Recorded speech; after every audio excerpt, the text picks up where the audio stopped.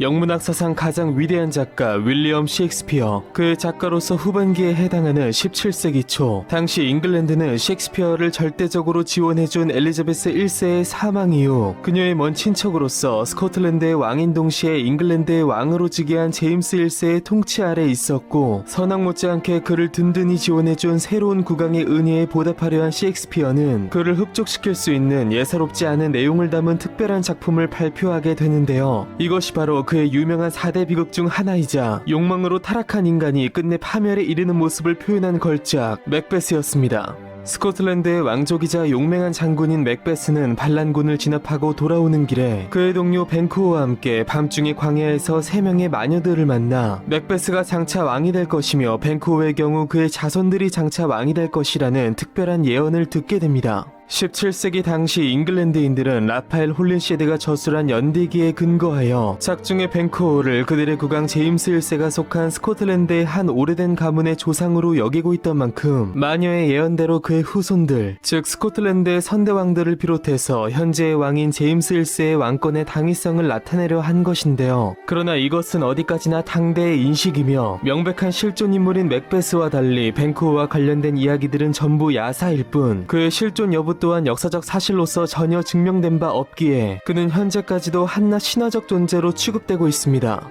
그렇다면 이러한 객관적 사실이 아닌 야사들은 전부 걷어내고 셰익스피어가 자신의 희곡을 통해 흡족시키고자 했던 국왕 제임스 1세, 그의 진정한 조상, 즉 그의 오래된 가문의 기원은 과연 어떻게 되는 것일까요? 중세 스칸디나비아 반도에서 파생하여 뛰어난 항해술을 바탕으로 약탈을 펼치며 전 유럽을 떨게 한 바이킹, 그리고 그들 중 일부가 프랑스 문화에 동화되면서 분화된 노르만족. 이들은 노르망디 공작 윌리엄이 1066년 잉글랜드를 침공 정복하여 토착 앵글로색슨족과 융화됨으로써 오늘날의 영국인의 정체성을 형성하게 되는데요. 이 당시 윌리엄과 같은 노르만 귀족 출신으로서 프랑스 브루타뉴에서 브리튼 섬으로 건너온 앨런 피츠플레드는 노르만 왕조를 세운 윌리엄 1세의 아들 헨리 1세로부터 영지를 수여받아 잉글랜드의 귀족으로 거듭나게 됩니다. 한편 헨리 1세가 적장자 없이 사망하자 그의 딸 마틸다와 조카인 스티븐 사이에 내전이 발생했고, 이 당시 마틸다를 지지했던 앨런 일가는 마틸다 측이 초반 스티븐으로부터 패배하자 위기감을 느끼면서 결국 북쪽 스코틀랜드로 망명하게 되는데요. 이후 스코틀랜드 던켈드 왕조의 국왕 데이비드 1세와 친분을 맺은 앨런의 증손자 월터는 세습직인 스코틀랜드의 최고 국내 관직에 임명되었고, 관직의 이름에서 파생된 스튜어트라는 이름하에 스튜어트 가문이 최초로 성립되게 됩니다. 그렇게 스코틀랜드에 정착한 스튜어트 가문은 왕실과 혈연을 맺으면서 유일한 귀족 가문 중 하나로 부상하게 되었으나 왕위 계승 서열이 그리 높지는 않았는데, 계속된 국난 속에서 더 높은 순위의 왕위 계승권자들이 잇따라 후사가 끊기면서 유력한 국왕 후보로 떠오르게 된 것인데요. 1371년 스코틀랜드 브루스 왕조의 마지막 왕인 데이비드 2세가 끝내 후서 없이 사망하자 선왕 로버트 1세의 외손자이자 스튜어트 가문의 시조 월터의 아들인 55살의 늙은 로버트 스튜어트가 로버트 2세가 되어 스코틀랜드의 왕위를 계승했으니 향후 300년간 스코틀랜드를 지배한 것은 물론 잉글랜드의 왕위까지 계승하여 청교도 혁명과 명예혁명 등의 굵직한 사건들을 겪으며 영국을 넘어 세계 역사에 막대한 영향을 끼치게 되는 스튜어트 왕조의 역사는 이렇게 시작되었습니다. 스코틀랜드 스튜어트 왕조의 역사는 라이벌 잉글랜드와의 끝없는 전쟁으로 인한 분쟁의 역사, 패배의 역사, 죽음의 역사, 즉 비극의 역사였습니다. 같은 브리튼 섬 안에서 국경 분쟁 등으로 잉글랜드와 사이가 좋지 않았던 스코틀랜드는 자신들의 사실상 뿌리이자 잉글랜드의 전통적인 적인 프랑스와 유대 관계를 맺어 그들을 견제했는데요. 이미 잉글랜드와 치열한 전쟁을 치른 로버트 2세가 무려 74세의 나이로 사망한 후 그의 아들인 고령의 로버트 3세가 왕위를 계승했으나 동생 올버니 공작과 장남 데이비드 왕자에게 권력을 양분하여 권력 다툼을 초래 국정을 혼란에 빠뜨렸는데요. 그 사망 후 형 데이비드를 죽게 한 숙부 올버니를 피해 18년의 망명 생활을 마친 차남 제임스 1세가 올버니 일가를 숙청하고 왕위를 계승했으나 잉글랜드와의 전쟁 과정에서 그에게 불만을 품은 한 귀족에 의해 암살당하게 됩니다.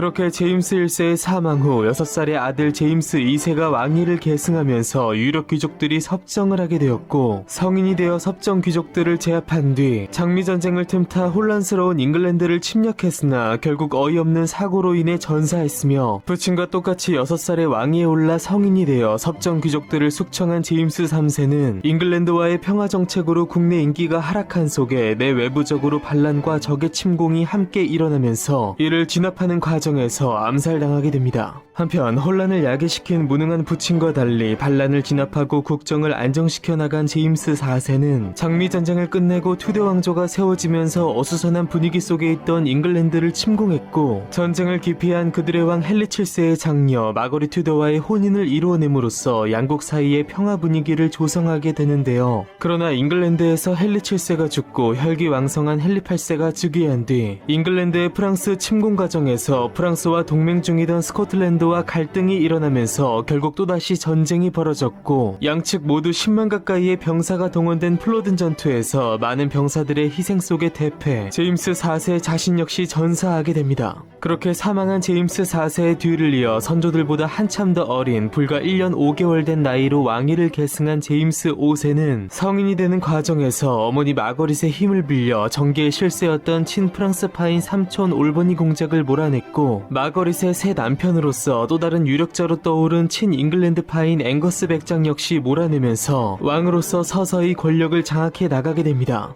이후 프랑스의 유력 귀족 가문인 기지가의 마리와 결혼한 제임스 5세는 국교의 문제 및 프랑스와의 동맹 문제로 삼촌 헨리 8세와 불화가 생기면서 끝내 잉글랜드와 또다시 전쟁을 벌이게 되는데요. 그러나 30년 전 부친의 모습이 떠오르듯 스코틀랜드군은 소레이 모스 전투에서 잉글랜드에게 대패를 당했고, 정신적 신체적 피로로 지쳐버린 제임스 5세는 그대로 병석에 누운 채 불과 30살의 나이로 사망하게 됩니다. 한편 그의 왕비 마리는 당시 아들도 아닌 딸을 출산한 상태였으며, 태어난 지 일주일밖에 되지 않은 이 여아가 한 번도 보지 못하고 죽은 아버지를 대신해 스코틀랜드의 왕위를 계승하게 되었으니, 그녀가 바로 다른 어떤 선대왕들과도 비교할 수 없을 정도의 파란만장한 삶을 살아가며 잉글랜드 스튜어트 왕조의 시조 제임스 1세를 낳음으로써 영국의 새로운 시대를 열게 되는 메리 스튜어트였습니다.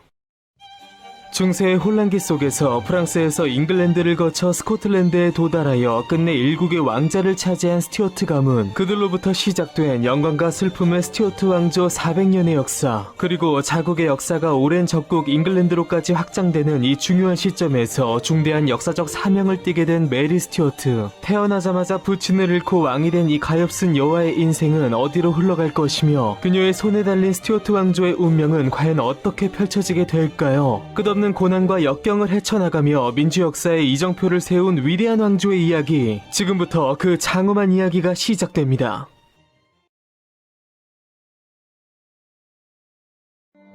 16세기 중반, 당시 스코틀랜드는 친잉글랜드파와 친프랑스파로 나뉜 귀족들 간의 내전과 잉글랜드와의 잦은 전쟁으로 인해 대내외적으로 몹시 혼란스러운 상태였으며, 스코틀랜드의 왕 제임스 5세와 프랑스의 명문 귀족 기지가 출신의 마리 왕비는 두 명의 아들을 낳았으나 모두 요절했고, 적법한 왕위 계승권자가 절실하던 와중에 그만 딸을 낳고 마는데요. 당시 잉글랜드로부터 대패를 당한 후 신경쇠약이 도저 병상에 누워있던 제임스 5세는 이 혼란스러운 시국에 아들이 아닌 딸이 탄생했다는 소식을 듣고는 절망하며, 우리 왕조는 어린 딸과 함께 시작해서 어린 딸로 망하리라는 말을 남기고는 그녀가 태어난 지 6일 만에 숨을 거두게 됩니다. 그렇게 왕이 사망하고 나자 이 갓 태어난 여아는 부왕의 유일한 적자로서 스코틀랜드의 왕위에 오르게 되는데요. 그녀가 바로 한나라의 왕비와 한나라의 왕으로서의 삶을 거치며 역사상 가장 파란만장한 삶을 살게 되는 메리 스튜어트였습니다. 그러나 왕이 아직 갓난 아기에 불과했던 만큼 데비 마리드 기지가 그녀를 대신해 섭정의 자리에 올랐고, 메리는 그녀의 넛할아버지였던 잉글랜드의 왕 헨리 8세의 협박에 가까운 추진으로 인해 그의 아들인 잉글랜드의 왕세자와 약혼을 하게 되는데요. 이 왕세자가 바로 헨리 8세의 유일한 적장자이자 총명했음에도 단명한 비운의 왕이며, 훗날 뒤를 이어 잉글랜드의 왕위에 오르는 메리 1세 그리고 엘리자베스 1세의 남동생인 동시에 마크 트웨인의 소설 왕자와 거지의 주인공 에드워드 왕자의 실제 모델이 되는 잉글랜드 튜더 왕조의 3대 왕 에드워드 6세였습니다.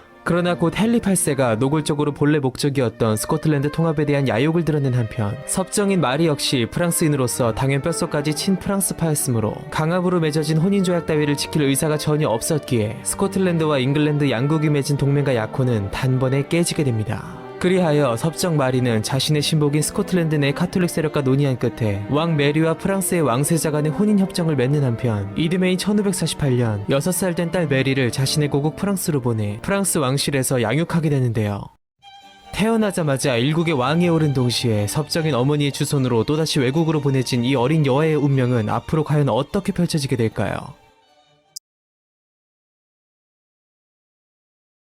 많은 우려 속에 프랑스로 보내진 메리는 유럽 궁정 문화의 최첨단을 걷는 프랑스 궁정에서 최고의 교육을 받으며 교양미를 갖춘 우아한 숙녀로 자라나는데요. 키가 크고 아름다운 데다 5개 국어를 유창하게 구사하고 지적 예술적 재능이 충만했던 그녀는 프랑스의 왕족들 및 궁정에 출입한 예술가들로부터 사랑과 찬미를 받았고 그 중에서도 그녀를 가장 아꼈던 프랑스와 왕세자와 그녀의 나이 16세 때 정식으로 결혼하여 왕세자비가 되었으며 이듬해인 1559년 프랑스의 왕 앙리 2세가 사고사하면서 급히 프랑스와 왕세자가 뒤를 이어 왕위에 오르니 그가 바로 프랑스 발로아 왕조의 제11대 왕 프랑스와 2세였으며 이미 스코틀랜드의 왕이었던 메리는 동시에 프랑스의 왕비로 즉위하게 됩니다. 그러나 프랑스와 2세가 아직 15살의 미성년이었으므로 데뷔가 된 그의 어머니가 섭정을 하게 되었고 이 여인은 며느리 메리와 많은 갈등을 일으키게 되는데요. 이 여인이 바로 오랜 기간 프랑스의 절대 권력자로 군림하며 자식으로서 무려 3명의 왕을 배출한 근세 유럽사를 상징하는 불세출의 여걸 카트린 드 메디시스였습니다. 메리의 시어머니 카트린은 결혼 초기 예쁘고 똑똑한 맏며느리 메리에게 자신의 결혼 예물인 비싼 진주를 선물하는 등 그녀를 매우 총애했으나 정작 메리는 순수한 왕족 출신의 자신과 달리 벼락 출세한 메디치 가문 출신의 카트린을 시종일관 무시했고 심지어 많은 사람들 앞에서 자신의 시어머니를 피렌체 출신의 장사꾼이라고 지칭하며 모욕하기까지 했습니다. 그리하여 결국 메리는 카트린의 눈밖에 나고 말았고 그녀 스스로 자초한 이 고부 갈등은 훗날 그녀를 곤경에 빠뜨리게 됩니다. 한편 메리는 건강한 미인이었던 반면 남편 프랑스와 2세는 선천적으로 매우 왜소하고 병약했는데요. 그럼에도 불구하고 사실상 소꿉친구나 다름없던 그 둘은 서로를 진심으로 사랑했기에 금실 좋은 부부로 통했으나 위대한 사랑의 힘이 병세까지 이길 수는 없던 탓인지 프랑스와 2세는 즉위 1년 반 만에 요절하고 말았고 그 둘 사이에는 끝내 후사가 없었기에 메리는 남편과의 사별과 함께 프랑스 왕실의 연고가 끊어지게 됩니다. 무엇보다 프랑스와 2세가 후사가 없었던 만큼 그의 동생 샤를 9세가 즉위하였으나 여전히 10살에 불과한 미성년이었기에 시어머니 카트린이 섭정을 이어가게 되었고 당연히 카트린은 자신을 무시하던 얄미운 며느리 메리를 그녀의 고향 스코틀랜드로 쫓아내듯이 보내버리게 되는데요. 마침 스코틀랜드에서도 그녀를 대신해 섭정하던 어머니 마리드 기즈가 병으로 사망한 만큼 그녀를 지지하는 스코틀랜드의 신료들은 메리의 귀환을 간절히 바라고 있는 상태였습니다. 타국의 왕비로서의 삶을 거쳐 12년 만에 왕으로서 고국의 땅을 밟게 된 그녀는 앞으로 과연 어떤 삶을 살게 될까요?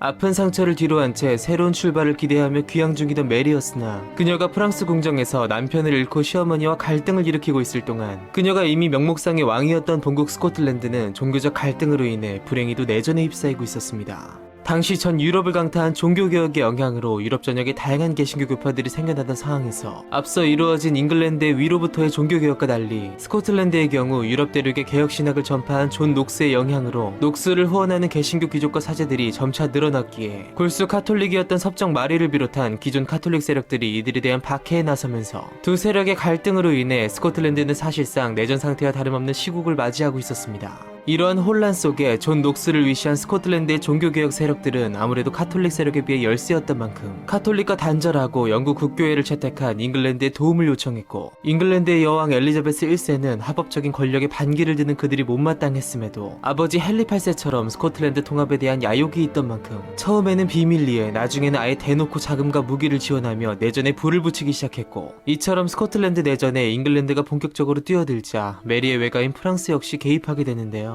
그렇게 전쟁이 시작되었으나 잉글랜드 해군이 프랑스 함대를 격파하며 일찍이 승기를 잡았고 때마침 스코틀랜드의 섭정 마리가 병사하면서 결국 강화를 선택한 잉글랜드와 프랑스는 왕 메리가 귀국하여 스코틀랜드를 통치하고 양국의 병력은 본국에서 전부 철수할 것을 약속한 에든버러 조약을 맺게 되는데요. 바로 이러한 때 메리가 스코틀랜드에 돌아온 것이었습니다. 더군다나 메리는 말만 스코틀랜드의 여왕일 뿐 어릴 적부터 줄곧 프랑스에서만 살았기 때문에 프랑스어와 라틴어는 구사하였으나 정작 스코트어는 거의 하지 못하는 사실상 프랑스인이었으며 풍요롭고 우아한 고급 문화가 발달한 프랑스 왕궁에서 자랐던 탓에 척박하고 음침한 날씨에다 문화적으로도 엄숙주의가 대세인 스코틀랜드의 생활에 쉽게 적응하지 못했고, 무엇보다 그녀의 힘이 되어줄 수 있었던 생모이자 섭정 마리드 기지가 죽은 상태에서 내전의 영향으로 실질적인 개신교 국가가 되어버린 스코틀랜드의 카톨릭 군주로 즉위한 상황이었던 데다 당시 실세였던 메리의 이복 오빠 모레이 백작을 비롯한 귀족들 역시 대부분이 개신교 신자였던 만큼 외톨이 신세로 전락한 메리는 정치적으로 고립될 수밖에 없었습니다.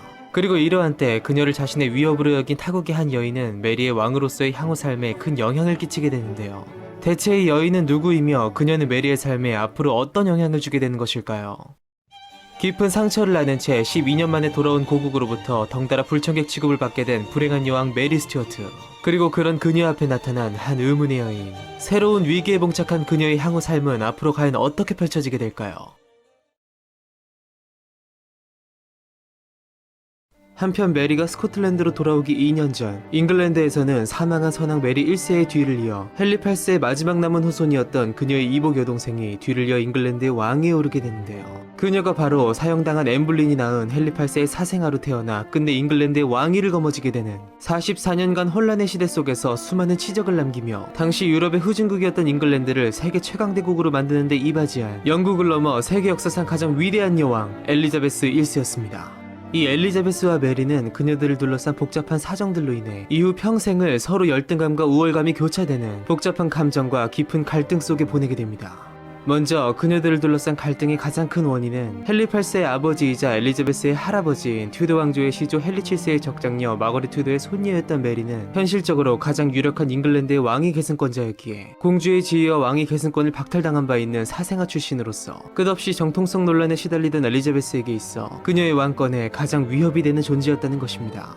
특히 잉글랜드는 그녀의 아버지 헨리 8세가 어머니 엠블린과의 결혼을 위해 일으킨 독자적인 종교개혁을 통해 일찍이 영국 국교회로 독립했으나 이후 그녀의 이복 언니 메리 1세가 즉위하면서 다시 카톨릭 국가로 돌아선 바 있기에 프랑스와 스페인 등의 카톨릭 국가를 비롯하여 잔존하던 잉글랜드 내 카톨릭 세력들은 사생아 출신의 엘리자베스를 인정하지 않고 메리 스튜어트야말로 진정한 왕위 계승권자라 주장하며 그녀에게 지지를 보냈기에 이미 아버지 헨리 8세가 에드워드 6세와의 약혼을 깨버린 메리의 잉글랜드 왕위 계승권을 박탈한 바 있음에도 불구하고 자신의 왕권을 끝없이 위협하는 메리의 존재를 엘리자베스로서는 내내 경계할 수밖에 없었습니다. 그렇다면 메리는 엘리자베스에 대해 과연 어떤 태도를 보였을까요? 메리는 스코틀랜드로 돌아온 이후 엘리자베스와 수차례 긍정적인 내용의 서신을 주고받으며 비교적 그녀에게 우호적인 태도를 보였으나 이것은 사실상 헨리 8세로부터 박탈당한 잉글랜드의 왕위 계승권을 다시 인정받기 위함일 뿐 프랑스 궁정에서 자란 탓에 반 잉글랜드 반 개신교 성향이 강했던 데다 그녀 역시 비공식적인 루트를 통해 스스로 자신이 적법한 잉글랜드의 여왕이라 주장했기에 불시에 더욱 불을 지피려 하는 그녀의 태도로 인해 양국의 관계는 더욱 험악해질 수밖에 없었습니다. 한편 스코틀랜드의 적법한 왕으로서 돌아왔으나 남편을 잃은 과부 신세였던 메리는 후사 문제로 인해 귀족들로부터 결혼 압박에 시달리고 있었는데요. 잉글랜드에서 이 소식을 전해들은 엘리자베스는 오랜 고민 끝에 특별한 정치적 묘수를 품고 메리에게 한 남자를 그녀의 남편감으로 추천하게 됩니다. 이 남자는 대체 누구이며 엘리자베스는 과연 어떤 꿍꿍이를 품고 있는 것일까요? 그리고 아직 한낱 전조를 알린 것에 불과한 메리 스튜어트의 파란만장한 생애는 앞으로 과연 어떻게 펼쳐지게 될까요? 엘리자베스가 메리에게 추천한 남자는 바로 레스터 백작 로버트 더들리로서 그는 일찍이 처형당한 비운의 여왕 제인 그레이의 남편 길포드 더들리의 형이었으며 엘리자베스가 가장 아끼고 사랑한 그녀의 평생 친우이자 연인이었는데요. 엘리자베스는 자신의 연인 더들리를 메리의 남편으로 만들어 간접적으로 스코틀랜드를 통제하려는 목적을 갖고 있었으나 더들리는 이미 반역자의 후손으로 알려진 데다 왕과 혈연 관계도 없는 평범한 귀족에 불과했기에 메리는 물론이고 스코틀랜드의 귀족들까지도 이 제안을 일종의 모욕으로 받아들인 만큼 엘리자베스의 야심찬 제안은 결국 성사되지 못했고 메리는 이미 다른 남자를 마음에 두고 있었는데요. 메리가 관심을 둔 풍채 좋은 이 남자의 이름은 헨리 스튜어트로서 그는 메리와 마찬가지로 헨리 7세의 증손자이자 같은 할머니를 둔 사촌 관계였으며 무엇보다 엘리자베스 이후 잉글랜드의 가장 유력한 왕위 계승자로 꼽힌 인물이었습니다. 이처럼 잉글랜드와 스코틀랜드의 왕위 계승권을 갖고 있는 두 남녀의 결혼이 성사될 경우 즉위 직후 내내 정통성 논란에 시달리던 엘리자베스에게는 그녀의 정치적 입지를 위협할 우려가 있었고, 당시 스코틀랜드의 실세였던 메리의 이복 오빠 모레이 백장 역시 종교개혁 지지자로서 개신교 신자인 외고 강족을 메리의 남편으로 들이기를 원했기에 이 결혼을 강하게 반대했으나, 메리와 헨리의 결혼은 주변의 반대에도 불구하고 결국 성사되고 말았고, 이에 불만을 품은 모레이 백작은 다른 개신교 귀족들과 연합하여 반란을 일으켰으나, 메리는 직접 군대를 소집해 이들을 가볍게 진압했고, 실세였던 그를 내쫓음으로써 오히려 스코틀랜드에서 자신의 입지를 다질 수 있게 됩니다. 하지만 메리를 근심하게 만든 사람은 정작 그녀의 새로운 남편 헨리였습니다. 둘은 결혼 직후 머지않아 메리의 임신이라는 경사를 맞았음에도 연하의 젊은 남편 헨리는 주정뱅이에다 메리의 사랑과 권력 속에 나날이 오만해져갔고, 여왕의 부군이라는 미명하에 스코틀랜드 정치에 적극적으로 개입하려 했는데요. 메리는 이처럼 일탈을 거듭하는 남편에게 점차 실증을 느끼며 자신의 이탈리아인 시종이자 음악가 리치오를 가까이 했고, 이를 질투한 남편 헨리가 결정적으로 메리에게 스코틀랜드의 왕자리를 요구했다가 거절당하면서 둘의 관계는 급속도로 멀어지게 됩니다. 그리고 이러한 때 이제껏 카톨릭 여왕 메리를 경계하던 스코틀랜드 내 개신교 귀족들은 여왕이 부군과 멀어진 현 상황을 자신들의 입지를 다질 중요한 기회라 생각했고, 질투심과 복수심에 불타있는 헨리를 찾아가 그와 비밀 회동을 갖게 되는데요. 왕으로서의 권력 장악과 재혼을 통해 암울했던 실연의 인생 속 봄날을 꿈꾸었던 메리. 하지만 온갖 문제를 일으키며 적으로 돌변해버린 그녀의 남편 헨리. 도대체 그는 어떤 음모를 꾸미고 있는 것이며 절체절명의 위기에 빠진 메리의 운명은 과연 어떻게 될까요?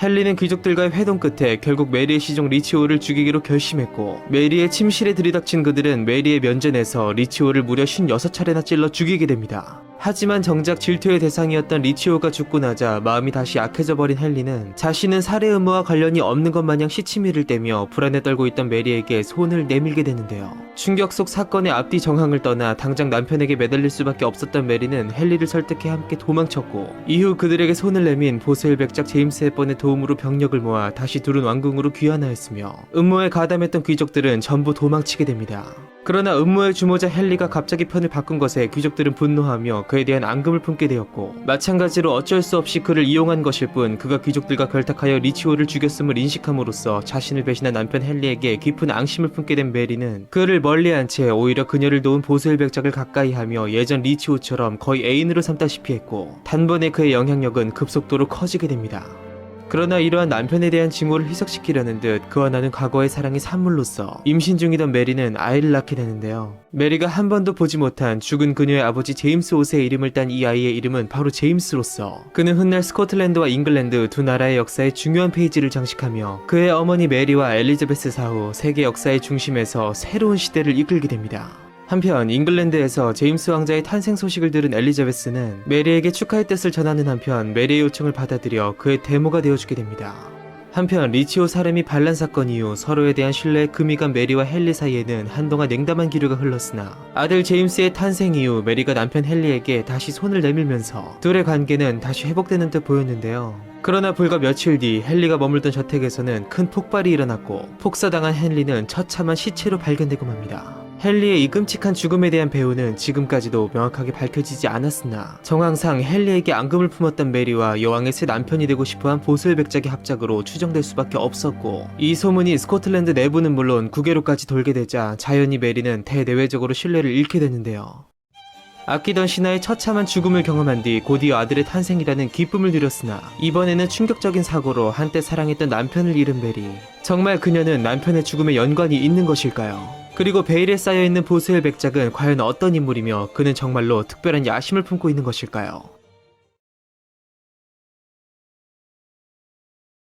헨리의 사망 후 일정 기간 남편에 대한 애도 기간을 가진 메리는 아들 제임스가 자라고 있는 스털링궁에서 하루를 보낸 뒤 왕궁으로 복귀하려던 도중 그녀의 추종자 보스웰 백작으로부터 의문의 납치를 당하게 됩니다. 여왕의 인기가 비록 곤두박질친 상태였으나 일국의 왕이 납치된다는 것은 당시에도 있을 수 없는 일이었기에 메리를 따르는 귀족들 사이에서는 그녀를 구하려는 움직임이 일어났는데요. 하지만 이런 상황에서 메리는 자신을 납치한 보스웰과 뜬금 결혼을 발표하며 이 의문의 사건을 더욱 미궁 속으로 빠뜨리고 맙니다. 여왕의 붉은 자리를 넘어 스코틀랜드의 왕이 되고 싶었던 보스웰은 미리 자신의 아내를 협박하여 강제 이혼한 뒤 여왕 메리를 납치해 그녀를 강간하여 결혼을 강요했고, 추문을 방지하려 했던 메리는 보스웰의 요구대로 그와의 결혼을 단행할 수밖에 없던 것인데요. 하지만 일국의 왕이 남편이 살해당한 지 얼마 되지도 않은 시점에서 자신의 납치범이자 남편의 살해 용의자인 보스웰을 처단하기는커녕 오히려 그와의 결혼을 발표해버리자 여론은 심하게 악화될 수밖에 없었고, 헨리에 대한 암살 의혹과 부도덕한 결혼에 기존 메리의 종교 문제까지 더해지면서 그녀에게 호의적이었던 카톨릭 계열의 신하들까지 등을 돌리는 등 여론이 점점 파국으로 치닫은 끝에 결국 귀족들의 반란이 일어나고 말았고, 외국으로 도망친 보스웰과 달리 포로로 잡히게 된 메리는 왕위를 아들 제임스에게 양해할 것을 강요받고 스코틀랜드의 왕위에 오른 지 25년, 고국에 돌아온 지 7년 만에 결국 폐위되고 맙니다. 그리하여 이제 막 돌을 지난 메리의 아들 제임스가 스코틀랜드의 새로운 왕위에 오르니 그가 바로 스코틀랜드 스튜어트 왕조의 9대왕 제임스 6세였으며, 메리의 어린 시절이 생각나듯 왕이 아직 어린 아이에 불과했던 만큼 2년 전 메리에 대항해 반란을 일으킨 바 있는 그녀의 이복 오빠 모레이 백작이 돌아와 섭정을 맡게 되었고, 폐위당한 메리는 호수 속 로클레벤 성에 감금되었으며 그녀는 이 당시 보스웰의 아이를 임신한 상태였습니다.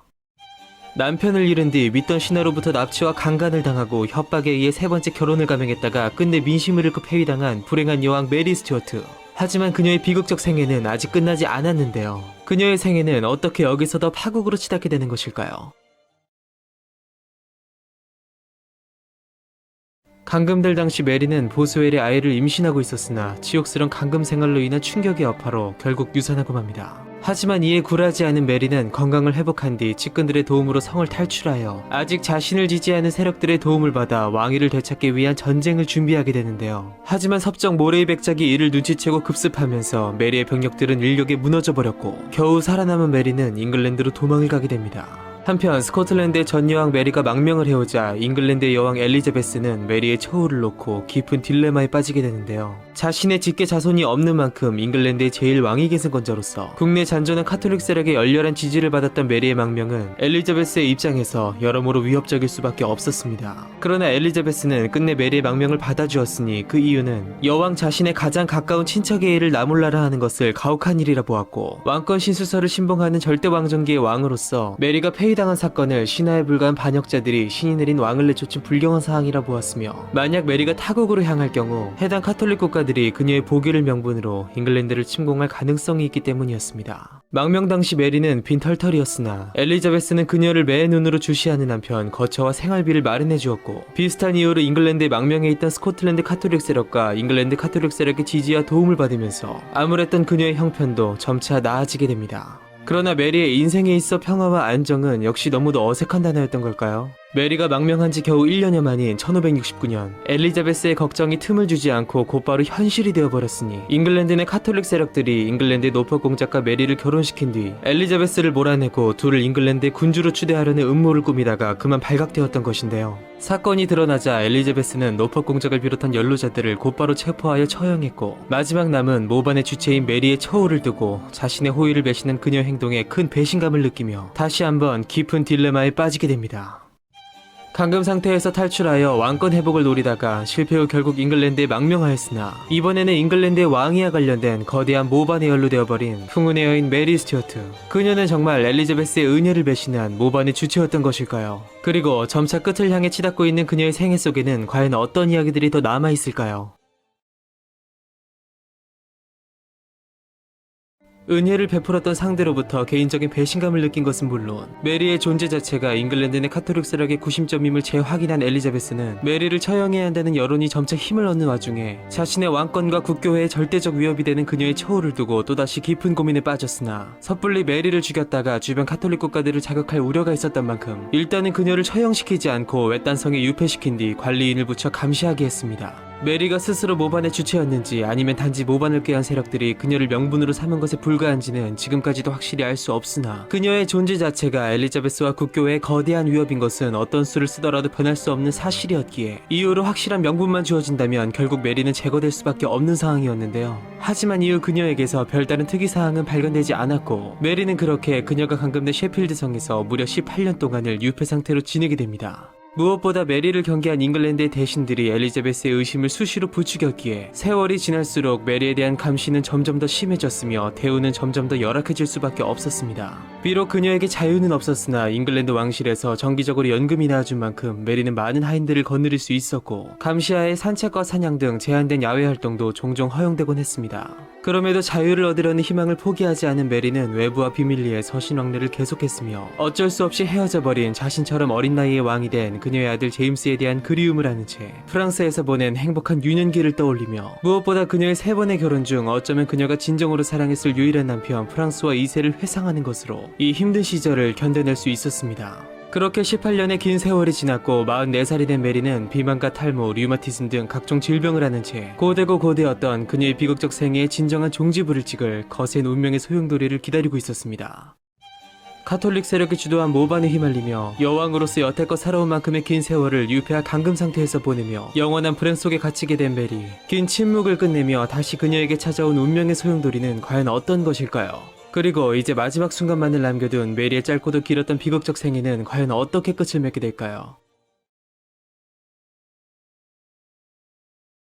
1586년 8월 메리가 감금되어 있던 셰필드 성에 잠입한 수상한 청년이 성을 지키던 수비대에게 붙잡혔고 그의 품속에 있던 편지 한 통이 발견되었으니 그 편지에는 바로 메리 스튜어트가 직접 작성한 모반을 담은 내용이 담겨 있었습니다. 해당 편지가 엘리자베스 혹은 그녀의 신복들이 주도한 함정인지 아니면 메리가 진정으로 모반을 꾀한 것인지 정확한 진실은 지금도 알 수 없으나 일단 명백한 증거가 나온 만큼 메리는 곧바로 체포되었고 당연히 그녀를 사형시켜야 한다는 청원이 빗발쳤는데요. 다시 한번 깊은 고민에 빠진 엘리자베스는 끓는 여론 속 그녀의 죽음이 자신의 왕권 안정을 위해 불가피함을 깨닫고 결국 메리를 재판에 회부했으며 변호인도 허락되지 않은 재판에서 메리는 자신의 결백을 주장했으나 결국 유죄 판결과 더불어 사형 선고를 받게 됩니다. 이 당시 메리를 지지하던 프랑스와 스페인 등의 카톨릭 국가들과 더불어 스코틀랜드의 국왕 제임스 6세 역시 엘리자베스에게 사형만은 면해줄 것을 요청했으나 끝내 받아들여지지 않았고 결국 약 반년 후인 1587년 2월 드디어 다가온 운명의 날 카톨릭에서 순교를 상징하는 색인 붉은색 드레스를 입은 채로 처형장에 올라선 메리는 카톨릭식 기도를 한 뒤 자신이 순교자임을 나타내며 귀족들과 많은 시민들이 지켜보는 가운데 결국 처형당했습니다.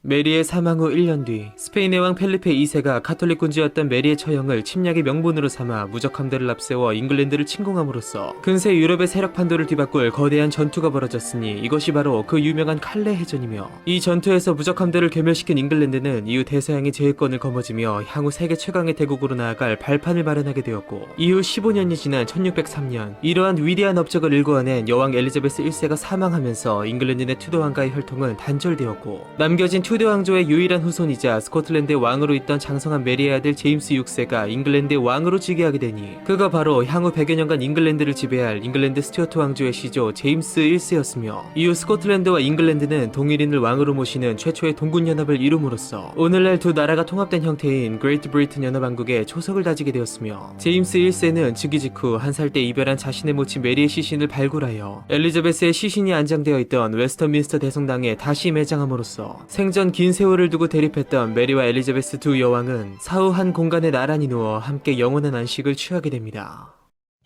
한 명의 여인이 감당하기에는 너무도 벅찼던 찬란하고도 비참했던 비운의 여왕이 살다간 불꽃 같은 이야기는 바로 여기에서 끝을 맺으며 이제는 그녀의 아들 제임스 1세의 이야기가 시작됩니다.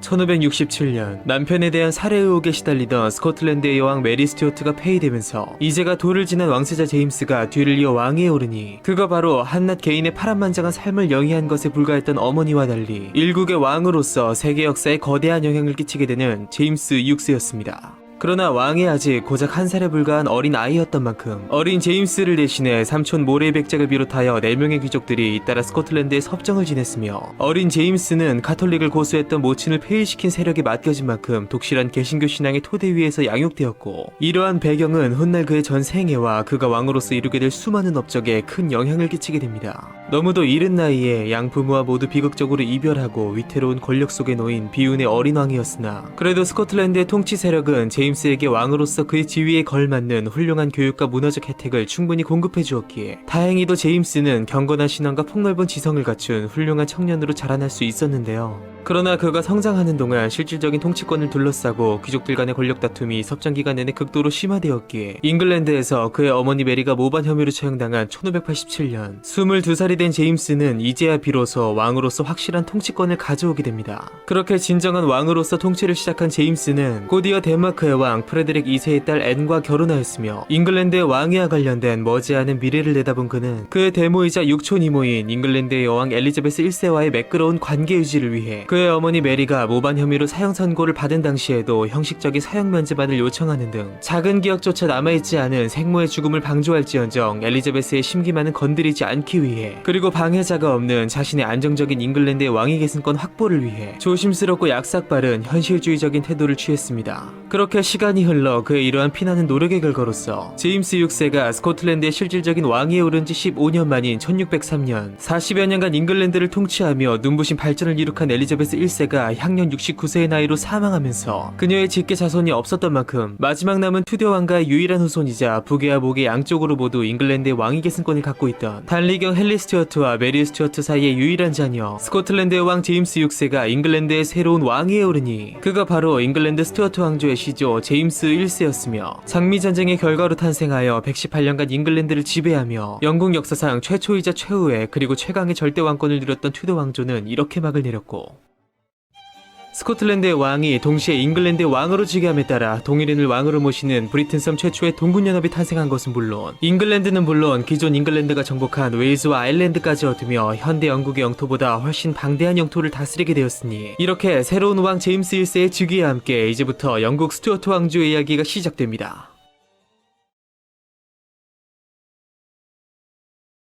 제임스 1세가 스코틀랜드의 왕에서 잉글랜드의 통합군주로 즉위할 당시 두 나라의 정치적 환경은 많이 달랐습니다. 막강한 권력을 가졌던 귀족들의 의사를 타진하고 이들 세력을 조정하는 일이 왕의 급선무였던 스코틀랜드와 달리 잉글랜드의 경우 당시 지주 출신의 젠트리 세력을 기반으로 의회의 입지가 체계적으로 다져지던 때였던 만큼 의회와의 정치적 의견 조율이 국왕의 무엇보다 중요한 역할이었는데요. 그러나 왕권 신수설을 바탕으로 왕권은 신권 위에 절대적으로 군림한다는 생각을 신앙처럼 고수하던 제임스 1세는 이처럼 잉글랜드의 의회 전통과 정면으로 대치되는 통치 신념을 드러내며 정치권의 긴장을 가중시키는 등 스코틀랜드와 다른 잉글랜드의 정치 풍토에 능숙하게 대처하지 못했으며, 사실 이러한 정치적 문제만큼이나 그는 즉위 직후 큰 어려움에 휘말렸으니 그것은 바로 종교 문제였습니다. 제임스 1세의 즉위 당시 잉글랜드는 국교회의 지위가 여전히 확고하지 못한 상태였고, 잔존한 카톨릭의 열혈 신봉자들은 국교회를 위협하는 여전히 만만치 않은 집단이었던 데다 청교도를 비롯한 비국교파 개신교도들 역시 끝없이 국교회의 개혁을 주장하는 등 종교적으로 매우 불안정한 상황이었는데요. 이러한 때 이루어진 스코틀랜드의 장로교의 전통에서 성장한 제임스 1세의 왕위 계승은 그가 적어도 반카톨릭이라는 입장에서 국교회와의 큰 마찰이 없으리라 예상된 만큼 의회나 국교회는 물론 장로교와 같은 칼뱅파 개신교인 청교도의 입장에서 역시 최선은 아닐지라도 차선의 결과로서 안도의 한숨을 내쉴 만큼 다행스러운 일이었는데요. 그러나 아이러니하게도 제임스 1세와 대립한 종교 갈등은 카톨릭이 아닌 오히려 청교도 쪽에서 먼저 나타났습니다. 제임스 1세는 교리상으로는 청교도를 지지했음에도 막상 잉글랜드의 왕이 되자 국교회법상 주교에 대한 임명권을 가진 막강한 왕의 권한을 의식한 듯 카톨릭과 청교도를 동시에 견제하며 오직 잉글랜드 국교회만을 강요하는 등 의외의 입장을 취했고, 교황 없는 카톨릭과 다를 바 없다고 생각하는 국교회를 벗어나 잉글랜드가 스코틀랜드의 개혁교회처럼 변할 것을 기대했던 청교도들은 이러한 제임스 1세의 뜻밖의 태도에 크게 실망하며 그의 즉위 후 고작 한 달 만인 1603년 4월 무려 1000명의 청교도 목사들이 서명하여 부패한 국교회의 전폭적인 개혁을 요구한 천인 청원을 왕에게 제출하게 되는데요. 그러나 이제 갓 즉위한 외국 출신의 왕으로서 이미 국내 상당한 세력을 구축한 국교회를 개혁한다는 것 자체에 큰 부담을 느꼈던 데다 국가 권력의 탄압과 폭군에 대한 저항적 입장을 취하던 청교도와 왕권 신수설의 신봉자로서 전혀 다른 입장을 취했으며, 칼뱅주의의 본산인 제네바가 공화국이었던 만큼 그곳에 뿌리를 둔 청교도들을 왕권에 대적하는 세력으로 보았기에 결국 개혁을 요청한 청교도들과 국왕의 소통은 원활하게 진행되지 못했고, 이후 제임스 1세는 도리어 비국교파 성직자의 권한을 축소하는 등 국교회 이외의 종교나 종파가 설 자리를 없게 만들어버리며 자신의 권위에 도전한다고 여긴 이들에게 대대적 강경 조치를 취하게 됩니다. 한편 이미 예상되었던 상황임에도 청교도와 더불어 큰 피해를 입은 잉글랜드 내 카톨릭 세력들은 엄습해오는 불안한 미래의 위협을 느끼며 끝내 제임스 1세를 제거하기 위한 음모를 꾸미게 되는데요. 즉위하자마자 곧바로 정치적 종교적 갈등을 야기하며 암살 위협에 처하게 된 제임스 1세, 그의 운명은 과연 어떻게 될까요? 로버트 캐츠비를 비롯한 카톨릭 귀족들은 제임스 1세를 죽이고 그의 딸 엘리자베스 공주를 왕으로 앉히기로 한 뒤 상원의회 지하에 대량의 흑색 화약을 매설하여 폭파시킨다는 계획을 세웠으나 참여자 중 한 명이 변심하여 익명의 편지를 제보함으로써 실행 직전 모든 사건의 전모가 드러나 관련자들이 줄줄이 투옥되거나 처형당했으니 이것이 바로 화약 음모 사건이었습니다. 다만 여기서 흥미로운 것은 음모의 가담자 중 한 명이자 가장 먼저 현장에서 체포되며 잔인하게 공개 처형을 당했던 가이 포커스의 경우 카톨릭 절대주의와 정부의 압제를 지지하며 당하며 왕을 암살하려다 실패한 한낱 극우파 테러리스트에 불과했던 그가 역사적으로 잉글랜드에 원한이 있던 스코틀랜드, 미국, 프랑스인들에게는 자유와 혁명을 상징하는 인물로 와전되었다는 것이며, 반대로 잉글랜드인들의 경우 하약 음모 사건과 가이포크스의 처형을 매년 가이포크스 데이로 기념하며 해당 일에는 불꽃놀이를 즐김과 동시에 왕을 죽이려 한 반역자 가이포크스의 인형을 조롱하고 불태우는 의식을 지금까지도 시행하고 있으며, 영어에서 그 녀석 또는 그 사람을 뜻하는 가이의 유래 역시 바로 이 가이포크스의 이름에서 비롯된다는 또 하나의 흥미로운 이야기를 남기게 됩니다. 또한 이 사건을 통해 생명에 큰 위협을 느낀 제임스 1세는 의사당의 경비 강화를 명함으로써 이후 국왕이 의회에 참석할 때에는 사전에 근위대를 파견해 의사당 내부를 샅샅이 수색하게 했으며, 이것이 현대까지 이어져 지금도 영국의 의회 개회식 때에는 왕의 참석에 앞서 왕실 근위대가 의사당 지하실을 수색하는 하나의 의전 행사로 남아있게 됩니다. 다시 사건의 발생 직후 시점으로 돌아와 왕으로서 자신의 생명이 위협당했음에도 선대 메리 여왕 시대의 종파 간의 갈등으로 인한 참극이 되풀이되지 않기를 원했던 제임스 1세는 음모에 직접 가담자들에 대한 처벌과 국교회의 입지 확대만을 꾀한 채 오히려 관용을 베풀며 이것을 빌미삼아 가톨릭에 대한 박해를 가하지 않았고, 이 사건의 여파로 엘리자베스 시절부터 국교회의 가장 큰 적수였던 가톨릭 세력은 사실상 힘을 잃게 되었으며, 더불어 왕이 살해당할 뻔한 이 충격적인 사건을 계기로 아주 잠시나마 잉글랜드는 국왕과 의회, 나아가 국교회와 국민 모두가 의기투합하는 훈훈한 분위기를 형성하게 됩니다. 한편 이 사건을 통해 잉글랜드에서 가톨릭이 아예 완전히 뿌리 뽑혀지기를 기대했던 청교도들은 의도적으로 그들의 입장을 대변하기를 거부하는 제임스 1세의 태도에 크게 실망하며 그에 대해 점차 반항적으로 변해갔고, 이것은 15년 후 그들에 의해 이루어질 거대한 세계사적 사건을 예고하게 되는데요. 제임스 1세와 청교도의 대립, 그 끝에는 과연 어떤 일들이 기다리고 있을까요?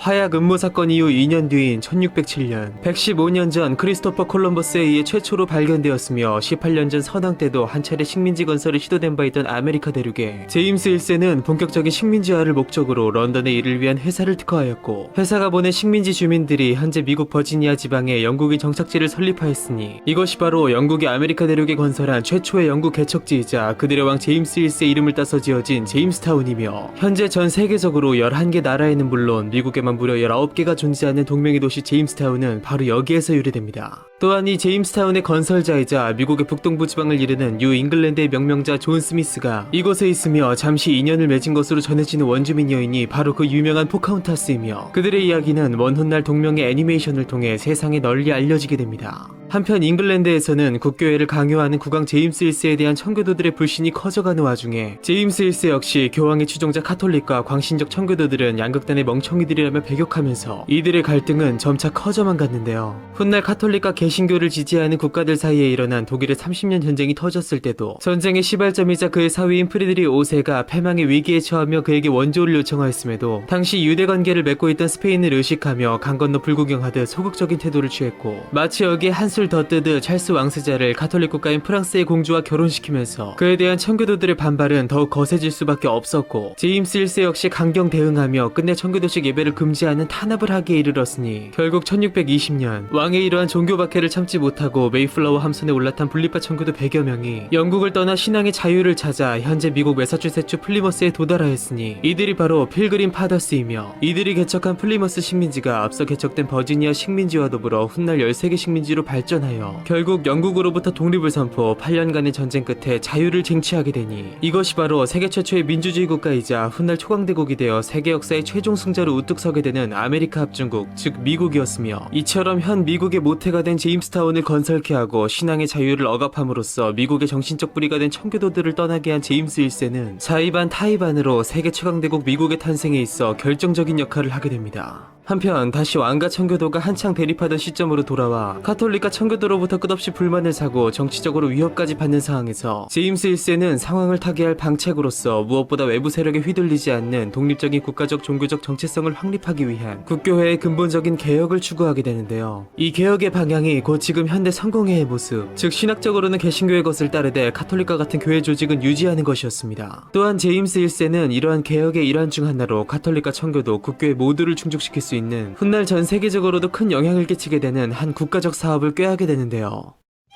영국의 왕이자 국교회의 수호자로서 가톨릭 청교도와 끝없이 갈등을 빚어온 제임스 1세, 그가 상황을 타개하고자 내놓은 최선의 방책은 과연 어떤 것일까요?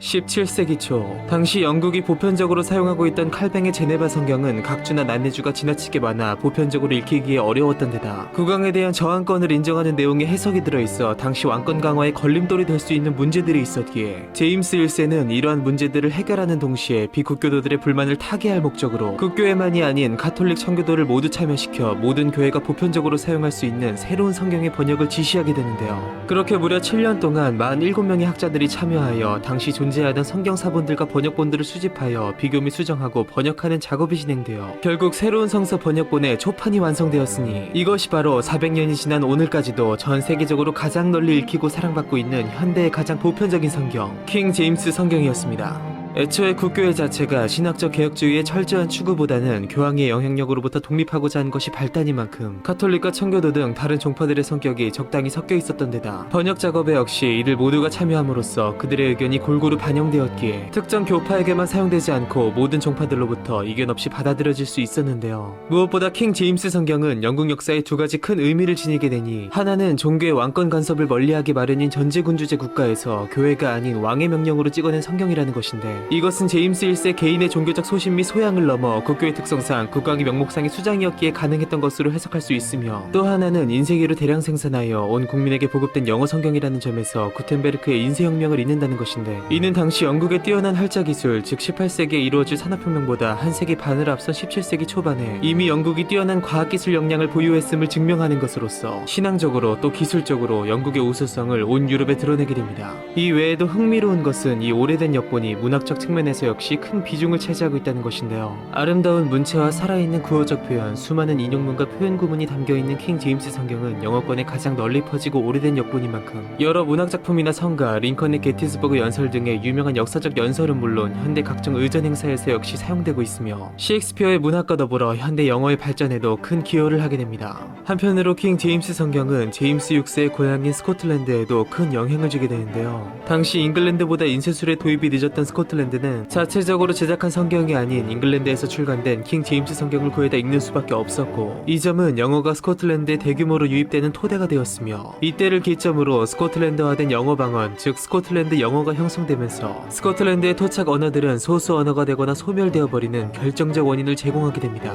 무엇보다 킹 제임스 성경은 국왕이 직접 지시하고 지원함으로써 제작이 원활하게 진행된 관계로 복음 역시 원활했으며 왕이 전 국민에게 성서를 보급할 목적으로 추진되었다는 점에서 제임스 1세의 최대 업적으로 꼽히는 동시에 훗날 대영 제국이 전 세계 곳곳에 식민지를 두면서 그 경로를 통해 전 세계로 퍼졌기에 영국과 미국의 대표 성서를 정착하였으며 현재 전 세계 개신교 인구의 절반가량이 사용하고 있는 동시에 카톨릭과 더불어 기독교 사상 최고의 종파인 정교회에서도 쓰이고 있는 등 기독교 역사에 큰 영향을 미치게 됩니다. 그러나 이러한 위대한 종교적 업적에도 불구하고 왕권 신수설을 주장한 제임스 1세는 자신을 법보다 높은 존재로 여겼으므로 세속 권력은 주님의 법 아래 있으며 합법성 안에서 제한됨을 주장한 젠트리 청교도와 끝없이 대립할 수밖에 없었고 때문에 이들이 다수를 차지한 의회와 심하게 대립하며 일방적으로 의회를 해산시키는 등 온갖 파란을 일으켰기에 그가 잉글랜드의 왕으로 재위한 22년 동안 의회는 단 4번밖에 열리지 않았는데요. 이것은 그의 아들 찰스 왕세자가 훗날 왕이 되어 맡게 될 피할 수 없는 운명의 간접적인 원인으로 작용하게 됩니다. 국가와 국민을 위한 성경 번역이라는 위대한 업적을 이루어낸 제임스 1세. 한편 그가 잉글랜드의 왕으로 재위한 20여 년은 국왕인 그를 중심으로 정계, 문학계, 탐험계 등 여러 분야에서 수많은 인물들이 활약하던 시기였는데요. 그들은 제임스 1세와 관련하여 어떤 흥미로운 이야기들을 남겼을까요?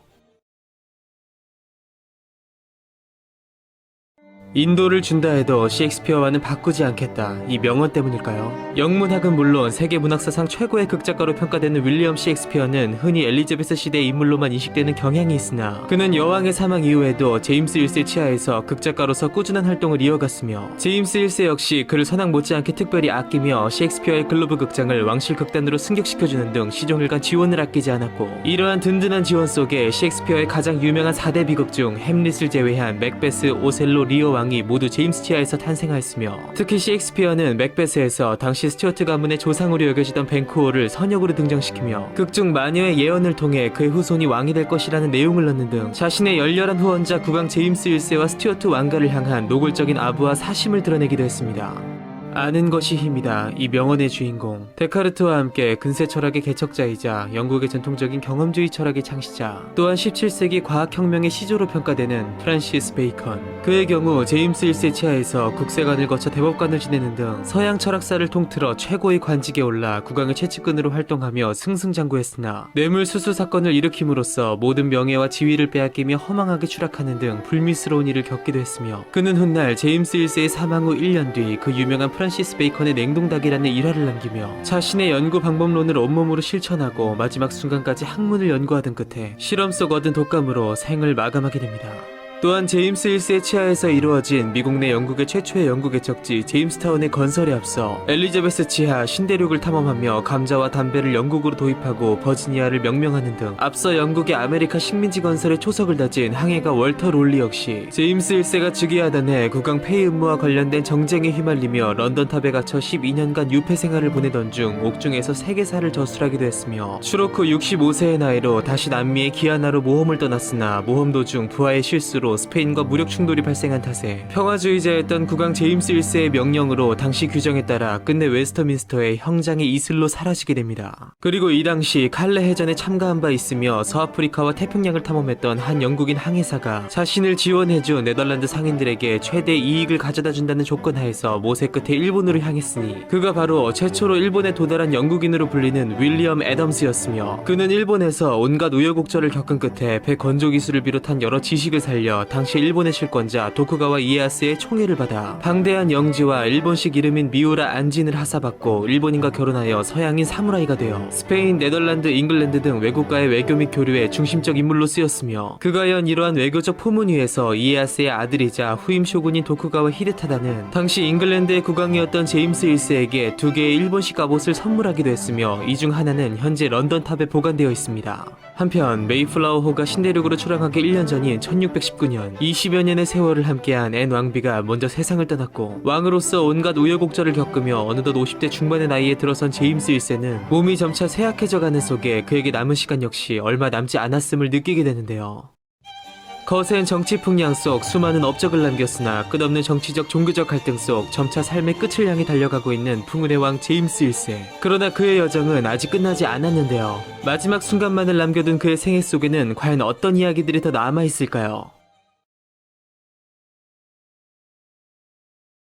잉글랜드의 왕으로 즉위할 당시 본래 스코틀랜드 출신의 왕으로서 지지 기반이 미약했던 제임스 1세는 어쩔 수 없이 자신의 가신 집단을 키우고 그에 의존해야 할 수밖에 없는 상황이었는데요. 그렇기에 즉위 초반에는 이미 선왕 때부터 뛰어난 인재였던 로버트 세실의 도움을 얻어 원만하게 국정을 이끌어 나갔으나, 세실이 죽은 후에는 로버트 칼을 비롯한 젊은 귀족들이 제임스 1세의 총애를 받으며 궁정의 요직을 차지하였고, 그 중에서도 제임스 1세의 절대적 신임을 받은 인물이 있었으니 그는 바로 제임스 치하는 물론 그 다음 때에서도 맹위를 떨치며 영국 역사상 대표적인 간신의 반열에 오르는 인물이자 뒤마의 소설 삼총사의 버킹엄 공작으로 유명한 조지 빌리어스였습니다. 22살의 어린 나이로 제임스 1세에게 발탁되어 그의 총애 속에 벼락 출세한 빌리어스는 이후 권력을 독식하며 온갖 전횡을 일삼았고, 미남이었던 그를 국왕은 유난히도 총애하고 아꼈기에 이를 두고 후대 학계에서는 제임스 1세에 대해 동성애 논란이 불거지기도 했습니다. 그러면 이제 다시 제임스 1세의 말기 시점으로 돌아와 앤 왕비의 사망 이후 급격히 노쇠해진 제임스 1세가 판단력마저 흐려지면서 실세였던 조지 빌리어스가 왕을 따돌린 채 찰스 왕세자와 손을 잡고 정사의 대부분을 처리했고, 그렇게 마지막 18개월 동안 허수아비에 불과했던 제임스 1세는 그가 평소 좋아하던 시골 저택인 하트퍼드셔의 시어볼즈에서 빌리어스로부터 암살당한 것인지 아니면 자연사한 것인지 합리적인 의혹만을 남긴 채 향년 58세의 나이로 생을 마감하게 됩니다. 그렇게 제임스 1세가 사망하자 오랜 기간 왕위를 기다렸던 그의 아들 찰스 왕세자가 뒤를 이어 잉글랜드의 왕위에 오르니, 그가 바로 근세 영국 역사의 가장 중요한 페이지를 장식하며 그의 할머니와 아버지 못지않게 파란만장한 삶을 살게 되는 찰스 1세였습니다.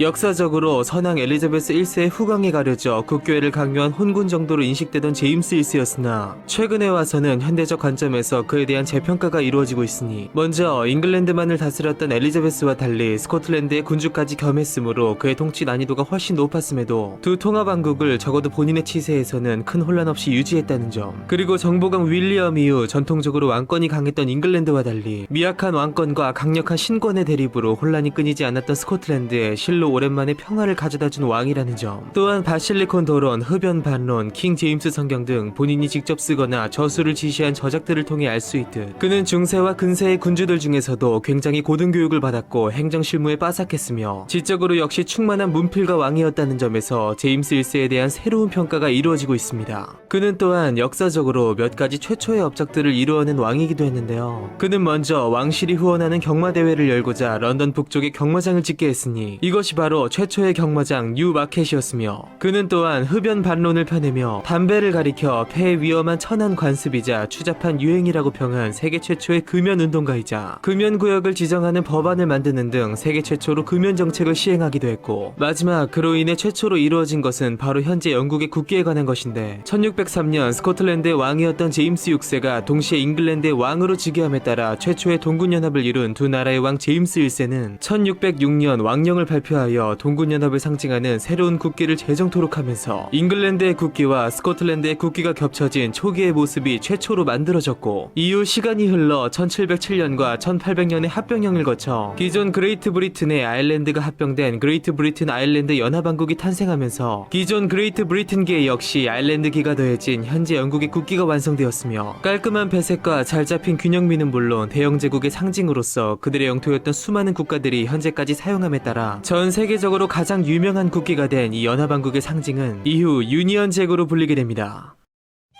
비운의 여왕 메리 스튜어트의 아들로 태어나 곧바로 양 부모와 모두 이별한 채 치열한 권력 다툼 속에서 성장하여 끝내 어머니를 죽인 나라의 왕위를 거머쥐며 끝없는 정치적 종교적 갈등 속 수많은 업적을 남긴 잉글랜드 스튜어트 왕조의 시조 제임스 1세의 이야기는 이렇게 끝을 맺게 되며, 이제 이야기는 그의 아들 찰스 1세에게로 넘어갑니다.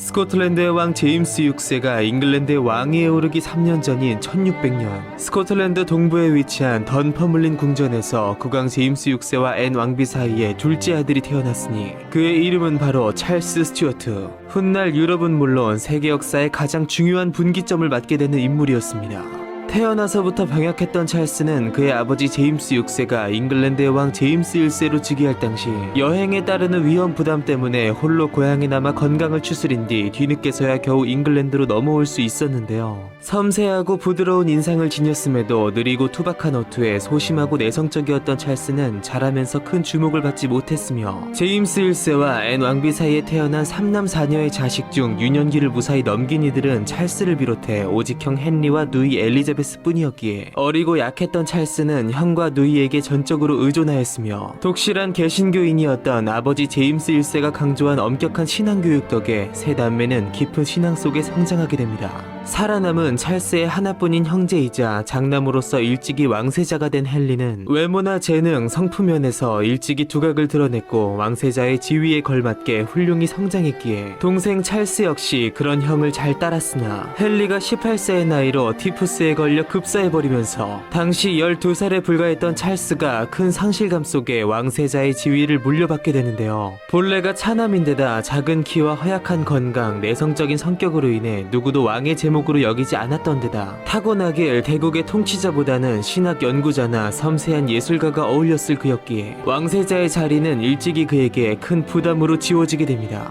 그렇게 찰스가 왕세자가 되고 1년 후인 1613년 찰스에게 남은 하나뿐인 형제이자 1605년 화약 음모 사건에 연루된 바 있는 누이 엘리자베스 공주가 팔츠 선제후이자 훗날 독일의 30년 전쟁의 시발점이 되는 프리드리 5세와 결혼하였고, 둘 사이에 태어난 13명의 자식 중 조피 공녀의 아들 즉 엘리자베스의 외손자가 바로 훗날 대가 끊긴 스튜어트 왕조를 종식시키고 잉글랜드의 하노버 왕조를 개창하게 되는 조지 1세였으며, 약 100년 후 이루어질 그때를 기점으로 찰스의 누이 엘리자베스는 현재 영국 왕실의 혈통인 윈저가의 직접적인 조상으로 여겨지게 됩니다. 한편 사랑하는 형과 사별하고 하나 남은 누이마저 외지로 떠나보낸 찰스는 그들이 내어준 왕세자의 길을 홀로 묵묵히 걸어갔고, 그렇게 긴 시간이 흘러 어느덧 20살을 한참 넘기며 성년이 된 찰스는 아버지 제임스 1세가 한참 노쇠해진 상태에서 오래전부터 국왕의 신임 속에 정계의 실세로 자리 잡은 버킹엄 공작 조지 빌리어즈와 차기 왕으로서 긴밀한 관계를 맺게 되는데요. 그렇게 처음 손을 잡은 뒤 곧이어 서로가 서로를 절대적으로 신뢰하게 된 그들은 부왕의 마지막 몇 년 동안 노쇠하고 국정에 시들해진 왕을 제쳐둔 채 정사의 대부분을 처리했고, 결국 1625년 22년간 잉글랜드를 통치한 제임스 1세가 사망하면서 왕세자 찰스가 뒤를 이어 잉글랜드의 왕위에 오르니, 그가 바로 의회와의 기나긴 다툼 속에 사상 초유의 전대미문의 사건 청교도 혁명의 단초를 제공하게 되는 잉글랜드 스튜어트 왕조의 2대 왕 찰스 1세였습니다. 주목받지 못하던 허약한 차남에서 갑작스런 형의 죽음과 함께 왕세자의 자리에 올라 버킹엄 공작과의 완벽한 호흡 속에 끝내 제왕의 자리에 오르게 된 찰스 1세. 그는 과연 왕으로서 어떤 삶을 살게 될까요? 무엇보다 일찍이 권력의 실세로서 전횡을 일삼아온 빌리어즈와의 동행은 과연 이대로 계속되는 것일까요?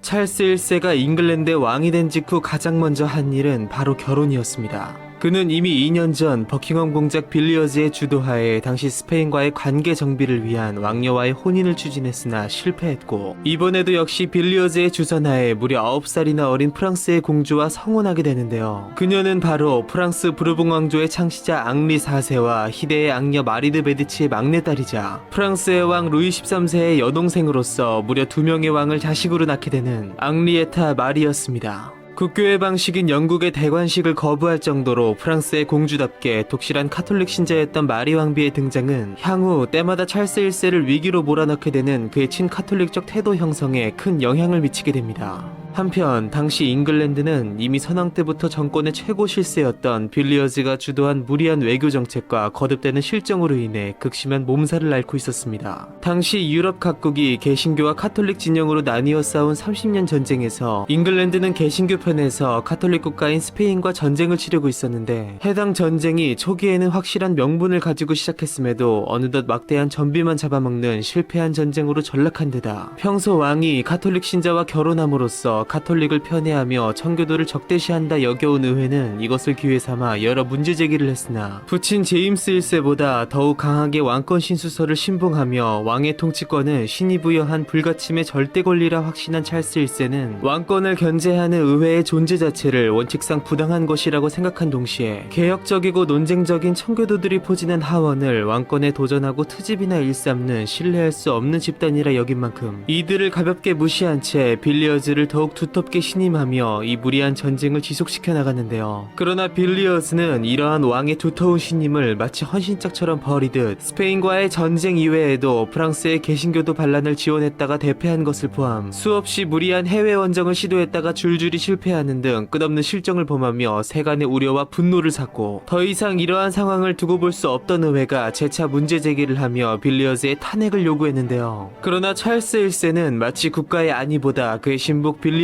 안위를 더 생각하는 듯 그를 보호하고자 의회의 요구를 무시하고 심지어 의회를 해산시켜버렸으며, 급기야 자신의 행정조처에 저항하는 인사들을 투옥시키는 등 온갖 무리수를 두었으니 국왕의 이러한 부적절한 행동은 의회에 더욱 극심한 반발을 불러일으켰고, 런던 시내 곳곳에 왕과 빌리어즈를 규탄하는 벽보가 나붙는 상황까지 이르렀습니다. 그럼에도 찰스 1세는, 아니 국왕과 빌리어즈 조합은 국가에 아무런 도움을 주지 못하는 이 의문스러운 전쟁 수행에 필요한 자금 마련을 위해 강제적인 기부금과 과중한 과세, 강제 공채를 감행함으로써 의회는 물론 민심까지 들끓게 하였고, 이후 1628년 그간 찬찬히 기회를 엿보던 하원은 국왕이 재정 확충을 위한 특별세 부과를 위해 의회를 소집하자 이것을 곧 왕의 폭정을 바로잡을 절호의 기회라 여기며 특별 대책을 논의 끝에 결국 마련하게 되는데요.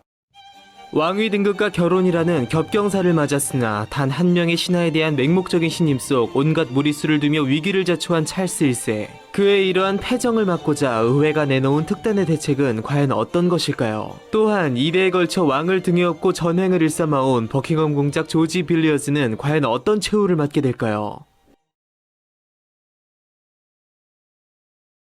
선왕 제임스 1세와 찰스 1세 모두의 궁중의사였던 윌리엄 하비가 혈액순환의 원리를 발견 및 발표함으로써 17세기 과학혁명의 시작을 알린 해인 1628년 찰스 1세는 재정 확충을 위한 특별세 부과를 위해 의회를 소집했고, 이것이 곧 국왕의 폭정을 바로잡을 기회라 여긴 의회는 선왕 때 대법원장을 지냈고 세계 최초로 법치주의와 법의 지배를 주장하며 한 차례 왕에게 정면으로 맞선 바 있는 에드워드 코크를 중심으로 의회의 동의 없이 어떠한 과세 과세나 공채도 강제될 수 없고 법에 의하지 않고는 누구도 체포 구금될 수 없다는 내용 등 국민의 권리와 자유 보장을 위하여 왕에게 요구하는 5가지 사항을 청원의 형태로 정리하여 내놓았으니 이것이 바로 400년 전의 마그나 칼타와 60년대 이루어질 권리장전과 더불어 영국 헌법의 성경이라 불릴 정도로 영국은 물론 세계 헌법사에 중대한 의의를 가지는 동시에 근대 민주주의의 발전에 있어 중요한 전환점이 된 사건인 권리청원이었습니다. 의회는 이 권리청원을 국왕이 받아들이지 않을 경우 특별세를 허가할 수 없다며 맞섰고 결국 찰스 1세는 내심 솟아오르는 분노를 뒤로한 채 바닥난 재정을 지원받기 위해서 울며 겨자 먹기로 청원서에 서명하게 됩니다. 그리고 2개월 뒤 그에게 있어 연속적으로 불행한 일이 발생하였으니 오랜 기간 국왕을 등에 업고 온갖 전행을 일삼아온 조지 빌리어즈가 그에게 불만을 품은 한 장교에게 피살되고 만 것인데요. 당연 찰스 1세는 그의 오랜 신복을 잃은 것에 무척 상심해했으나 속으로 쾌재를 불렀을 의회는 물론 이 소식을 들은 런던 시민들이 거리로 몰려나와 춤을 추며 기뻐했다고 하니 그에 대한 국민들의 불만이 그간 어떠했는지 충분히 짐작하고도 남을 일이었습니다. 한편 평소 적대시하던 의회로부터 왕으로서의 존엄성이 한 차례 타격을 입은 데다 자신의 중요한 통치 파트너마저 잃어버린 찰스 1세는 이듬해 3월 뒤늦게 의회에 대한 분노를 드러내면서 보복성 휴회를 명령하여 해산시켜버린 뒤 이후 긴 시간 동안 단 한 차례도 의회를 열지 않고 유력한 신하들과의 소통마저 단절한 채 오직 그 홀로 영국을 통치했으니 그 기간이 무려 11년이었습니다. 그간 찰스 1세는 국왕과 의회의 약속이었던 권리청원을 저버린 채 각종 명목으로 특별세를 거두며 의회의 지원 없이 겨우 나라 살림을 꾸려나가게 되는데요. 그는 선박세 등 기존 조세법을 새롭게 적용시켜 세수입을 늘려나갔고 이로 인해 지방 젠트리 계층에 극심한 반발이 일기도 했으나 그의 새로운 과세 방침은 부유층에 비해 정작 서민들에게는 큰 부담을 주지 않았고 이 선박세를 통해 걷어들인 세원 일부가 해군력을 증가하는 데 투자되면서 실제 이 시기를 전후로 해상에서 영국의 위세가 강해짐에 따라 머지않아 다가올 그들의 비상에 발판을 마련하게 됩니다. 그러나 정작 그의 목을 조이게 될 치명적인 문제는 이러한 불가피한 부분이 아닌 다른 엉뚱한 곳으로부터 비롯되었습니다. 그가 왕위에 오르자마자 궁정 내 저속한 분위기가 즉각 사라졌다고 할 정도로 독실한 국교의 신자였던 찰스 1세는 고상한 취향을 소유했으며 품위와 예의를 존중했던 만큼 국교회 안에서도 특히 카톨릭 전통에 가까운 고교회파, 즉 국교회를 인정하되 그 안에서 카톨릭의 전통을 일부 회복하려던 세력을 신임하였고 그러다 보니 빌리어즈가 살해된 이후 궁정의 자문을 비롯한 종교 및 국정의 중책들이 캔터베리 대주교에 임명된 윌리엄 로드를 비롯해서 대부분 고교회파 인사들로 채워지게 되었는데요. 그러나 고교회파의 보수적 전례를 고집하는 그들의 종교 방침은 하원의 다수를 차지한 젠트리는 물론 지방 서민층까지 파고든 청교도의 자율적이고 열정적인 신앙과도 어긋난 만큼 시작부터 크고 작은 마찰일 수밖에 없었고 무엇보다 대주교 로드가 국교의 세력권에 침투해오는 청교도들을 막고자 그들의 귀나 코를 자르는 악형을 남발하면서 내부적으로 엄청난 반발을 아니 나아가 엄청난 원한을 사게 되었으며 외부적으로는 가장 결정적으로 국교회의 기도서를 그것도 카톨릭 전례에 가까워 잉글랜드 내에서조차 반발이 많았던 기도서를 장로교를 믿던 스코틀랜드 교회에 강제 보급하려 하면서 대대적인 저항을 받게 됩니다. 앞선 메리 스튜어트의 이야기를 통해 알 수 있듯 전통적으로 스코틀랜드는 절대 군주보다 귀족 가문과 토호 세력이 막강한 곳이었던 데다 장로교의 전통이 확고하게 뿌리내린 곳이었던 만큼 이 점을 잘 알았던 선왕 제임스 1세는 스코틀랜드의 정치적 종교적 정서를 건드리지 않기 위해 유화적인 태도를 취했던 것인데요. 그러나 찰스 1세의 경우 긴 세월을 스코틀랜드에서 보낸 아버지와 달리 아주 어릴 적 잉글랜드로 넘어온 만큼 이러한 스코틀랜드의 특성을 체감하지 못했고 결과적으로 오로지 자신의 신앙심에만 사로잡혀 버리면서 이 점을 간과해버리고 만 것이었습니다. 그리하여 스코틀랜드에서는 자국 내 국교회 기도서 보급안에 대하여 교회 연합을 중심으로 대대적인 저항이 일어났으며 저항은 반란으로 그리고 반란은 결국 잉글랜드의 동부 경계선을 밀고 내려오는 전쟁의 양상으로 확대되었고 예상치 못한 그들의 반란에 놀란 찰스 1세는 독자적으로 스코틀랜드에 진군했으나 군비 부족으로 패배하면서 의회의 협조를 통한 충분한 군비 마련 없이 스코틀랜드와의 전쟁 수행이 불가능함을 깨닫고 무려 11년간 닫혀있던 의회를 다시 열게 됩니다.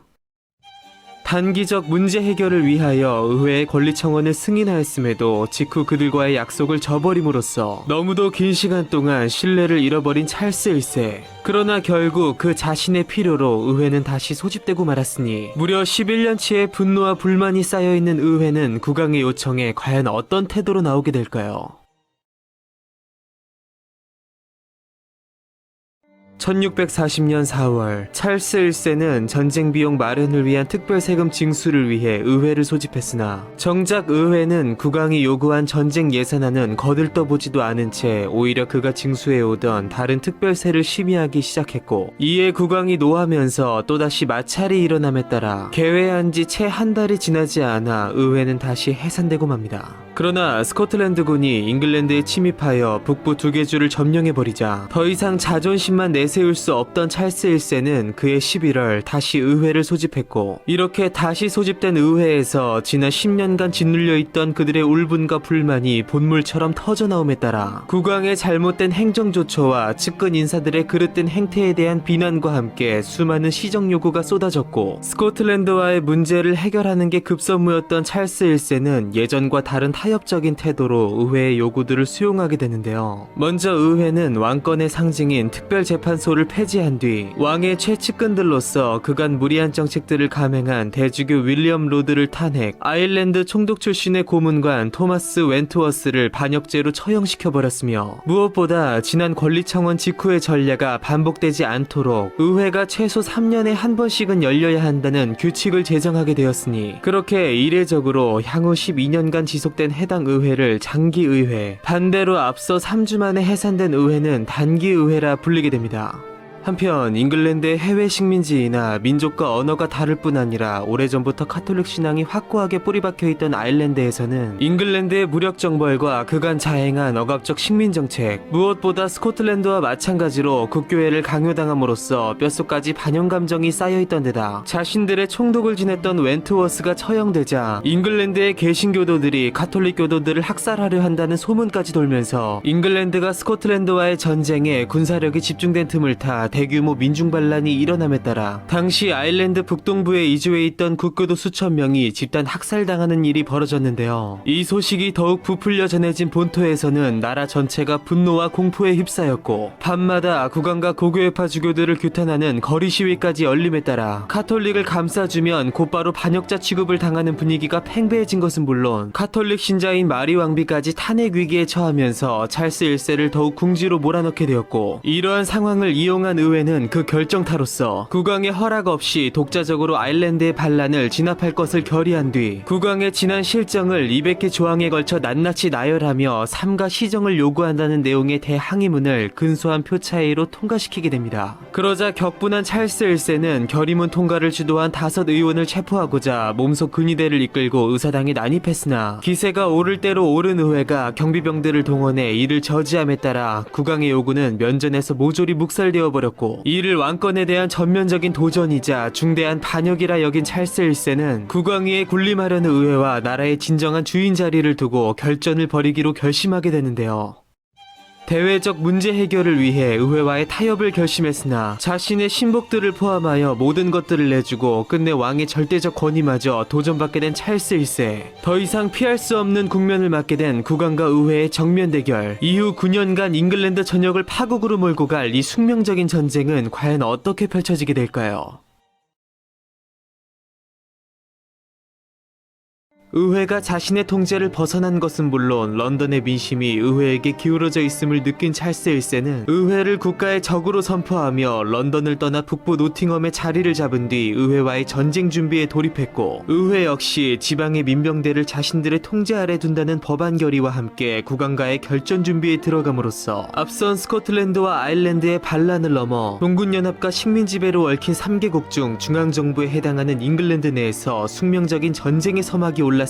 이것이 바로 9년간 3차례에 걸쳐 진행되며 수많은 비극을 만들어낸 것은 물론 청교도의 주도로 끝내 군주정을 폐지하고 공화국을 탄생시킴으로써 훗날 청교도 혁명으로도 불리게 되는 잉글랜드 내전이었습니다. 내전의 주체인 양측이 각자 자리를 잡은 형세를 보면 국왕을 지지하는 왕당파는 주로 웨일즈와 북부 및 서부 잉글랜드에 분포하게 되었고 의회파는 좀 더 부유한 남부와 동부 지역에서 강세를 나타내게 되는데요. 두 진영의 병력 규모는 거의 비슷했으나 찰스 1세의 경우 군비 마련을 위해서는 지지 세력들의 너그러운 인심에 의존해야 했던 반면 의회파의 경우 재정 지원의 주요 원천인 런던과 대다수의 항구 및 해군을 장악하고 있었던 만큼 재력 면에서 왕당파를 압도하고 있었다는 사실은 이미 시작부터 이 전쟁의 최종 결과를 예측하게 했는데요. 그러나 예상외로 내전 초기의 흐름은 왕당파에게 유리하게 흘러갔습니다. 헐과 포우윅에서의 충돌을 거쳐 두 세력의 대대적인 첫 전투는 잉글랜드 남동부에 위치한 옥스퍼드셔주의 엣지힐에서 벌어졌는데 당시 의회파의 군대가 대부분 토호들이 각 지방에서 긁어모은 오합지졸이었던 반면 귀족들이 대거 가세한 왕당파는 기병에서 우위를 점했던 데다 대륙에서 건너온 1000명의 기마대로 구성된 특별한 지원군의 활약이 있었기 때문인데요. 이들을 이끈 지휘관은 바로 30년 전쟁에서의 패배 후 네덜란드에 망명해 있던 국왕의 누이 엘리자베스의 아들 루퍼트 왕자로서 그는 삼촌 찰스 1세의 두터운 신임 속에 용맹성을 발휘함은 물론 뛰어난 전술을 선보임으로써 이후 왕당파의 지휘관이 되어 활약을 이어가게 됩니다. 그렇게 왕당파는 루퍼트 왕자의 전술과 용맹성을 앞세워 에식스 백작이 이끄는 의회파를 패퇴시키면서 첫 대전을 승리로 장식했고 곧이어 런던으로 진군했으나 런던 시민들이 자발적으로 민병대를 결성하여 의회파에 합류함에 따라 자신들보다 훨씬 더 많은 적을 대면하게 된 찰스 1세는 런던 수복을 포기하고 근처 옥스퍼드로 물러남으로써 조기에 끝날 뻔한 잉글랜드 내전은 이렇게 다시 긴장되는 대치 국면으로 들어가게 됩니다. 옥스퍼드를 그들의 수도로 삼은 왕당파는 각지의 지원병력과 방어시설로 요새화시킴으로써 완전히 굳히기에 들어갔고 그렇게 왕의 본군을 런던에서 지척이라 할 수 있는 옥스퍼드에 두게 된 의회파의 사기는 현저히 떨어질 수밖에 없었던 데다 왕당파가 지리한 정통성 논쟁으로 심리전을 펼친 탓에 정신적으로도 점차 옥죄어 들어가는데요. 이 기세를 놓칠 수 없던 왕당파는 뉴캐슬 백작이 북방 지역의 의회군을 공격함으로써 요크셔 지역에서 물러난 토마스 페어팩스와 장기간 대치를 이룬 것은 물론 서남부에서는 친왕파 귀족 렐프 홉튼이 지역민들을 선동해 의회파를 공격하게 함으로써 코널 지역을 차지하였고 여기에 루퍼트 왕자의 동생 모리츠 왕자까지 가세함으로써 서남부 거의 전체가 왕당파의 수중에 들게 되니 그렇게 런던을 직공할 수 있는 길이 열리면서 의회파는 절체절명의 위기에 놓이게 되는데요.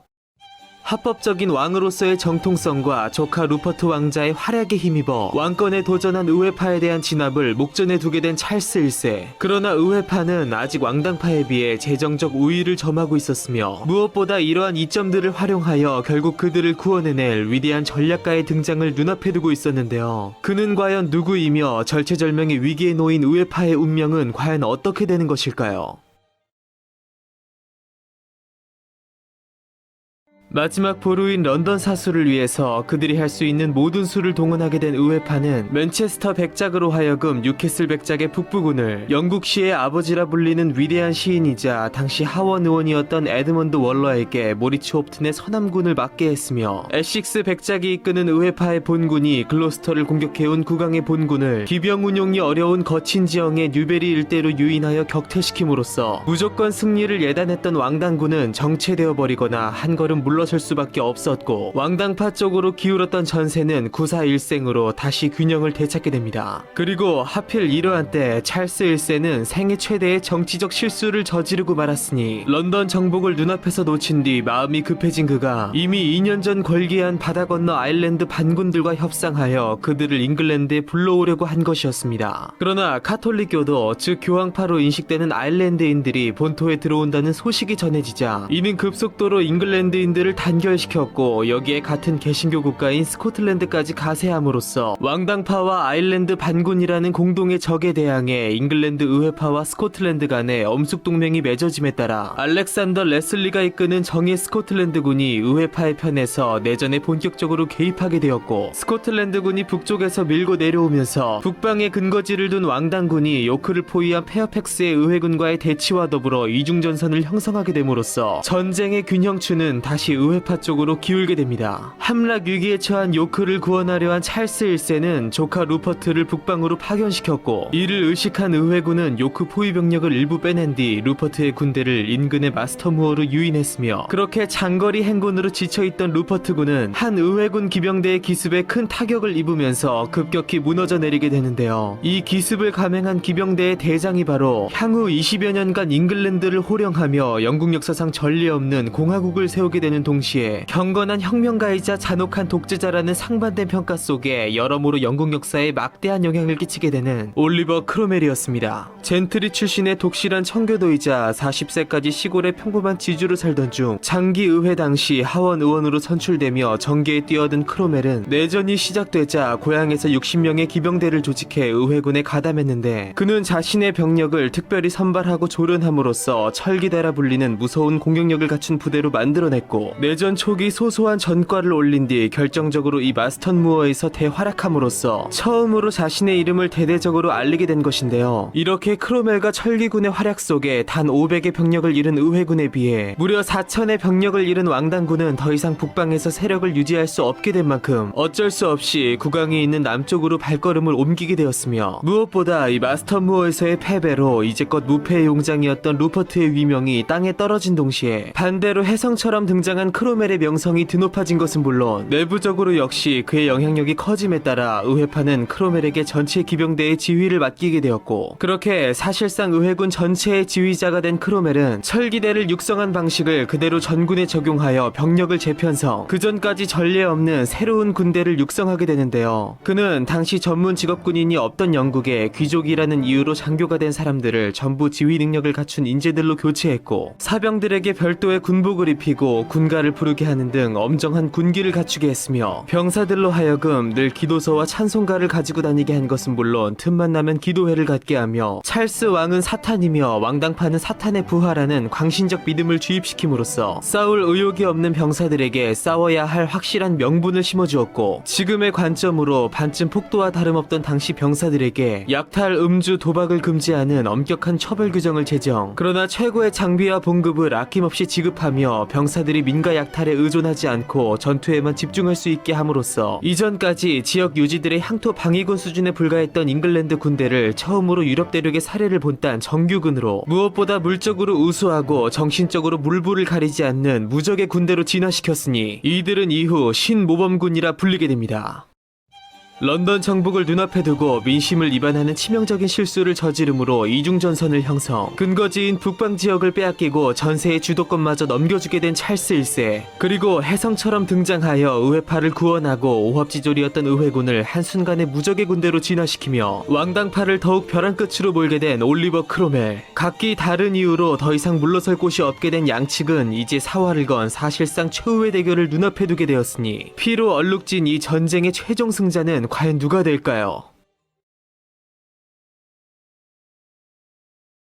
1645년 6월, 왕당군의 사령관이었던 루퍼트는 그들의 근거지였던 북방에 대한 재정복을 시도했고, 그렇게 루퍼트가 북방을 공격하는 사이 최고 지휘관 페어팩스와 크로멜이 이끄는 의회파 신군은 오히려 왕을 뒤흔들기 위해 옥스퍼드 인근에 대한 공격을 개시했으나, 정작 그들이 옥스퍼드를 완전히 포위하게 되었을 당시 찰스 1세는 이미 옥스퍼드를 빠져나와 루퍼트가 있는 북부로 향하고 있었는데요. 이에 의회군이 옥스퍼드의 포위를 풀고 찰스 1세를 쫓아 북진, 루퍼트와 합류한 찰스 1세 역시 그들을 맞아 남쪽으로 군을 돌림에 따라 양군은 노스햄턴 근처 네이즈비에서 만나 최후의 대결을 벌이게 되었고, 페어팩스의 뛰어난 지휘력과 베일을 벗은 신모범군의 대활약 속에 의회군은 대승리를 거두었으며, 반대로 왕당군은 패배를 자인한 찰스 1세가 도주한 한편 1,000명이 전사, 5,000명이 포로로 잡히는 등 본군이 완전히 붕괴되는 치명적인 패배를 당하게 됩니다. 더불어 결정적으로 전투 이후 네이즈비에서의 수색 도중 국왕이 내전의 아일랜드뿐만 아니라 어머니의 나라인 덴마크, 처가인 프랑스까지 끌어들이려 한 정황이 담긴 기밀 문서가 발견 및 공개됨에 따라 의회파 내 왕에 대해 유화적이던 세력들마저 왕가의 타협을 포기하고 완전한 승리를 천명하며 전쟁을 지속할 것을 주문하게 되니, 거듭된 승리로 사기가 오를 대로 오른 의회군은 여기에 이념적 통일까지 이루어냄으로써 진정한 하나의 군대로 거듭나게 됩니다.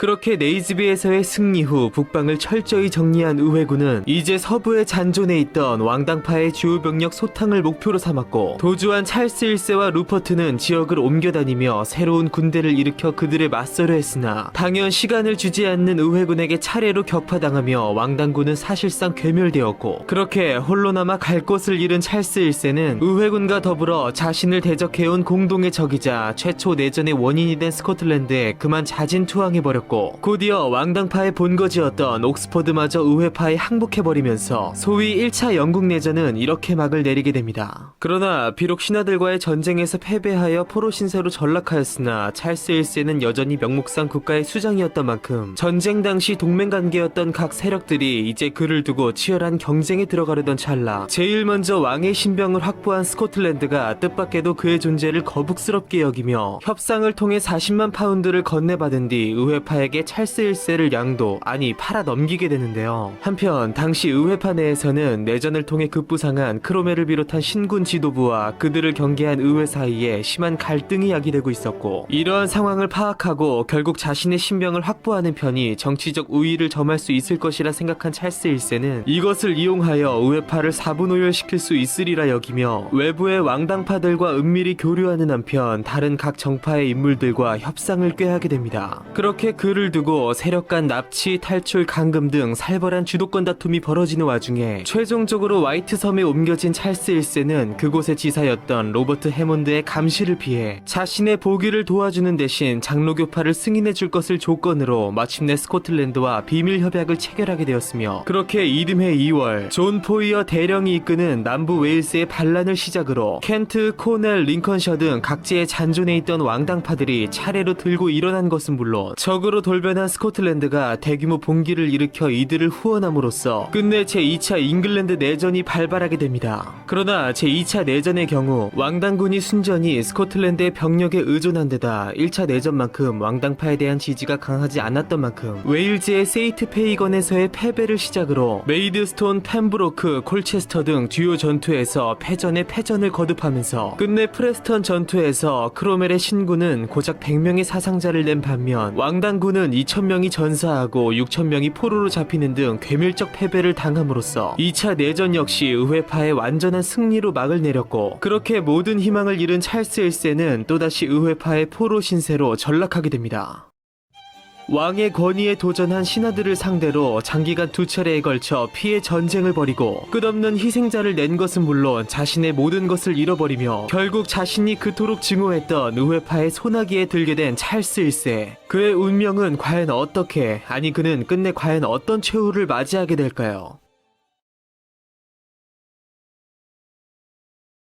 루벤스 렘브란트와 더불어 바로크 시대 최고의 화가 중 한 명이자 찰스 1세의 초청으로 생애 후반부를 잉글랜드의 궁정화가로 지내며 영국 회화 발전에 지대한 영향을 미친 안토니 반 다이크가 사망한 지 7주년이 되던 해인 1648년 프레스턴에서의 대승 이후 잉글랜드 내 왕당파가 사실상 괴멸된 상태에서 의회파에게 남은 최우선 과제는 전쟁의 원흉이었던 국왕에 대한 전후 처리 문제였는데요. 긴 내전을 승리로 이끌면서 어느덧 의회파의 실세로 자리 잡은 크로멜은 자신의 권력 유지를 위해 국민을 편가르기 하고 거듭 전쟁을 일으키며 많은 희생자를 발생시킨 왕을 더 이상 살려둘 수 없다고 판단했으나 자칫 줄을 잘못 썼다가 반역자로 몰릴 상황을 경계한 의회는 국왕의 처형을 주장한 크로멜의 제안을 거부하게 되는데요. 그러자 이를 못마땅하게 여긴 크로멜은 마침내 군사 쿠데타를 일으켰고 전쟁 영웅들인 그의 병사들로 하여금 의회를 기습하여 국왕과의 협상을 주장한 장로파, 즉 온건파 의원 약 200명을 내쫓거나 감옥에 가두게 한 채 사실상 국왕을 능가하는 무소불위의 독재자가 되어 그와 더불어 국왕의 처형을 주장한 독립파, 즉 그를 지지하는 3분의 1 정도의 의원만을 남긴 채 의회를 운영하게 했으니 이것은 이후 잔부의회라 불리게 됩니다. 그렇게 크로멜의 꼭두각시가 되어버린 의회는 모든 방해꾼들이 없어진 만큼 국왕의 재판을 위한 특별법을 통과시킨 뒤 일주일간 왕에 대한 재판을 열게 되는데요. 그러나 말이 재판이지 이것은 사실상 자신을 처형하기 위한 요식행위에 불과하며 자신이 반역자들에게 희롱당하고 있다고 여긴 찰스 1세는 자신은 적법한 왕이며 의회에는 자신을 심판할 권리가 없다는 이유로 아예 재판 자체를 인정하려 하지 않았는데요. 그러나 이에 아랑곳하지 않고 크로멜의 말이 즉 판결문이었던 재판정은 일주일의 소요 끝에 외부 세력을 끌어들여 국가를 위협하고 선량한 백성을 억압하고 살생한 대역죄를 들며 결국 그에게 사형 선고를 내리게 됩니다. 그의 처형 전날 절대 권력자 크로멜의 넓은 아량으로 막내 헨리 왕자와 둘째 엘리자베스 공주를 만난 국왕은 옆에서 지켜본 이들마저 눈시울이 붉어졌을 정도로 두 자녀와 부둥켜 안으며 눈물의 작별을 하는 뒤 그 다음날 그에게 주어진 운명을 받들기 위해 모든 시민들이 모여있는 화이트홀 궁전의 연회장으로 향하게 되는데요. 국왕으로서의 품위는 물론 의연함을 유지한 찰스 1세는 개인과 군주의 권리는 완전히 다른 것이며 의회가 국왕의 통치권을 넘볼 수 없음을 견지하는 자신의 최종 연설을 마친 뒤 끝까지 자신이 국민의 순교자임을 주장하며 그 누구도 그가 처형 수임을 믿지 못할 정도로 당당한 태도로 사형대에 엎드렸으며 무려 4번의 도끼질 끝에 겨우 숨이 끊어졌던 그의 할머니와 달리 다행스럽게도 단 한 번의 도끼질에 깨끗이 목이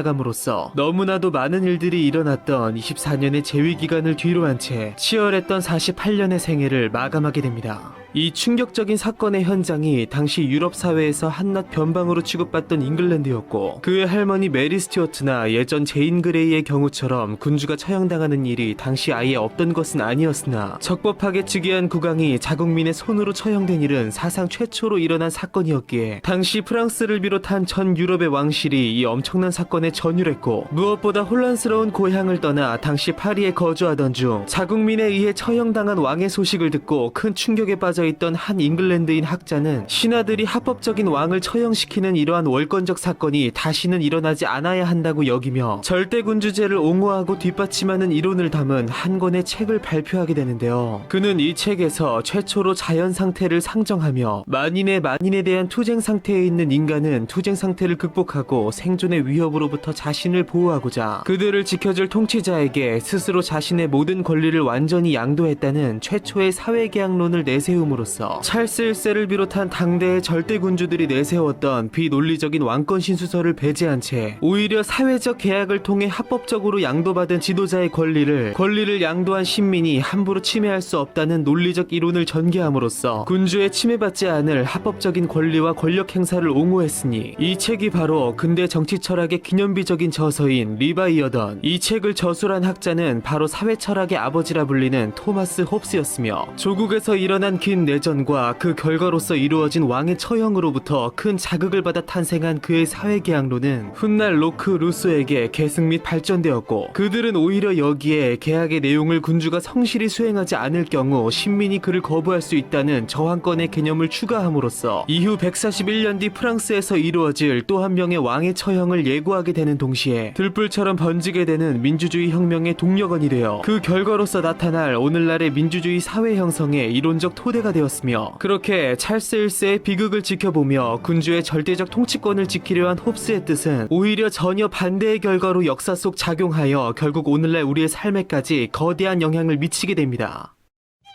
치열한 역사의 소용돌이 속 제임스 1세의 차남으로 태어나 갑작스레 사망한 형을 대신해 결국 제왕의 자리에 올라 근대로 나아가는 정치적 격동기를 살아가며 끝내 역사가 예정해놓은 최후를 맞이한 절대군주의 이야기는 바로 여기에서 끝을 맺게 되며 이제 이야기는 그를 죽인 올리버 크로멜에게로 이어집니다.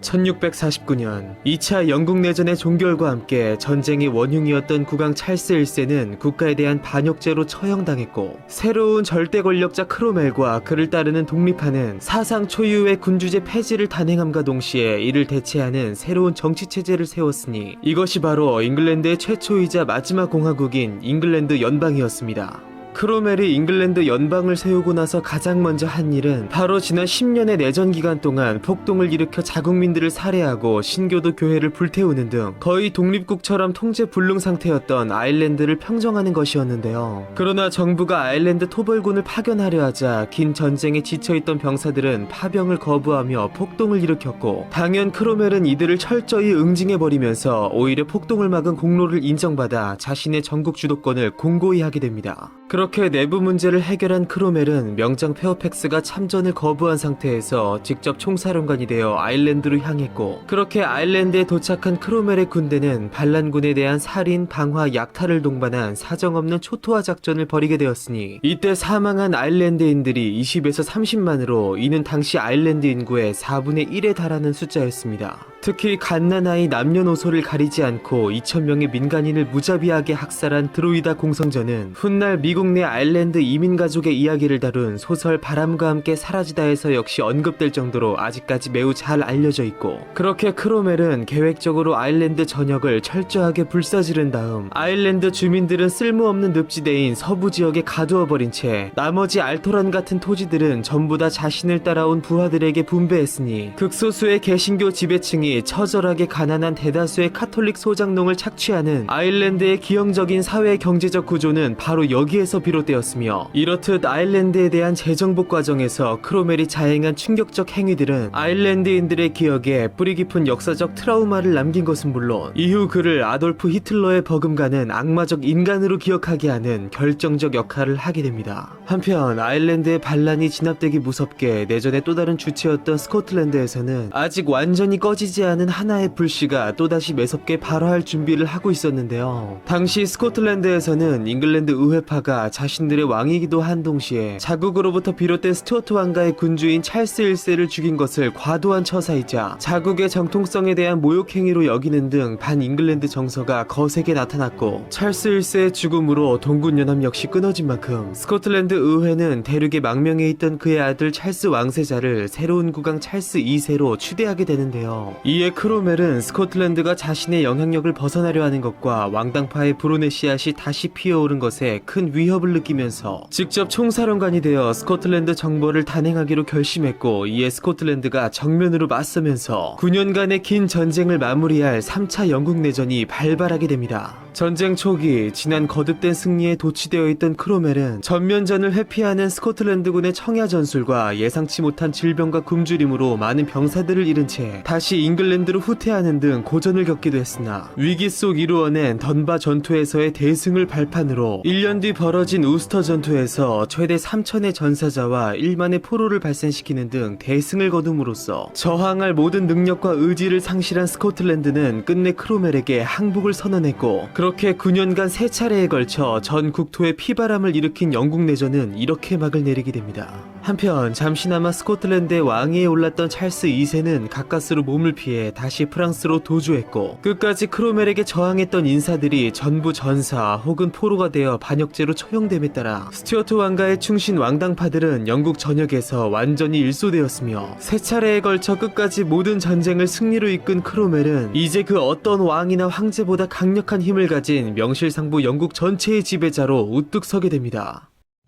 왕정을 폐지하고 공화국을 세움으로써 조국 잉글랜드를 장악한 것은 물론 아일랜드와 스코틀랜드까지 평정함으로써 드디어 기나긴 전쟁을 종결시키고 삼국의 새로운 지배자로 우뚝 선 크로멜. 더 이상 두려울 것이 없어진 그에게 아직 어떠한 과제들이 더 남아있을까요?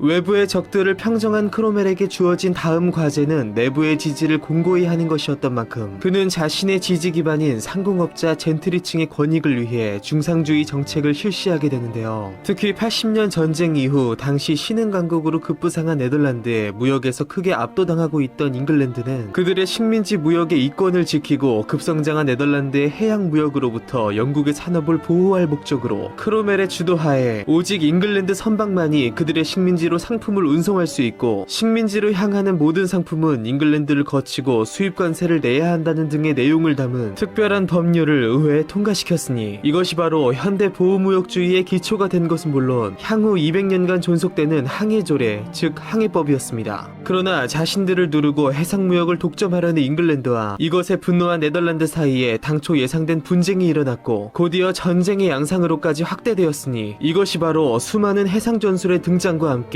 대형 범선을 이용한 근대식 해전 개념을 구축함으로써 세계 해전사의 중요한 위치를 차지하게 되는 영국 네덜란드 전쟁의 시작인 제1차 영란전쟁이었습니다. 당시 세계 최강을 자랑하던 네덜란드 해군은 초반 승리를 거듭하며 기선을 제압했으나 로버트 블레이크의 활약 속 잉글랜드의 거센 반격이 시작되자 스웨베닝언 전투에서의 패배와 당시 총상을 입은 명제독 마르턴 트럼프의 죽음과 함께 결국 영국 해협에 대한 제해권을 잃게 되었고, 마침내 항해법에 대한 승인과 공해상에서의 영국의 우위를 인정하는 내용이 담긴 웨스터민스터 조약에 서명함으로써 이 짧은 전쟁은 마감되었으며, 이렇게 네덜란드 유일의 패권 체제에서 벗어난 잉글랜드는 해운업과 조선업을 크게 발전시킨 것은 물론 제해권과 식민지 개척에 조금 더 공격적으로 나설 수 있게 됨으로써 머지않은 그들의 찬란한 미래를 향한 더 넓은 의미의 발판을 마련하게 되었고, 반대로 이것은 자국 역사상 최강의 경제적 번영기를 누렸던 네덜란드가 수출에 큰 타격을 입고 곧이어 쇠퇴의 길을 걷게 되는 전조가 됩니다. 한편 크로멜은 이렇듯 항해법 제정과 그것으로부터 촉발된 전쟁을 수행하는 동시에 아직 끝나지 않은 내부 안정 작업에 착수했는데요. 당시 전쟁에서의 거듭된 승리로 그와 군부의 입지가 매우 커졌지만 찬부 의회의 경우 끝없는 내부 다툼 속에 무능함을 드러내면서 이미 세간의 신뢰를 잃어버렸고, 이에 새로운 개혁이 필요하다고 여긴 크로멜은 3년 전 그날처럼 또다시 군대를 투입하여 의회를 강제 해산시켜버렸으며, 이후 2개월의 공백 기간을 거쳐 자신의 수족과 같은 베어본스 의회를 새롭게 조직했으나 이 역시 통제가 잘 되지 않자 반년도 채 되지 않아 다시 해산시키게 됩니다. 그해 12월, 오랜 고민 끝에 마침내 결심한 크로멜은 어지러운 국정을 안정시키고자 한편으로는 자신의 굳건한 권력 유지를 목적으로 대개혁을 단행하게 되는데요. 그는 먼저 자신의 권력을 합법화하고자 그의 신복 존 램버트와 함께 전 유럽 최초로 총 42개 항으로 이루어진 헌법의 초안을 작성했으니, 이것이 바로 영국 역사상 최초의 성문법이자 헌법이며 세계의 입헌주의 정치 발전에 있어 중요한 역할을 하게 되는 통치장전이었습니다. 그렇게 크로멜은 그가 스스로 작성한 통치장전에 따라 앞서 정발한 스코틀랜드와 아일랜드를 강제 병합하고 국왕을 대체하는 국가원수의 자리인 호국경에 취임함으로써 400년이 지난 오늘날에도 그의 조국에는 전혀 존재하지도 않는 사실상 영국 역사상 유일한 대통령의 자리에 오름으로써 향후 그가 이끌어갈 새로운 시대의 진정한 시작을 알리게 됩니다.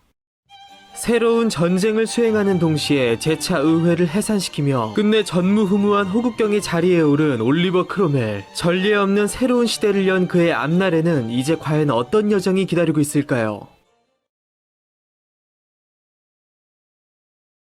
중상주의 정책을 실시한 크로멜은 항해법을 제정함으로써 네덜란드와의 불가피한 충돌을 초래했고, 의회의 소집과 해산을 수없이 반복한 끝에 끝내 왕의 버금가는 국가원수의 지위인 호국경에 취임하게 되는데요.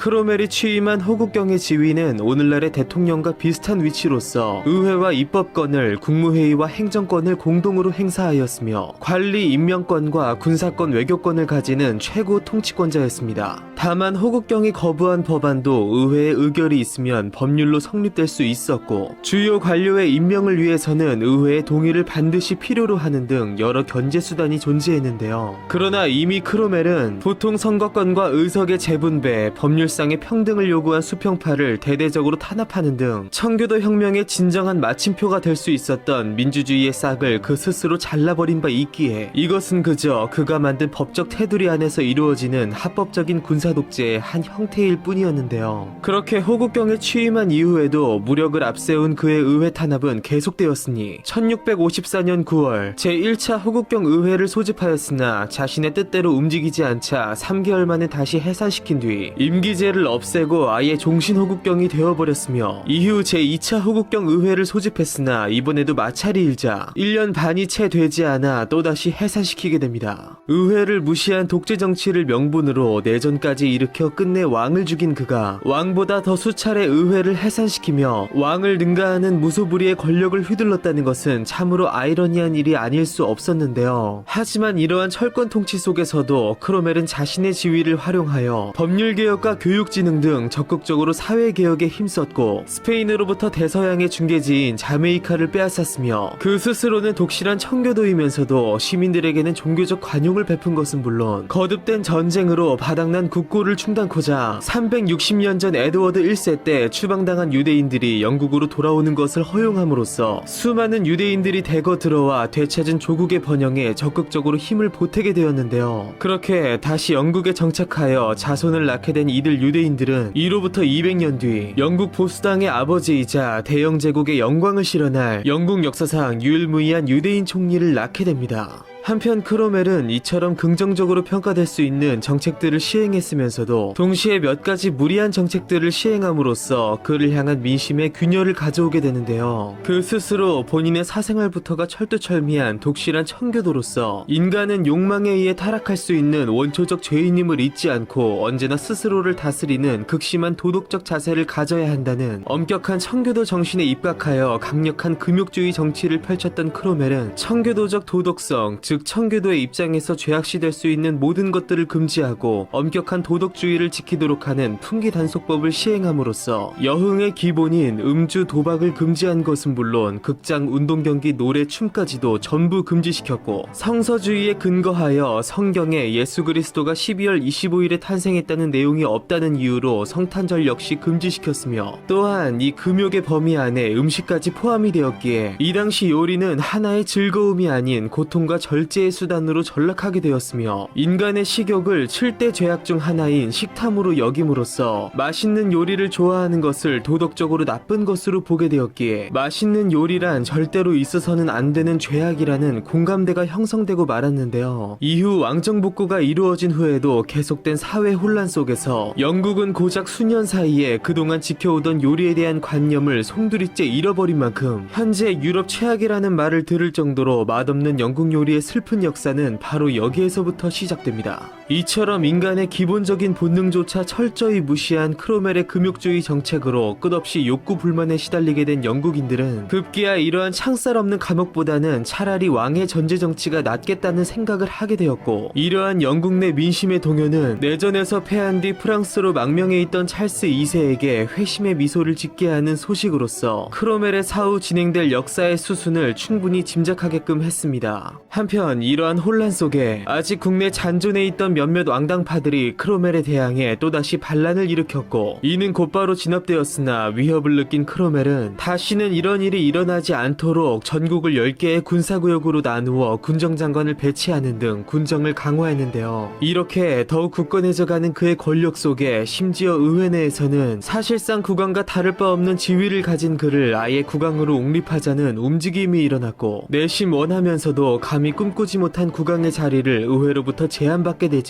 크로멜은 이를 두고 깊은 고민에 빠지게 됩니다.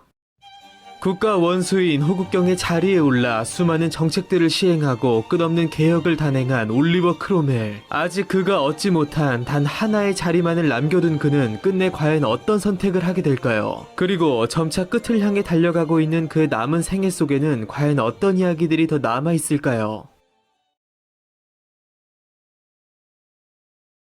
강력한 철권 통치를 휘두르며 엄격한 금욕주의는 물론 군정을 강화한 크로멜은 의회로부터 호국경을 넘어 왕의 자리에 오를 것을 제안받고 깊은 고민에 빠지게 되는데요. 그는 과연 어떤 선택을 할 것이며 거의 막바지에 다다른 그의 남은 생애 속에는 과연 어떤 이야기들이 더 남아있을까요? 광신적 독재자의 삶을 자처하며 근대 국가의 초석을 다진 혁명가에 남겨진 마지막 이야기. 사실상 크로멜은 어떤 왕보다 막강한 권력을 누렸으나 형식적으로나마 의회로부터 견제를 받는 등 적어도 그가 만든 법의 테두리 안에서 권한을 행사한 만큼 만약 그 스스로가 다시 왕이 될 경우 그것은 이제껏 그가 내세웠던 대의 명분들을 그 스스로 부정하고 무너뜨리는 것이었기에 6주간의 기나긴 고민 끝에 크로멜은 결국 의회의 제안을 거부하는 대신 개헌을 통해 후임자를 지명할 수 있는 권리를 얻게 되었으나 이것은 결국 그의 사후 그의 호국경 체제가 붕괴하는 원인이 됩니다. 이후 1658년 어느덧 60을 코앞에 둔 크로멜은 자신을 향한 민심의 동요를 느끼며 그 역시 자신이 정성 들여 키운 군대 말고는 그 누구도 믿을 수 없게 되었고 말라리아를 비롯한 각종 질병에 시달리며 신체적으로도 쇠약해졌으며 생애 막바지에 다다랐음을 느낀 만큼 정신적으로도 자신의 지난 행적에 대해 종교인으로서 느끼는 죄책감과 그로 인해 생긴 우울증과 열병에 시달렸는데요. 그 와중에 그가 가장 사랑하던 딸 엘리자베스까지 암으로 세상을 떠나면서 슬픔 속에 극도로 약해져 버린 크로멜은 딸의 사망 후 채 한 달이 지나지 않아 그 역시 하루빨리 이승을 떠나 그리스도의 품에 안기려는 듯 20여 년간 영국 전역을 뒤흔든 혁명가로서의 삶과 10년간의 절대 권력자로서의 삶을 뒤로한 채 향년 59세의 나이로 결국 사망하게 됩니다.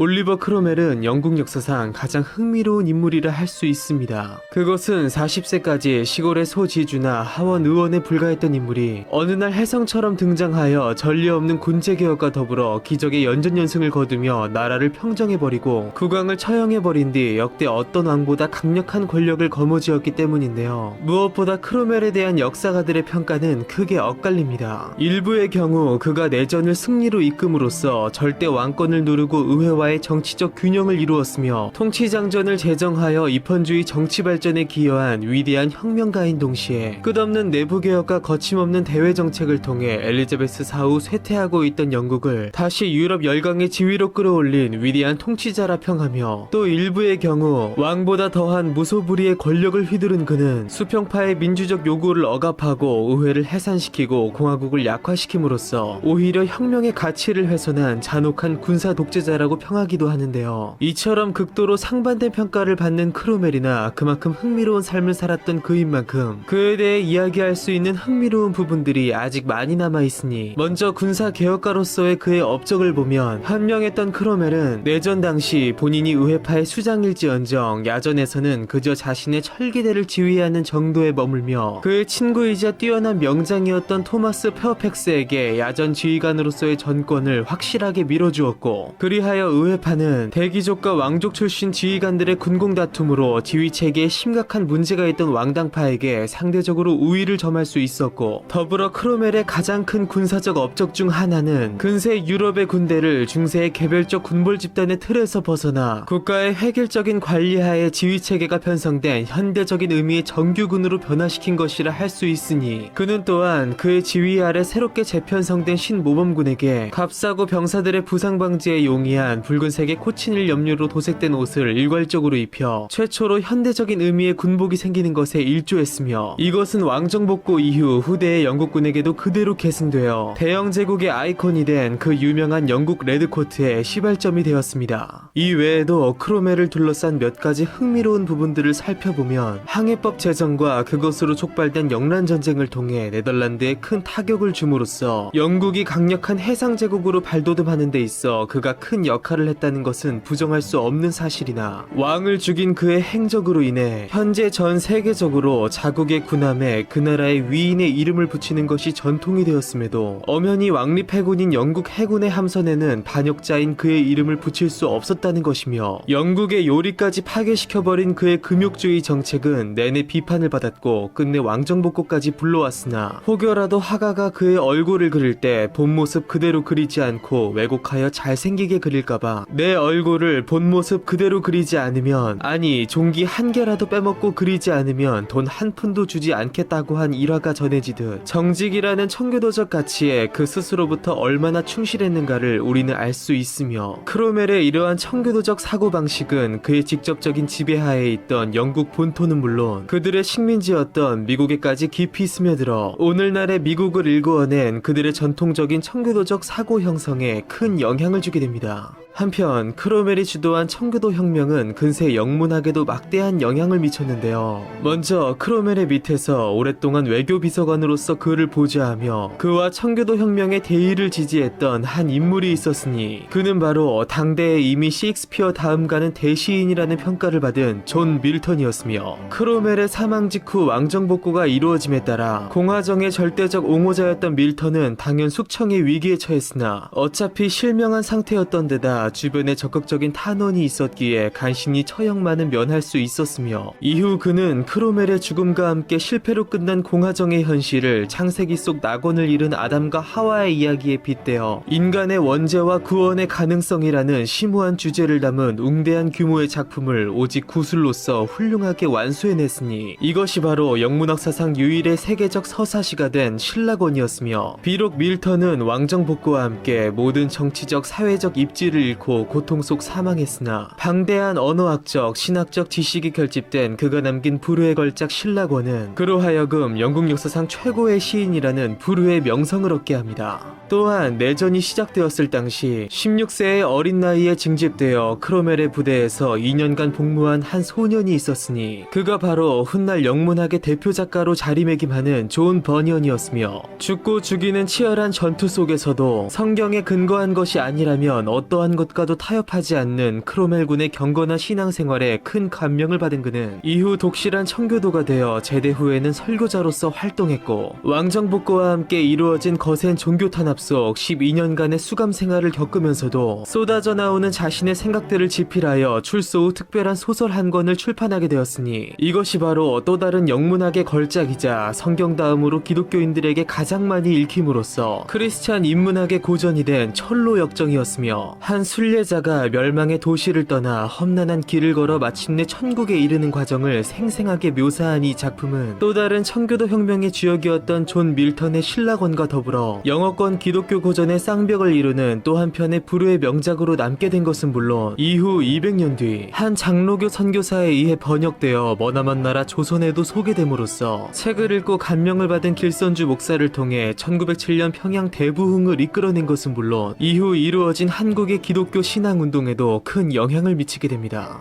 현재 영국 웨스트민스터 내에 위치한 세인트 마가렛 교회의 오른쪽 문 위에는 처형당한 찰스 1세의 머리 동상이 있으니 이것은 마치 아직도 어딘가에 살아있을 왕당파의 시선처럼 끝내 그들을 누르고 권력의 균형을 맞춘 영국의 하원들을 항상 감시하고 지켜보고 있는 듯한 느낌을 주고 있는데요. 아이러니하게도 그 맞은편 영국의 국회의사당 웨스트민스터궁 옆에는 그를 죽인 크로멜의 동상이 세워져 있습니다. 올리버 크로멜은 영국 역사상 유일무이하게 왕을 죽이고 왕정을 폐지한 뒤 공화정을 세운 인물이기에 국왕과 대귀족 중심의 지배 이데올로기를 반대해온 영국 하원의 반골적 특성을 대변하는 의회 그 자체의 상징으로서 그리고 필요하다면 의회의 자유와 권리를 지키고자 어떠한 것도 불사할 수 있는 의회의 수호성인으로서 그렇게 그는 지금도 굳건히 서 있습니다.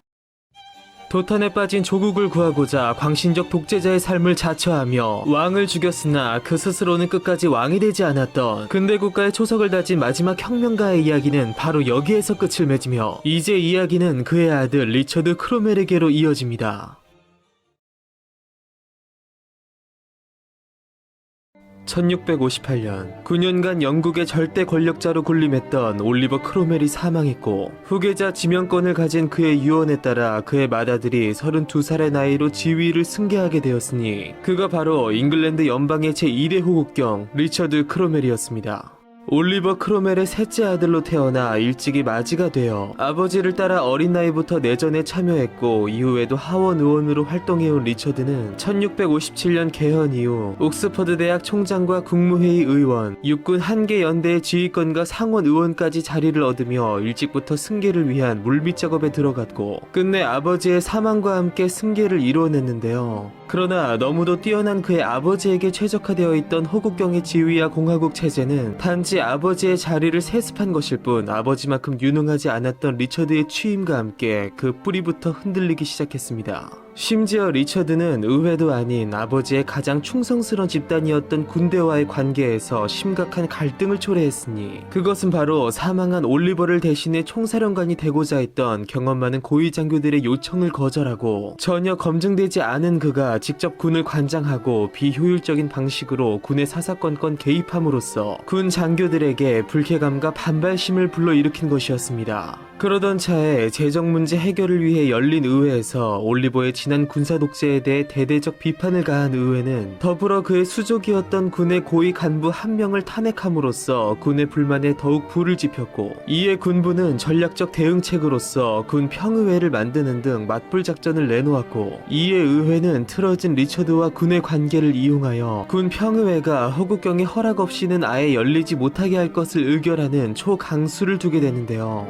그러자 불만이 쌓일 대로 쌓인 군부는 마침내 반란을 일으켰고 리처드를 납치해 볼모로 잡은 뒤 그에게 호국경으로서의 지위를 이용해 의회를 해산시킬 것을 강요했으며 그들의 강요에 이기지 못한 리처드는 당장 그날 밤으로 의회를 해산시키게 됩니다. 그러나 군부는 의회를 와해할 목적으로서 그를 이용한 것일 뿐 그에 대한 마음은 일찌감치 떠나 있었으니 곧이어 군부의 강제하에 열린 의회에서 군부와 의회는 일심동체로 리처드의 해임에 동의했고, 그렇게 양쪽 모두로부터 완전히 버림받았음을 깨달은 리처드는 더 이상 권력 유지를 위한 어떠한 욕심도 내비치지 않은 채 아버지의 뒤를 이어 호국경에 취임한 지 9개월 만에 공식적으로 사임하게 됩니다. 이후 잉글랜드는 계속되는 권력 투쟁 속 혼란기를 겪은 뒤 끝내 왕정 복고를 이루게 된 반면, 호국경에서 물러난 리처드 앞에 놓여진 것은 끝없는 가시밭이었는데요. 재임 기간 중 발생한 엄청난 빚이 그를 압박해 오던 차에 왕정 복고가 이루어짐에 따라 대대적 숙청이 예고되자 공화국의 마지막 상징이었던 그는 당연 즉각적으로 대륙으로 도피했으며, 그렇게 리처드는 그곳에서 자신의 화려한 과거를 잊고 모든 신분을 숨긴 채 존 클라크라는 가명을 지어 숨어 살게 됩니다.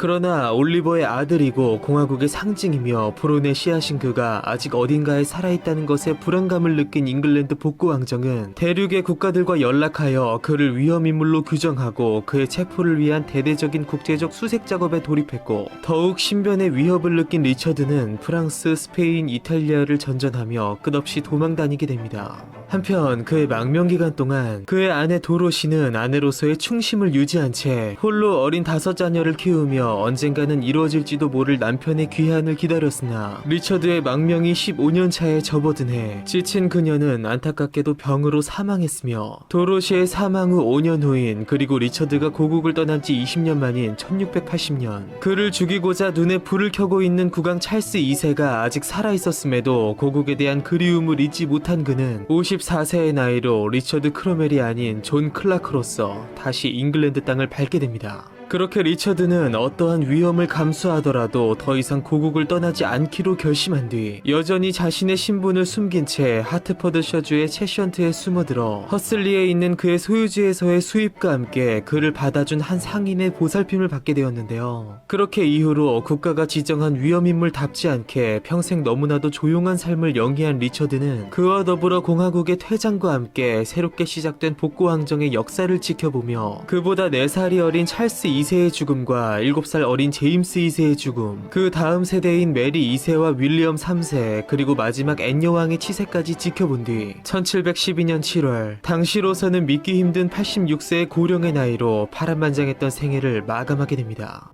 2012년 현 영국의 여왕 엘리자베스 2세가 86세의 나이로 새로운 기록을 달성하기 전까지 역대 영국의 통치자 혹은 전직 통치자 중 가장 장수한 인물이 있었으니 그의 이름은 바로 리처드 크로멜이었습니다.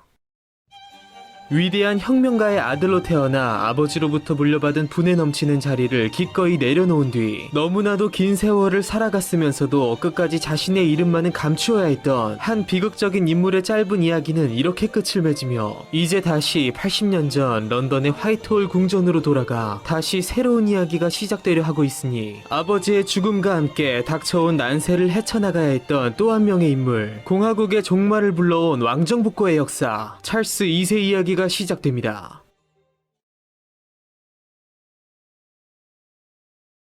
1630년 잉글랜드의 국왕 찰스 1세와 앙리에타 왕비 사이에 첫 번째 자녀이자 첫 번째 아들이 태어났으니 아버지의 이름을 따서 지어진 그의 이름은 바로 찰스 스튜어트였습니다. 이후 찰스는 2년 간격으로 연이어 태어난 그의 여동생 메리와 남동생 제임스와 더불어 형제들과의 우애 그리고 다정한 부모의 보살핌 속 순조롭게 성장할 수 있었으나, 행복했던 유년기와 달리 앞으로 펼쳐질 그의 청소년기와 20대는 수많은 정치적 대립과 타협 그리고 모략과 배신으로 점철된 시간으로서 그렇게 피할 수 없는 시련의 시간이 그에게 다가오고 있었습니다. 그가 12살이 되던 1641년 국왕과 의회의 계속된 갈등 속 9년간의 잉글랜드 내전이 시작되었고, 찰스는 아직 어린 나이임에도 아버지를 따라 참전하여 왕세자의 자격으로 왕당파 서부군 사령관으로 임명되어 전시 임무를 수행하기도 했습니다. 그러나 이후 크로멜의 등장과 함께 내전의 균형추가 의회파 쪽으로 기울면서 자신의 미래를 장담할 수 없게 된 국왕은 불안한 미래 속 목숨이 위험해진 찰스 왕세자를 급히 외국으로 도피시켰고, 그렇게 아버지와 이별한 찰스는 이미 어머니와 동생들이 머물고 있던 프랑스로 향하여 어머니 앙리에타 왕비의 조카이자 그의 외사촌 동생인 당시 8살에 불과했던 프랑스 국왕의 보살핌을 받게 되었으니, 이 어린 국왕이 바로 프랑스 역사상 그 어떤 왕보다도 가장 강력한 권력을 휘두름으로써 유럽 절대왕정기의 상징으로 여겨지게 되는 태양왕 루이 14세였으며, 이후 76세까지 살아감으로써 근세 유럽의 최장수 군주가 되는 그는 그가 즉위하던 해에 영국의 왕이었던 찰스 1세를 포함 그 다음 때를 잇는 그의 자식, 손주 때의 왕들의 즉위와 죽음, 나아가 영국 스튜어트 왕조의 종식까지 전부 지켜보며 그들의 재위기간 동안 변함없는 경쟁국가 프랑스의 군주로서 수많은 정치적 상황과 사건 속 영국과 연관되어 끝없는 이야기들을 만들게 됩니다.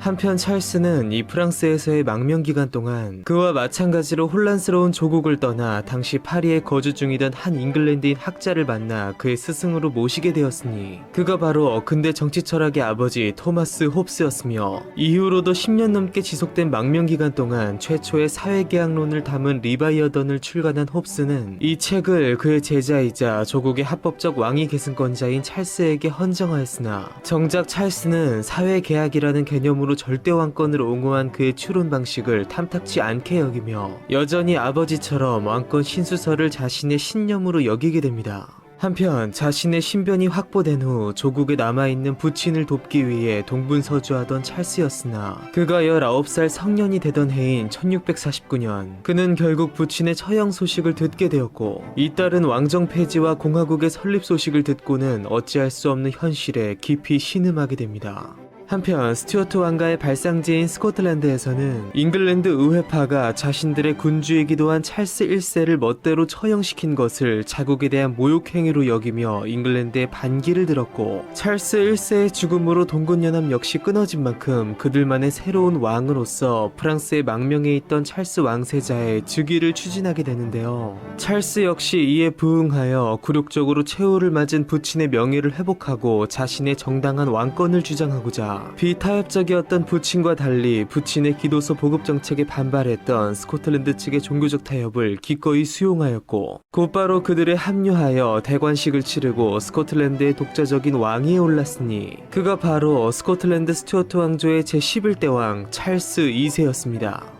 이렇게 다시 기승하는 왕당파의 싹을 자르고자 크로멜의 잉글랜드 의회군이 스코틀랜드를 공격함에 따라 제3차 영국 내전이 발발했으나, 던바 우스터에서 연달아 대패를 당함에 따라 스코틀랜드 왕당군은 결국 다시 괴멸되었고, 겨우 몸을 건진 찰스 2세는 깊은 절망과 함께 다시 유럽 대륙으로 도피하게 됩니다. 그렇게 공화국의 10년 통치기가 열림과 동시에 스코틀랜드의 왕위에서 물러나 새로운 10년의 망명기를 맞이한 찰스 2세는 유럽 대륙을 전전하며 계속 재기를 노렸지만, 크로멜의 노련한 외교 수완으로 인해 네덜란드, 스페인은 물론 외가인 프랑스 역시 그에게 냉담하고 소홀했으니, 그에게 있어 이 기간은 어디에서도 환영받지 못하는 견디기 버거운 시련의 시간이었습니다. 그렇게 7년이 지나 긴 세월 동안 영국을 호령한 올리버 크로멜이 마침내 사망했고, 아들 리처드가 뒤를 이어 호국경에 취임했지만 의회 군대와 마찰을 빚으며 결국 퇴임함에 따라 왕도 호국경도 없는 잉글랜드는 정치적 혼란기에 들어갔고, 크로멜의 오랜 금욕주의 통치로 욕구 불만에 시달리던 잉글랜드의 민심은 그의 죽음과 함께 거세게 요동치고 있었는데요. 그렇게 온 나라가 창살 없는 감옥이 된 공화국보다 차라리 왕정이 그립다는 얘기가 나오는 상황에서 쿠데타로 권력을 잡은 군대의 핵심 지휘관들은 4분 오열된 나라를 바로잡기 위해 변화가 절실하다고 판단했고, 당시 군 권력의 실세였던 조지 뭉크는 크로멜이 죽은 이상 정통성 없는 공화국은 지속될 수 없고 왕정이 재건되어야 한다고 여기며 그의 신복 에드워드 몬테규를 시켜 당시 네덜란드에 망명 중이던 찰스에게 은밀히 연락을 시도하게 되는데요.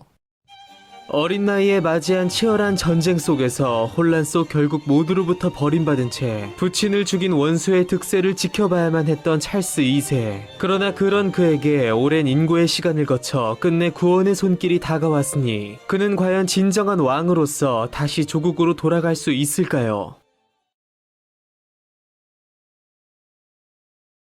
당연 보기 제안을 거절할 리 없던 찰스는 단 그에 대한 조건으로서 자신의 보기를 두려워할 인사들을 다분히 의식한 듯 지난 청교도 혁명에 대한 사면과 신앙의 자유 등을 약속한 브레다 선언을 협의했고, 이를 의회가 최종적으로 승인하면서 끝내 그의 보기가 결정됩니다. 1660년 5월 25일 고향을 떠난 지 14년 만에 합법적인 군주의 자격으로 도보 해협을 건너 잉글랜드 땅 켄트에 상륙한 찰스는 일종의 대중 이벤트를 보듯 혼란의 시기를 뒤로 한 채 안정과 질서를 갈망하며 국왕 만세를 외치는 시민들의 열렬한 환호 속 마침내 런던에 입성하였으니, 이렇게 지난 10년간 영국 역사상 유일한 왕이 존재하지 않았던 공위기, 크로멜이 꿈꾸었던 공화국 즉 잉글랜드 연방은 폐지되었고 마침내 왕정복구가 이루어졌으며, 오래전 이미 스코틀랜드의 왕으로 즉위한 바 있던 그가 이번에는 잉글랜드에서 그의 생애 두 번째 대관식을 치렀으니, 그가 바로 새로운 삼국의 왕이자 찰스 1세의 뒤를 이은 잉글랜드 스튜어트 왕조의 제3대 왕 찰스 2세였습니다.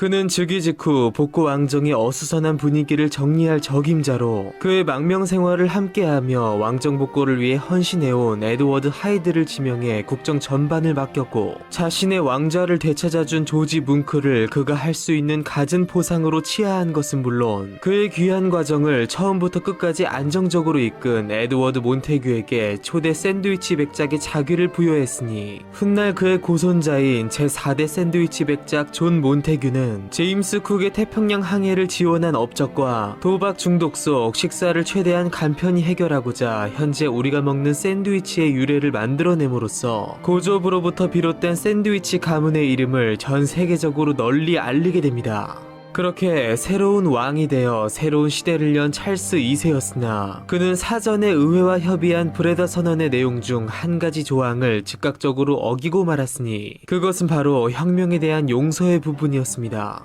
찰스 1세의 처형 12주년을 맞이한 그는 부친의 명예회복은 물론 과거 청산 및 진상규명 없이는 잉글랜드가 미래로 나아갈 수 없다고 판단했고, 아버지를 죽인 철천지 원수 올리버 크로멜의 시신을 꺼내 부관 참시를 명령함으로써 시신의 완벽한 방부 처리의 여파로 머리를 30번이나 내리쳐야 하는 수고를 감수하면서도 참수는 물론 그의 몸통을 조각내어 시가지에 걸어놓아 온갖 수치를 당하게 했으며, 이것이 국왕의 뜻만은 아니었는 듯 생전 그의 엄격한 통치에 진절머리가 났던 민중들 역시 그의 시신에 침을 뱉고 돌을 던지기도 했습니다. 더불어 그는 크로멜의 추종자들 중 부친의 사형을 주도한 26명에게 반역죄를 들어 줄줄이 교수형을 내렸으며, 피해 축제는 거기에서 그친 채 그 외 당과 여론에 휩쓸려 동조했다고 판단되는 이들은 따로 가려내어 사형이 아닌 징역형 등 낮은 수준의 처벌을 내리는 등 실리를 챙기면서도 타협과 포용이라는 대원칙을 유지했고, 그는 그렇게 과거 청산 작업을 나름 최대한 간단히 매듭지음으로써 권위를 세우면서도 과거에 심하게 매몰되지 않는 타협과 상생의 국정 운영을 꾀하게 됩니다.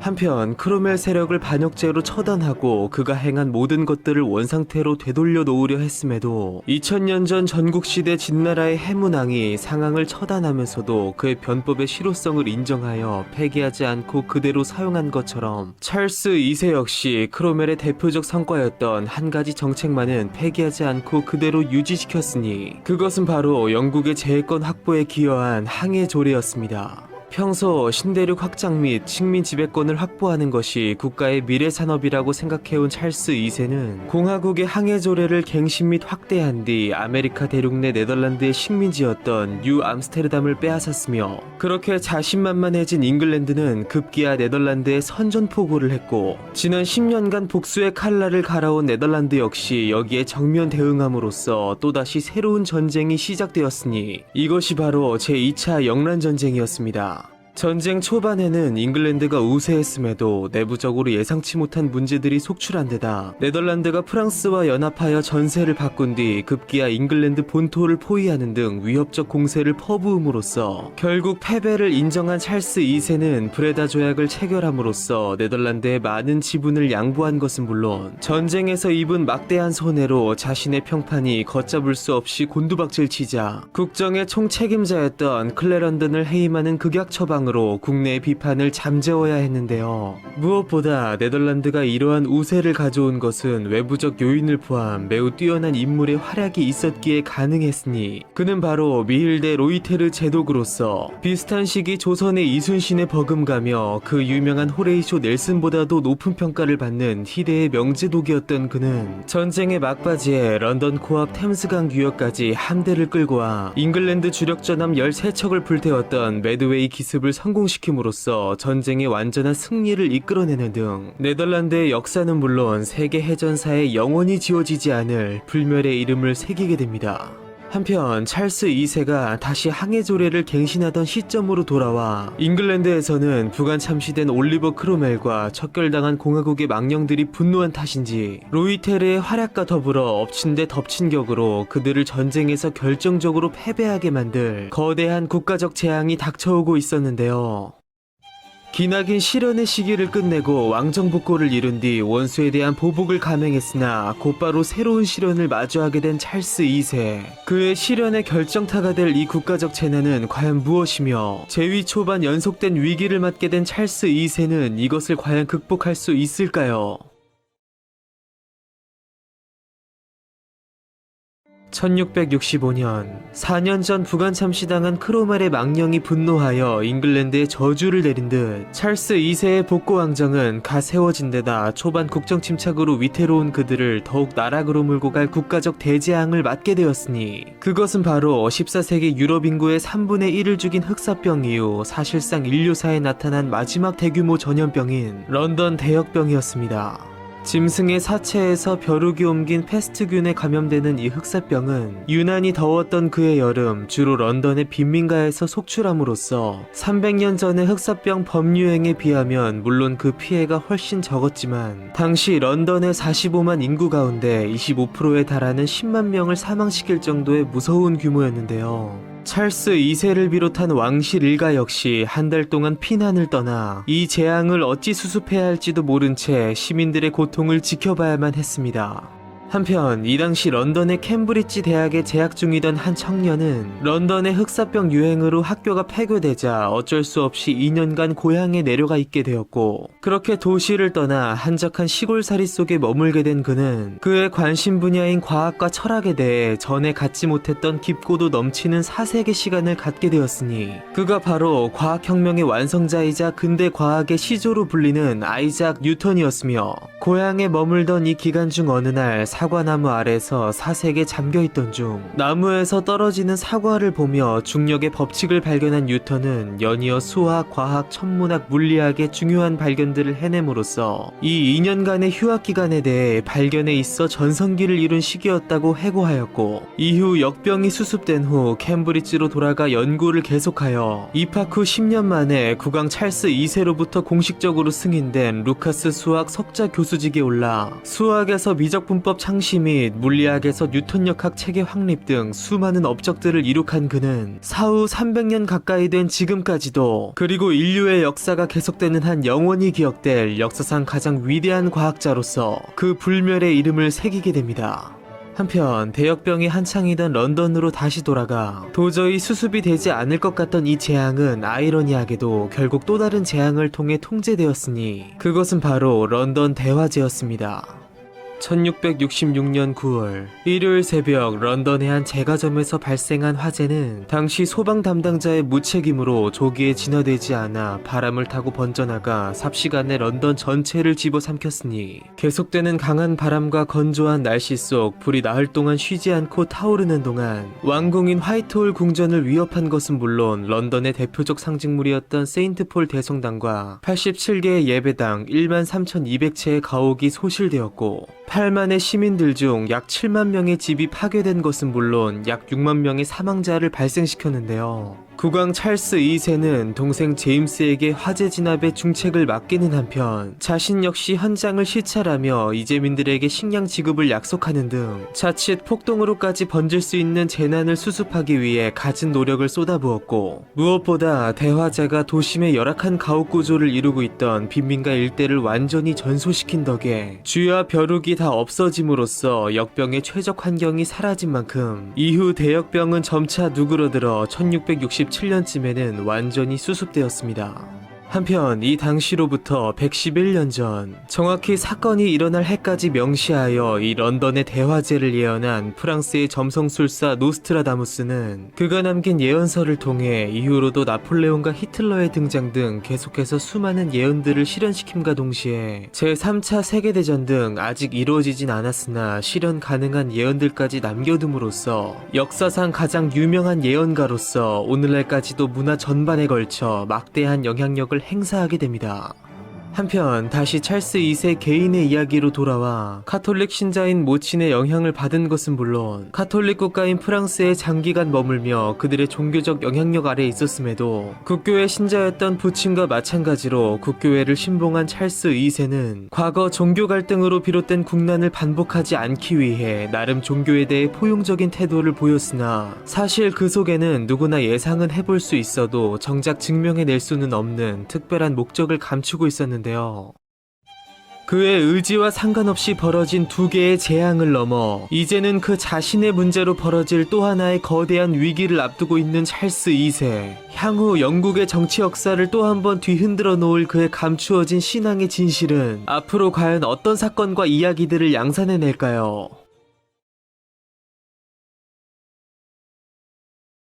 독실한 국교회 신자였던 찰스 1세의 아들답게 찰스 2세 역시 명목상 신실한 국교회 신자였으나 카톨릭 신자인 어머니의 영향 때문인지 아니면 오랜 기간 카톨릭 국가인 프랑스에 머물렀던 탓인지 그는 재위 내내 표면적으로는 국교를 신봉하면서도 은연중 친카톨릭적 성향을 드러내곤 했는데요. 왕정복고 초기 공화국의 잔재를 쓸어버리는 작업의 일환으로서 찰스 2세는 비국교도 세력을 무력화시키고 국교회를 재건하기 위한 일련의 법들로 구성된 클레런던 법전을 차례로 제정함으로써 지방 귀족들의 열렬한 지지를 얻기도 했으나 선대왕들 때 종교 갈등으로 비롯되었던 국난을 반복하지 않을 것임을 표방하며 재위 전반에 걸쳐 나름 종교에 대해 포용적 태도를 보이기도 했는데요. 그러나 이러한 그의 관용적 태도는 매번 카톨릭 세력을 비호하려는 속셈이라는 의혹의 시선을 받곤 했고 이것은 그의 재위 10년 차에 들어서면서 비로소 사실로서 드러나게 됩니다. 1670년 찰스 2세와 그의 사촌동생이자 프랑스의 왕인 루이 14세는 도버 밀약을 체결하여 잉글랜드가 루이 14세의 정복전쟁을 돕는 대가로 프랑스로부터 보조금을 얻어 잉글랜드 내에 카톨릭을 부흥시킬 것을 약속하였으며 그 결과로서 찰스 2세는 종교 관용령을 발표함으로써 카톨릭의 공공연한 부활을 꾀하였고 루이 14세가 네덜란드의 무역 독점 타파를 목적으로 일으킨 제3차 영란전쟁에서 잉글랜드는 스페인 그리고 독일 영방국들과 더불어 프랑스를 지원하게 되는데요. 그러나 머지않아 도범이락의 진실이 드러났고 협정사항 중 국왕이 카톨릭으로 개종한다는 내용이 포함된 것이 알려지면서 전쟁 반대 여론이 들끓게 된 것은 물론 왕의 지지도 역시 걷잡을 수 없이 추락했기에 찰스 2세는 어쩔 수 없이 자연스레 전쟁에서 발을 빼게 되었고 그의 종교 관용령 역시 비록 이것이 카톨릭만이 아닌 비국교도 개신교를 비롯한 여러 종교들을 포괄하는 내용이었음에도 왕의 의도가 순수하지 않음을 알게 된 의회의 반발에 부딪혀 얼마 안 되어 폐기되고 말았으며 이것으로 모자라 확실히 못을 박아야겠다고 생각한 의회는 국가의 공직을 맡는 사람을 오직 국교도에 한할 것을 법으로 규정함으로써 카톨릭교도 및 그 밖의 비국교도들을 일체 공직에서 물러나게 했으니 이것이 바로 이후 150년간 지속되는 심사법이었으며 6년 뒤 이루어진 선거를 통해 의회 정치에 신호탄을 쏜 동시에 법에 의하지 않고는 누구도 체포될 수 없고 국민이 정식 재판을 요구할 권리가 있음을 규정한 법을 추가로 통과시킴으로써 전제 정치의 위험성을 내재한 국왕을 견제했으니 이것이 바로 지금의 구속영장 제도의 시초격인 인신보호법이었습니다. 그렇게 재위 초기부터 닥쳐온 재난과 거듭된 전쟁에서의 실패, 그리고 가장 결정적인 친카톨릭 정책으로 전 국민적 신뢰를 잃은 찰스 2세는 자칫 부친의 선례를 밟을까 노심초사해야 하며 의회를 배척하지 않고 왕실 의회의 협력 체계를 유지하는 한편 그의 신복이자 동생인 요크 공작 제임스를 설득해 그의 친조카 메리를 그의 외조카이자 당시 네덜란드의 총독이었던 빌럼 3세와 뜬금 혼인시키게 되는데요. 이것은 사실 사실 계속된 전쟁으로 악화된 네덜란드와의 관계를 개선하는 한편 막강한 프로테스탄트 국가의 수장과 왕녀의 혼인을 성사시킴으로써 자신과 왕실을 향한 종교적 불신을 해소하려는 그의 철저한 계산에서 비롯된 것이었습니다. 그러나 그의 이러한 노력에도 불구하고 그에 대한 불신은 쉽게 해소되지 않았고 오히려 그간 잠잠해 있던 다른 곳에서 전혀 새로운 문제가 발생하였으니 그것은 바로 그의 후사 문제였습니다. 찰스 2세는 재위 초기 또 다른 카톨릭 국가인 포르투갈의 왕 주왕 4세의 딸 카타리나와 결혼했으나 다른 여러 정부들과의 사이에서는 수많은 혼외 자녀들을 본 반면 정식 왕비와의 관계에서는 수차례 유산을 거듭함으로써 끝내 정식 자녀를 볼 수 없었고 그의 나이가 점점 들어가고 있던 만큼 그의 후사 즉 왕위 문제가 심각하게 대두된 것이었는데요. 끝까지 그의 적자가 나오지 않을 경우 왕위 계승은 당연 그의 동생인 요크 공작 제임스에게 돌아가게 되어 있었고 이에 대해 당시 국정을 주도한 범개신교 세력은 친카톨릭 성향인 그의 형을 넘어 아예 완전한 카톨릭 교도인 제임스가 왕위에 오를 경우 예전 튜더 왕조 때의 비극을 방불케 하는 또 다른 종교 전쟁이나 국가 분열 사태가 일어날 것을 우려할 수밖에 없었으며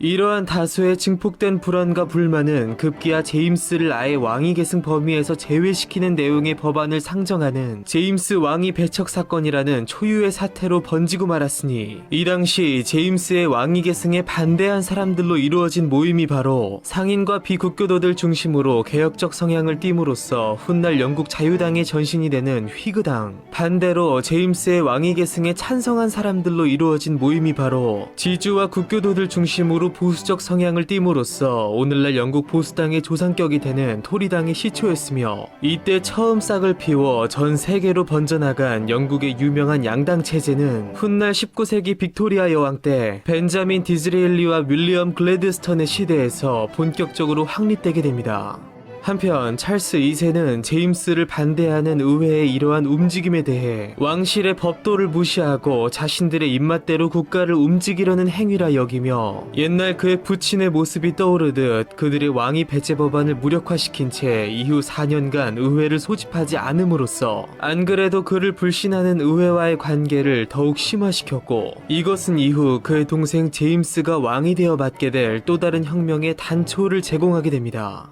한편 더 이상 합법적 수단으로 제임스의 왕위 계승을 막는 것이 어려워지자 일부 급진적인 휘급파 세력들은 더 적극적인 행동을 실행해야 한다고 여기며 분쟁의 주체인 제임스는 물론 그를 비호하는 찰스 2세를 제거하기 위한 음모를 꾸미게 되는데요.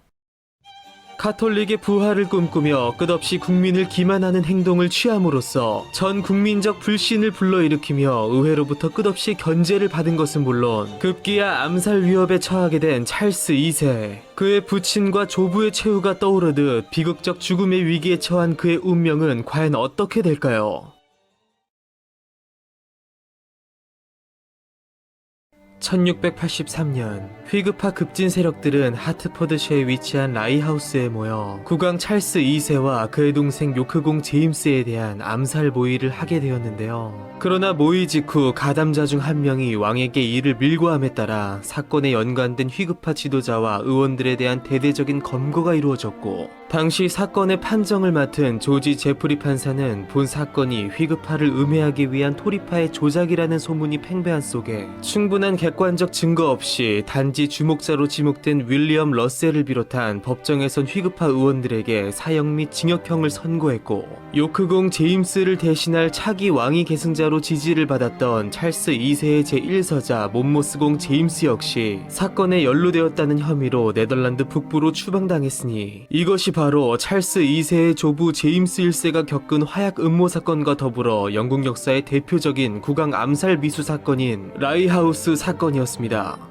그렇게 찰스 2세는 제임스 왕위 배척 사건과 라이하우스 사건이라는 두 개의 거대한 폭풍 속 비록 자신과 동생의 목숨을 구하고 왕으로서의 권위와 입지를 지켰으나 그를 향한 전 국민적 불신이 가라앉지 않고 있고 동시에 가라앉을 수도 없음을 알고 깊은 쓸쓸함을 느꼈는데요. 단 국왕 암살 미수라는 거대한 사건이 일어났고 그것에 대한 철저한 처벌이 이루어진 만큼 이후 그의 사망 시까지 후계를 둘러싼 종교적 불만은 더 이상 표면으로 불거지지 않았고 나라 안팎으로도 비교적 안정적인 기간이 이어졌습니다. 그렇게 2년 후인 1685년 갑자기 발작을 일으키며 쓰러진 찰스 2세는 자신의 심신이 완전히 지쳐버렸음을 느꼈고 34년 전 의회군에게 쫓기던 그를 구해주었던 존 허드스턴 신부를 불러 고해성사를 마침으로써 자신이 이제껏 카톨릭 신앙을 몰래 유지해왔음을 드러낸 뒤 스코틀랜드에 처음 왕위에 오른 지 36년, 잉글랜드에 왕위에 오른 지 25년 만에 54세의 나이로 결국 사망하게 됩니다.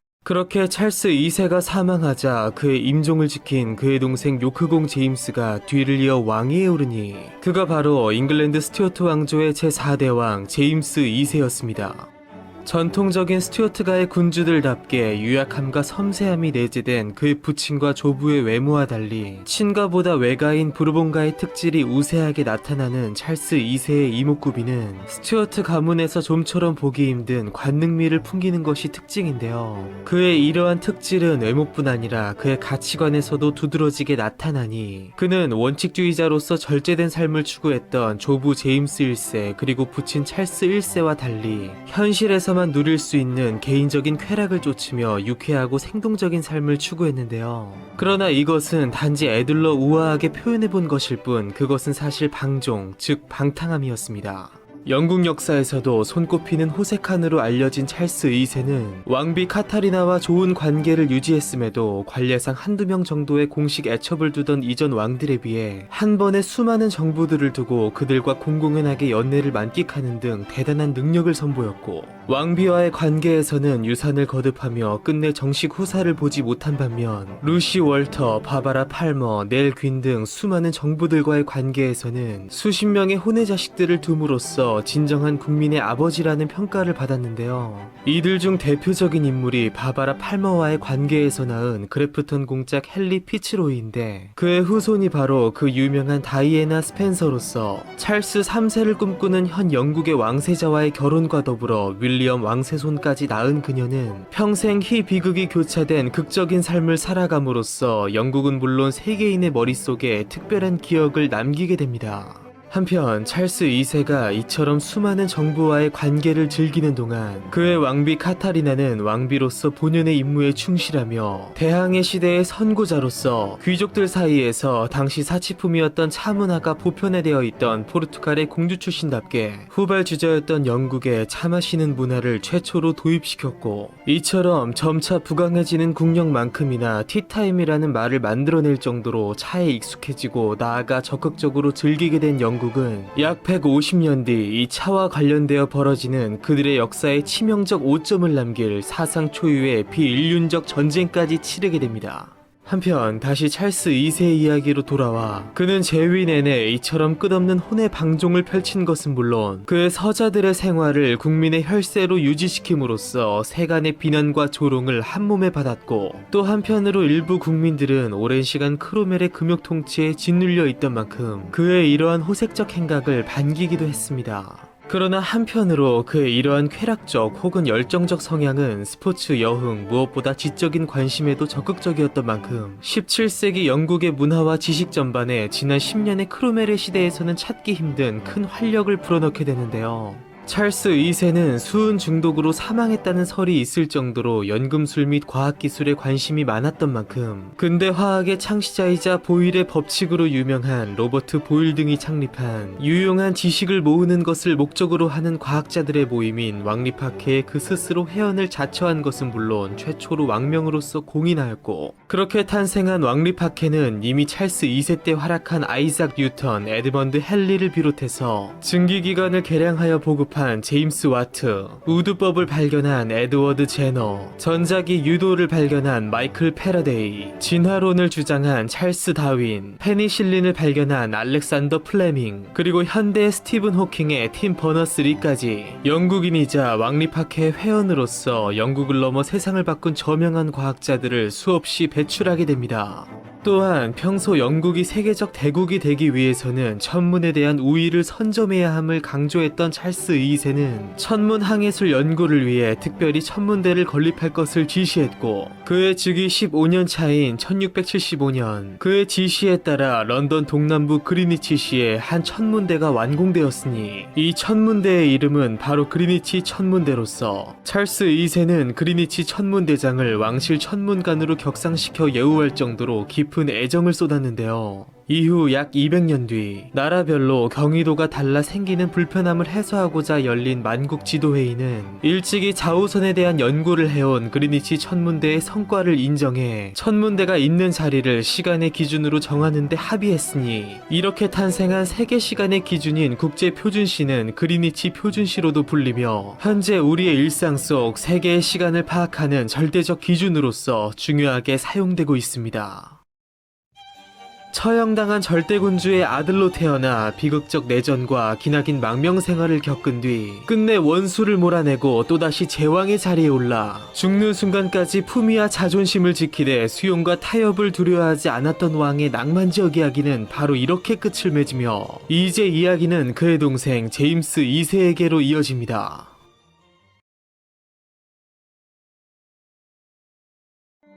1633년 런던의 세인트 제임스 궁에서 잉글랜드의 국왕 찰스 1세와 앙리에타 왕비 사이에 두 번째 아들이 태어났으니, 부친의 이름을 따서 지어진 그의 형과 달리 죽은 조부의 이름을 따서 지어진 그의 이름은 바로 제임스 스튜어트였습니다. 태어나자마자 차남으로서 요크 공작의 자귀를 부여받은 제임스는 부모의 넘치는 사랑 아래 형 찰스, 누나 메리와 우애를 다지며 행복한 유년기 속에 성장하였고, 어려서부터 부친 찰스 1세를 모범 삼아 경건한 신앙심을 갖게 된 그는 자신의 신념에 있어 좀처럼 흔들리지 않는 원칙주의적 면모를 지니게 되었는데요. 그러나 한편으로 절대 타협하지 않는 그의 이러한 외골수적 기질은 훗날 그의 정치가로서의 행보에 있어 두고두고 발목을 잡아 끝내 크나큰 비극에 이르게 하는 치명적 요소로 작용하게 됩니다. 제임스가 만 10살이 채 되기 전인 1641년 부친 찰스 1세와 의회에 멈추지 않는 갈등 속 결국 잉글랜드는 기나긴 내전에 휩싸였고,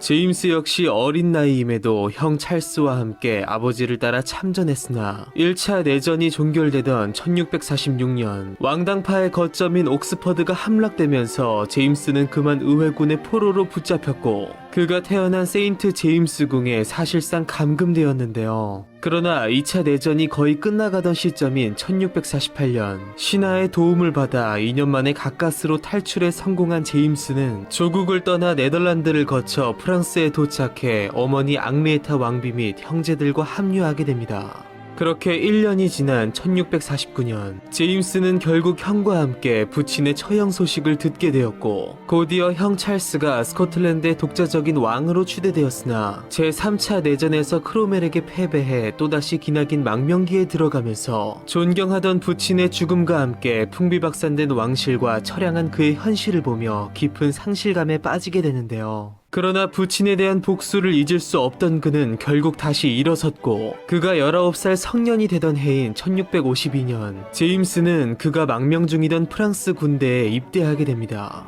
여기서 뜻밖의 행운으로 당대의 저명함은 물론 프랑스의 역사에서도 손꼽히는 명장인 튀렌 장군의 마카에서 그는 훗날 왕으로서의 치세보다 훨씬 더 길고 명예롭게 남을 군인으로서의 삶을 시작하게 되었는데요. 그는 당시 스페인과 전쟁 중이던 프랑스의 크고 작은 전투에 참가해 용맹과 뛰어난 능력을 발휘해 수차례 공을 세움으로써 튀렌의 극찬을 받은 것은 물론 뛰어난 군인이자 지도자로서의 자질을 당당히 인정받게 됩니다. 그러나 이후 그의 형 찰스가 크로멜과 동맹을 맺은 프랑스를 견제하기 위해 스페인과 동맹을 체결하자 프랑스군에서 사실상 쫓겨나게 된 제임스는 형의 권유로 마지못해 재차 스페인군에 입대함으로써 크로멜의 영국군 및 프랑스 연합군과 영국의 망명 왕당파 및 스페인의 연합군 사이에서 벌어진 뒷 전투에 참가해 또다시 큰 활약을 펼치기도 했습니다. 한편 전쟁이 끝나기 무섭게 영원한 권세를 누릴 것 같던 희대의 권력자 올리버 크로멜이 마침내 사망했고 2년 뒤 왕정복구가 이루어짐에 따라 찰스 2세로 등극한 형과 더불어 명예롭게 조국으로 귀환하여 요크 공작의 자규를 회복한 제임스는 형 찰스 2세를 도와 복구 왕정의 국정 운영에 적극적으로 참여하게 됩니다.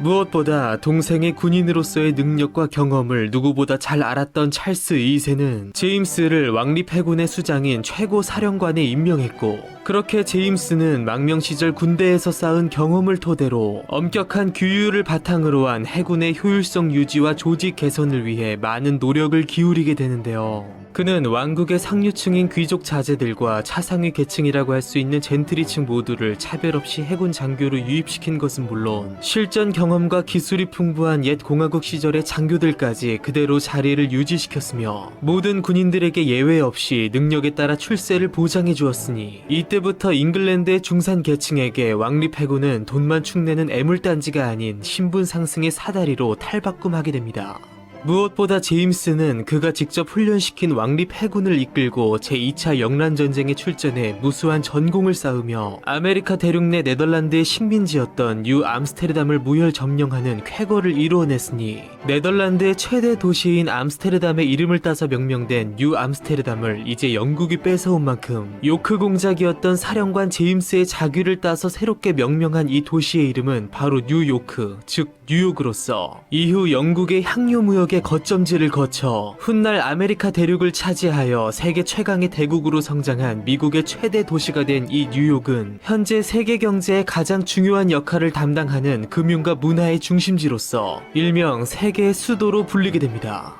이처럼 우리가 현재 인식하는 깊은 역사를 자랑하는 영국의 왕립해군, 즉 로얄 네이비의 상당 부분은 바로 이 당시 제임스에 의해 이루어진 작품들이었으며 이후 세계 최강의 해군력을 자랑하며 역사적으로 무수히 많은 명제독들을 배출한 영국에서도 요크공 제임스는 절대로 빼놓을 수 없는 위대한 제독의 이름으로서 영원히 기억되게 됩니다.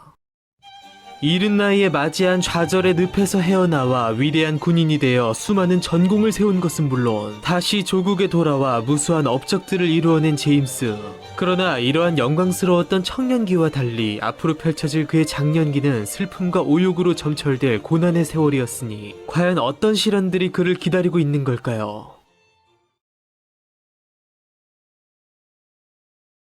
왕립 해군의 총사령관으로서 해군력 증강과 식민지 개척을 통한 영국의 해상 통제권 확장에 기여한 제임스는 나아가 제2차 그리고 제3차 영란전쟁에서 영국 해군을 총진두지휘하며 대외적 명성을 드높였고 대내적으로도 그의 명성을 높이는 특별한 계기를 맞닥뜨리게 되는데요. 런던 대화재가 일어났을 당시 형 찰스 2세로부터 화재 진압의 중책을 명받은 제임스는 효율적인 진화 작업을 위한 조직을 설립하는 한편 민심을 교란시키는 유언비어에 대해서는 친히 나서서 적극적으로 해명했으며 요크 공작 전하께서는 어려움에도 불구하고 밤낮으로 진화 작업에 매진하여 백성들의 마음을 얻었다는 기록이 있을 정도로 몸소 물동이를 들며 진화 작업을 거두는 등 솔선수범, 즉 노블리스 오블리제의 전형을 보여주었습니다. 그러나 이처럼 찬란했던 그의 왕정복구 초기의 모습과 달리 앞으로 펼쳐질 그의 앞날에는 다소 험난한 여정이 예정되어 있었습니다.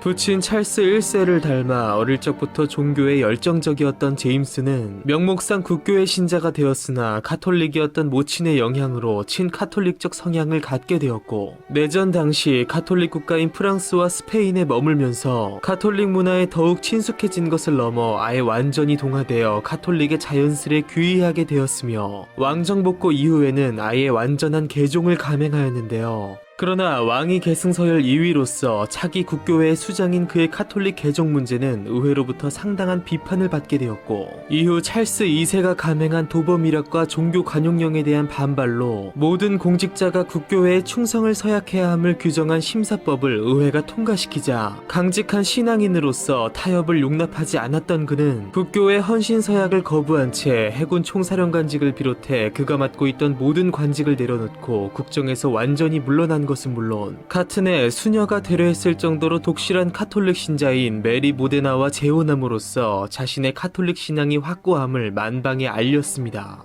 한편 제임스는 자신의 신앙과 별개로 사별한 전 부인에게서 얻은 두 딸 메리와 앤을 왕실의 법도에 따라 국교도로 양육했고, 형 찰스 2세가 외교 문제를 비롯해서 친카톨릭 정책으로 바닥난 민심을 끌어올리고자 그의 조카 메리와 네덜란드의 총독 빌럼의 혼인을 제임스에게 제안하자 그는 이에 역시 반대하지 않고 형의 뜻을 존중해 기꺼이 따르게 됩니다. 그러나 이것과 별개로 형 찰스 2세가 점차 나이가 들어감에도 끝까지 적자를 보지 못한 만큼 왕위 계승은 결국 동생인 제임스에게 돌아가게 되어 있었고, 제임스가 국교도가 아닌 완고한 카톨릭 교도였던 만큼 그의 왕위 계승이 또 다른 국가 분열 사태를 초래할 것을 우려한 의회가 그를 반대한 휘급파와 찬성한 토리파로 갈라져 강하게 대립한 것은 물론, 교황청과 영국 내 카톨릭 교도들이 합심해 제임스를 왕으로 옹립하여 영국을 카톨릭 세력권으로 집어삼키려 한다는 일명 교황의 음모로 불리는 이 실체를 확인할 수도 없는 소문이 삽시간에 잉글랜드 전체에 퍼져 전국을 집단 공포에 빠뜨림에 따라 곳곳에서 카톨릭 교도를 향한 테러와 방화가 일어났으며, 물 만난 고기 마냥 그를 반대한 휘급파가 급기야 제임스를 아예 왕위 계승 범위에서 제외시키는 내용의 법안을 상정하는 일명 제임스 왕위 배척 사건으로 나타나게 되었는데요. 그러나 찰스 2세는 그의 동생을 지키고 왕실의 법도를 세우고자 낭서를 최초 퍼뜨린 자를 색출해 처벌하고 휘급파의 왕위 배제 법안을 무력화시키는 등 강경 대응했고, 휘급파 급진 세력들이 그와 제임스를 암살하려 한 라이하우스 사건까지 벌어지자 가담자들을 철저히 처벌하는 등 엄정한 대처로 흔들리던 그의 통치권을 공고히 한 것은 물론, 사랑하는 동생 제임스와 그의 왕위 계승권을 끝까지 비호했고, 연속된 불미스러운 사건으로 제임스의 계승 반대 세력들이 곧 반역 세력으로 귀결됨에 따라 그의 후계를 둘러싼 불만 역시 잠시 가라앉게 됩니다. 그렇게 2년의 시간이 흘러 국왕 찰스 2세가 발작을 일으키며 끝내 사망했고, 모두의 우려 속 국교의 나라인 잉글랜드에서 단순 친카톨릭도 아닌 아예 완전한 카톨릭 교도인 제임스가 웨스트민스터 성당에서 대관식을 치르고 끝내 왕위에 올랐으니, 그가 바로 끝없이 종교 갈등을 일으키며 훗날 명예혁명의 단초를 제공하게 되는 스코틀랜드의 제임스 7세이자 잉글랜드 스튜어트 왕조의 제4대 왕 제임스 2세였습니다. 왕립 해군의 개척자이자 신앙의 문제를 뛰어넘어 끝내 영국의 왕위를 거머쥔 제임스 2세. 그러나 타협을 불허하는 외골수적 성격과 타 종교에 대한 굳건한 신념을 가진 왕의 등장은 국정에 꺼지지 않을 대혼란을 또다시 예고했으니, 그는 과연 왕으로서 어떤 삶을 살며 어떤 일들을 겪게, 아니 자초하게 될까요? 어린 혹은 젊은 나이에 즉위한 선대 왕들에 비해 51살의 많은 나이에 즉위한 늙은 왕이었으나, 뛰어난 군인이자 왕실의 최측근으로서 이미 지난 수십 년 동안 국정을 수행해온 그였기에 정치가로서 제임스 2세의 역량은 이미 검증된 것이었다고 할 수 있었습니다. 더불어 즉위에 앞서 이미 두 차례 큰 진통을 겪은 그였던 만큼 그의 재위 초기는 비교적 큰 소란 없이 순조롭게 이루어지는 듯 보였으나, 즉위 2달 만에 제임스 2세는 곧바로 큰 위기를 맞게 되었으니, 2년 전 라이하우스 사건에 연루되어 네덜란드로 추방당해 있던 선왕의 제1서자 몬모스공 제임스가 그의 삼촌인 제임스 2세의 카톨릭 신앙을 문제 삼으며 영국의 프로테스탄트 전통을 무너뜨릴 수 없다는 것을 대의 명분으로 내세워 잉글랜드 남서부를 거점으로 대규모 반란을 일으켰고, 같은 시기 북쪽의 스코틀랜드에서는 아가일 백작 아치볼드 캠벨이 몬모스와 뜻을 같이해 역시 반란을 일으킨 것이었는데요. 그러나 다소 충동적이었던 이들의 반란은 한 달 만에 급속도로 진압되었고, 반역 사태를 좌시할 수 없던 제임스 2세는 5조각으로 잘려나간 몬모스를 비롯해서 아가일 백작 등 또 다른 반란의 주체들을 참수시킨 것은 물론, 참수당한 병사 200여 명의 머리를 길가에 걸어놓아 본보기를 보이기도 했습니다. 그는 이 위기 사태를 자신의 왕으로서의 강한 지도력을 국민에게 보여줄 수 있는 절호의 기회로 여겼으나, 한편으로 이미 예상된 자신에 대한 거센 반발을 보며 그의 반대 세력과 그 저변에 깔린 국민적 정서를 어떻게 조율해 나갈지에 대해 깊이 고민하게 되었는데요. 그러나 또 한편으로 자신의 카톨릭 신앙에 대한 거센 위협을 느낀 그는 종교적 문제에 있어 극도로 방어적 태도를 갖게 된 것은 물론 국민의 불신을 받는 왕으로서 일종의 피해의식을 갖게 됨으로써 자신이 주도하는 정책에 거의 병적으로 집착하게 되었고, 그의 본래 뜻과는 달리 오히려 극단적인 비타협적 자세를 취하게 되었으니 그의 이러한 모습은 앞으로 닥쳐올 또 다른 파국을 예고하게 됩니다. 그는 이후 가톨릭 국가들과 활발한 교류를 추진하는가 하면 심사법을 무시한 채 가톨릭 신자들을 국가 고위직에 임명했고, 이에 반발하는 7명의 국교회 주교들을 불법으로 체포했으며, 여기에 결정타로서 그의 형 찰스 2세가 한 차례 시행했다가 거센 반발을 샀던 종교 관용령을 2번에 걸쳐 연달아 발표함으로써 엄청난 폭풍을 불러오게 됩니다. 사실 그는 가톨릭을 국교로 삼아 타 종교를 피로 탄압했던 메리 1세와 달리 단지 가톨릭 역시 합법적으로 잉글랜드 땅에서 존속되기를 원했고, 그의 사촌인 프랑스의 왕 루이 14세의 낭트 칙령 폐지와 위그노 탄압을 비판하며 잉글랜드 역시 국교회만을 강요할 것이 아닌 더불어 가톨릭으로의 회귀 또한 아닌 단지 모든 종파를 위한 종교적 관용을 원한 것이었는데요. 그렇기에 그는 가톨릭을 포함 비국교파 프로테스탄트는 물론 유대교, 심지어 이슬람교까지 그들의 예배 참석을 허락했고, 심지어 비종교인들까지 그들의 신념의 자유를 보장했으니, 이것을 현재의 관점으로 본다면 개인의 종교적 신념을 포용함으로써 시민의 기본권을 보장한 매우 진보적 법령으로 볼 수 있겠으나, 당시 국교회 및 청교도의 입장에서는 그간 숨어 지내던 가톨릭 세력들이 활개치고 다닐 발판을 왕이 몸소 마련해준 것이었으니, 제임스 2세에 대해 일말의 희망을 갖고 있던 국교의 성직자 및 신자들은 당연 아연실색했고, 이 종교 관용령을 기점으로 극렬한 집단적 반발을 일으킨 것은 물론 국왕으로부터 완전히 돌아서게 됩니다. 그러나 예전 찰스 1세 때와 같은 왕을 처형시키는 비극도 크로멜 시대의 공포도 원하지 않았던 대다수 국민들은, 왕이 이미 50대 중반의 고령인데다 그의 자녀들은 가톨릭인 부친과 달리 국교도 신자였던 만큼 왕의 사망과 그들의 왕위 계승까지 조금만 버티면 될 것이라는 막연한 생각을 하였으나, 삶이라는 것이 늘 그렇듯 예상치 못한 문제가 발생하고 말았습니다. 이례적으로 정식으로 2번의 결혼을 경험한 제임스 2세는 복고왕정 초기 어머니 앙리에타 태후의 반대에도 불구하고 타국의 왕족도 아닌 이제갓 귀족이 된 클레런든 백작의 딸 앤 하이드를 사랑하여 결혼하였고, 그녀와의 관계에서 장녀 메리와 차녀 앤을 보았는데요. 그러나 그의 결혼 11년차 헌신적이었던 아내 앤 하이드는 남편의 주기를 보지 못한 채 임종을 맞이했고, 2년 뒤 제임스는 그보다 무려 25살이 어린 이탈리아 북부 모데나 공국의 메리와 재혼했으며, 가톨릭 신자였으나 수려한 외모에 차분한 성품을 지닌 그녀는 결혼 후 10년 동안 임신과 출산을 거듭했으나 끝없이 안타까운 결과를 맞이한 만큼 첫 아내에게서 얻은 2명의 딸 이후 국왕은 더 이상의 자녀를 얻지 못하였는데요. 그렇게 다시 제임스 2세의 혼란스러운 국정으로 돌아와 종교 관용령으로 나라 전체가 어수선한 상태에서 늙은 카톨릭 왕의 사망과 그의 딸들을 통한 프로테스탄트 군주의 통치라는 의회의 간절한 염원과 달리 아무도 예상하지 못한 일이 벌어지고 말았으니, 실패의 늪을 뛰어넘어 메리 왕비가 그만 늦둥이 아들을 낳고 만 것이었습니다. 20년 전 왕제의 신분에서 2딸의 국교도로서의 양육을 허락한 지난 과거와 달리 종교 관용령까지 선포한 왕의 입장에서 갓 태어난 그의 아들은 철저히 가톨릭 신자로 양육되어 왕위를 계승할 것이 불보듯 뻔해지자 결국 의회는 특단의 대책을 간구하게 되는데요. 그들이 생각하는 특단의 대책이란 과연 무엇이며, 연달아 새로운 국면을 맞게 된 제임스 2세의 운명은 과연 어떻게 될까요?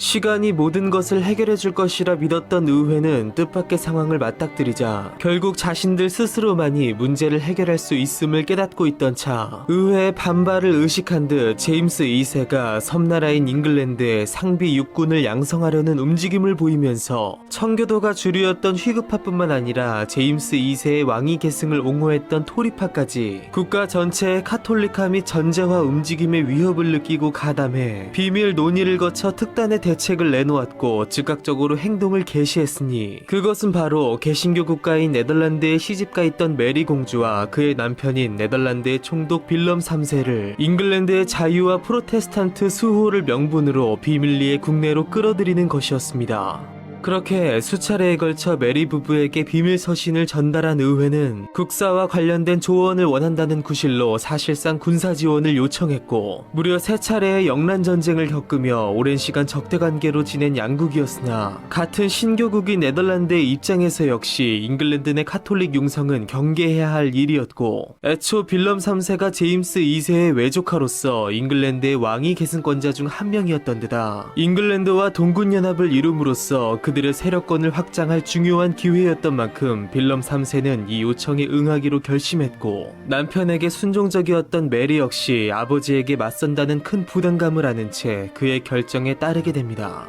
그렇게 빌럼은 철저한 계획하에 네덜란드의 대규모 정예병력을 이끌고 잉글랜드 토베이만에 상륙했고, 한편 늦둥이 아들의 탄생을 한창 기뻐하고 있던 차에 딸과 사위가 자신을 치료한다는 소식을 듣고 경악을 금치 못한 제임스 2세는 사촌 루이 14세로부터 군사 원조를 제안받았으나 험악해질 민심을 우려하여 거절한 채 본래 스스로가 뛰어난 군인이었던 만큼 직접 군을 이끌고 이들에 맞서려 했으나 그로서는 전혀 예상치 못한 기상천외한 일이 벌어지고 말았으니 둘째 딸 앤과 그의 신복들을 비롯해서 대부분 신교도로 구성된 군의 주요 지휘관 및 병사들이 왕인 그를 버리고 빌럼에게 투항해버린 것이었습니다. 그렇게 믿을 수 없는 광경을 지켜보며 자식들로부터 배신당했음은 물론 민심이 자신을 완전히 떠나버린 것을 깨달은 제임스 2세는 정신적 충격 속에 신체적 이상까지 나타나면서 그를 급격히 무너뜨렸고, 주여 저를 불쌍히 여기소서, 자식들마저 저를 버렸나이다 라는 말을 남기고는 아직 싸워볼 수 있는 병력이 남아있었음에도 모든 것을 포기한 채 프랑스로 도피하게 됩니다.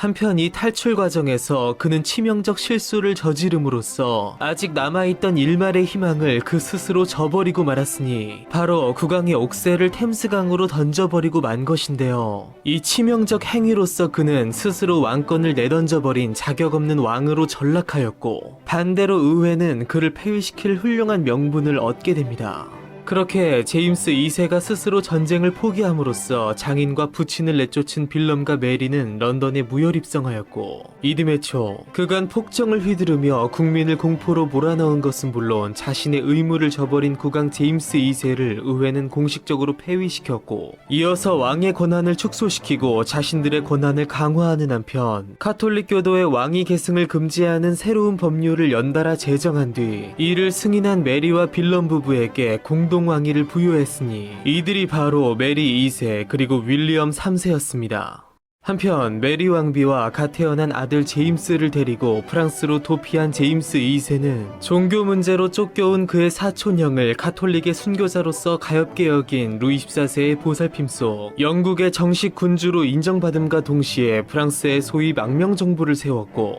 자신을 배신한 두 딸과 사위에 대한 괘씸함, 더불어 나라의 안녕을 위해 노력해온 자신을 신하인 의회가 함부로 폐위시킨 것을 도저히 받아들일 수 없던 그는 프랑스의 도움 속에 그의 폐위를 인정하지 않고 여전히 그를 군주로서 떠받드는 아일랜드와 스코틀랜드의 일부 세력과 연합해 재기할 기회를 노리게 되는데요. 특히 동군연합도 아닌 일방적 식민 지배를 당해온 것은 물론 그들의 입맛대로 자신들을 유린해온 잉글랜드 의회를 불신한 아일랜드는 합법적 왕을 몰아낸 타국의 신교도 윌리엄과 메리를 받아들이지 않고 친카톨릭적이었던 찰스 2세를 넘어 완전한 카톨릭교도로서 종교의 관용을 선포한 선왕을 가장 적극적으로 지지해온 만큼 아일랜드와 가장 활발히 연락을 취한 제임스 2세는 그의 딸과 사위가 새로운 왕에 즉위한 지 불과 한 달 만인 1689년 3월 새로운 혁명을 꿈꾸며 아일랜드 킨세일에 상륙하게 됩니다.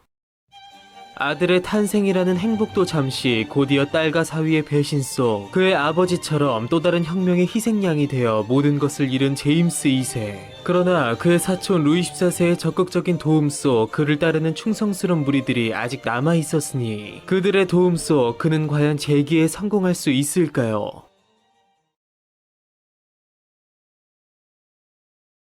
1689년 더블린에서 소집된 의회는 제임스 2세를 그들의 독자적인 왕으로 인정하였고, 윌리엄 3세가 이를 반역행위로 규정함에 따라 1년 전 이루어진 무혈혁명은 아직 흘리지 않은 그들의 피를 새롭게 요구하게 됩니다. 그로부터 1년 반이 지난 1690년 윌리엄 3세는 삼촌이자 장인을 치고자 잉글랜드 네덜란드 연합군대를 이끌고 더블린 북쪽 보인강 연안에 도달했고, 제임스 2세 역시 아일랜드 프랑스 연합군을 이끌고 그를 배신한 조카이자 사위를 친히 맞이하였는데요. 단 윌리엄의 군대가 수적인 우세를 차지했음은 물론 네덜란드의 청이군이 더해진 정예 병력이었던 반면, 제임스의 군대는 갓 소집된 오합지졸이었던 데다 이미 노쇠한 그가 예전만큼의 군사적 능력을 발휘하지 못한 만큼 아일랜드 프랑스 연합군은 결국 대패하고 말았고, 그는 결국 모든 것을 버리고 다시 프랑스로 도망쳤으며, 윌리엄이 아일랜드에 대한 재정복을 완수한 반면 제임스는 다시는 영국 땅을 밟지 못하게 됩니다.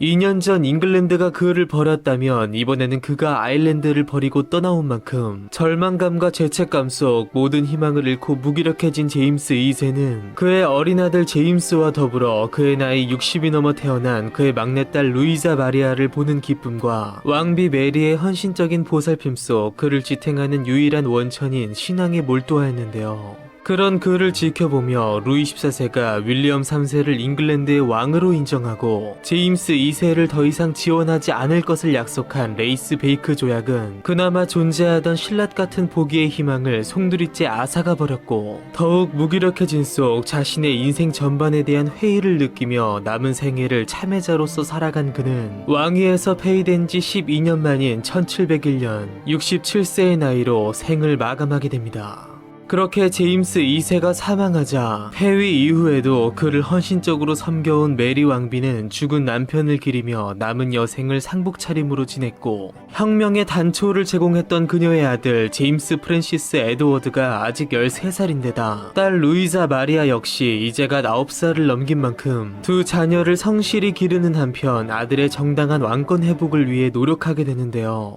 실제로 아들 제임스 에드워드 역시 죽는 순간까지 잉글랜드의 왕위를 주장한 제임스 2세의 아들로서 자신 역시 합법적인 후계자라 생각한 만큼 부친의 뒤를 이어 잉글랜드의 왕위를 되찾을 것을 천명하였고, 루이 14세 역시 새로운 희망을 품고 잉글랜드와의 지난 약속을 깨는 한편 그의 오촌 조카가 잉글랜드의 새로운 왕 제임스 3세임을 선포했는데요. 실제로 지난 혁명과 제임스 2세의 폐위는 철저히 잉글랜드 의회의 주도로 이루어진 일이었고, 단지 동군연합으로 얽혀있던 스코틀랜드 그리고 아일랜드는 지난 청교도 혁명에 이어 자신의 왕을 멋대로 갈아치운 이 행위를 끝까지 받아들일 수 없던 만큼 계속해서 반란을 일으키며 잉글랜드에 저항했고, 그들의 구심점이 된 제임스 에드워드는 거기에 자신의 이복 누나인 앤 여왕의 사망으로 스튜어트 왕조의 대가 끊기자 더욱 당당히 자신의 왕위를 요구하게 되었는데요. 그러나 그가 끝까지 자신의 아버지처럼 가톨릭 신앙을 포기하지 않은 만큼 의회는 그를 받아들일 수 없었기에 왕위 계승권은 끝내 반개인 하노버가에게 돌아갔고, 제임스를 비롯해서 그를 따르는 반혁명 세력들은 이것을 받아들이지 못하고 일제히 저항했으니 이들이 바로 제임스의 라틴어 이름인 야코부스의 추종자를 뜻하는 아이트가부터 파생된 자코바이트, 즉 스튜어트 왕조의 보기를 주장한 정치 세력이었습니다.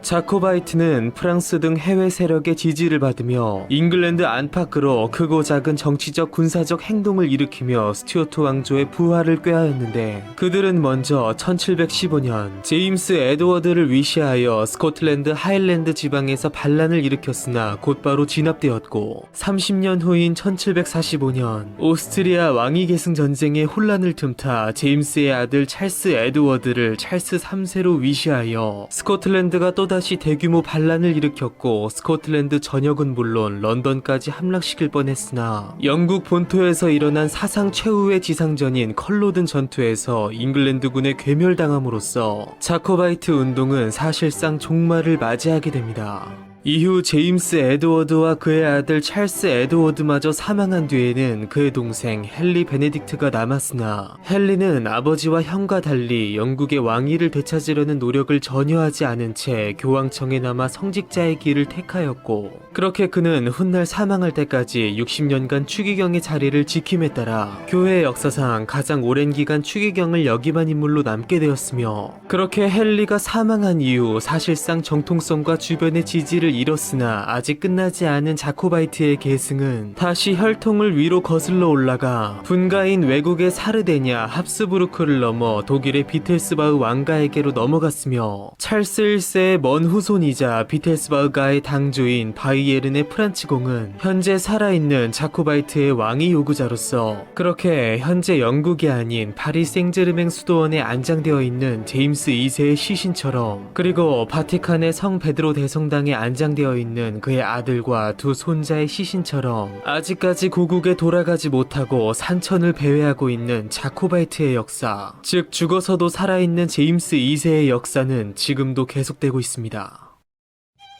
찰스 1세의 차남으로 태어나 어릴 적 맞이한 비극적 내전 속 위대한 군인으로 성장하여 신앙의 문제로 인한 난관 속 끝내 영국의 왕위를 거머쥐었으나 끝내 사랑하는 모두로부터 버림받은 왕의 영광과 슬픔의 이야기는 바로 여기에서 끝을 맺으며 이제 이야기는 그의 조카 윌리엄 3세에게로 이어집니다.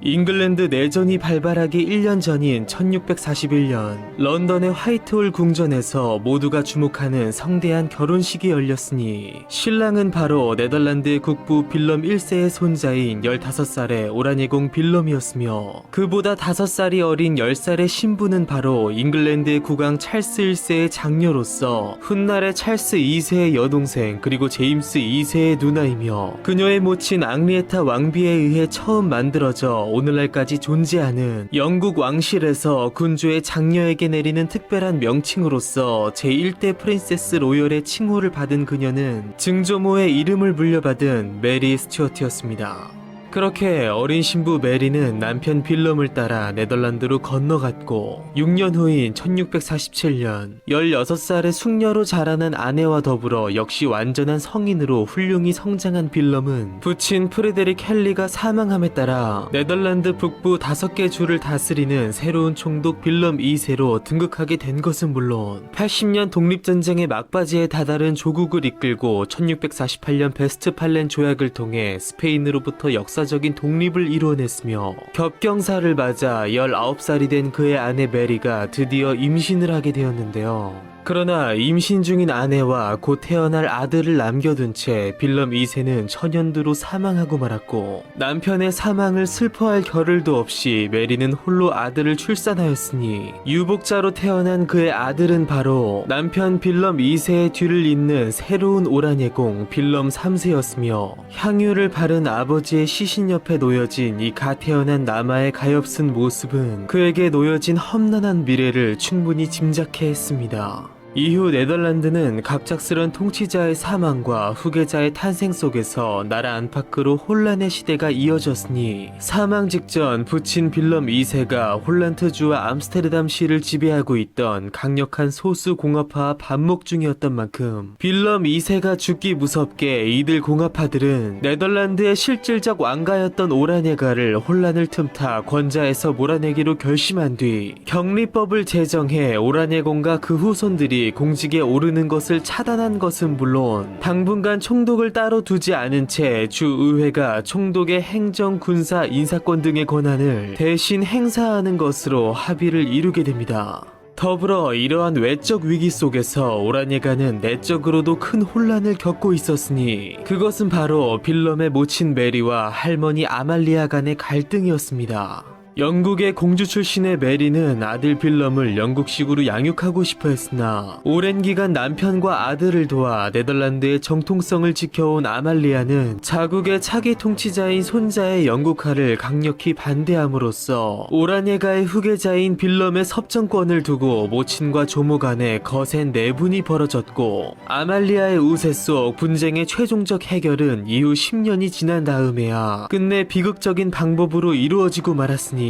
빌럼이 겨우 10살이 되던 해인 1660년 오빠 찰스 2세의 왕정복고를 축하하기 위해 런던을 방문한 메리가 먼저 간 남편의 뒤를 하루빨리 따르려는 듯 똑같이 천연두로 사망해버린 것이었습니다. 그렇게 일찍이 친부 친모를 여의고 할머니와 친척들 밑에서 양육된 빌럼은 심적 상심이 육체적 약화로 이어진 탓인지 선천적으로 허약한 체질에 천식과 폐렴 등 많은 질환을 앓았으니 이러한 요소들은 그의 침울한 성격을 형성하는 데 있어 큰 영향을 미치게 됩니다. 단 이것과 별도로 네덜란드의 건국 공신인 오라니가의 후계자인 빌럼은 할머니 아말리아의 열렬한 지지 속 통치자가 되기 위한 철저한 교육과 훈련을 받았으며 어머니 메리가 사망하면서 그녀의 오빠 찰스 2세에게 아들 빌럼의 후견인이 되어줄 것과 더불어 그의 장래를 위해 힘써줄 것을 부탁했고 이것을 그가 기억한 듯 훗날 벌어진 제2차 영란전쟁 당시 전쟁을 종결하는 평화 조건 중 하나로 그의 조카 빌럼의 지위 향상을 내놓음에 따라 영국 왕의 커다란 입김과 더불어 세월이 흐른 만큼 오라니가에 대한 불신도 점차 잦아든 탓인지 그들의 공직 진출을 방해한 격리법이 철회되었고 공화파에 반대한 세력들이 사실상 정통성을 가진 왕자인 그를 지지함에 따라 빌럼의 입지는 점차 확대되었는데요. 당시 홀란트주의 행정장관으로서 오라니가를 대신해 사실상 네덜란드 공화국을 이끌어가던 요한 드 비트는 공화주의자로서 빌럼의 영향력이 커지는 것을 견제하면서도 그의 지지 세력들은 물론 빌럼을 지지하는 자신의 반대 세력들과도 적절한 합의를 이루어야 했던 만큼 18세 이후 빌럼의 공직 진출을 허용한 것은 물론 의회의 자문기구의 회원이 되게 함으로써 국가 대소사에 대한 결정 과정과 방법 등 최소한의 국정 운영에 대한 전문 지식을 익히게 했으며 그렇게 드 비트는 빌럼의 지지자들의 불만을 흡수하는 한편 빌럼을 자신의 영향권 안에 가두려 했습니다.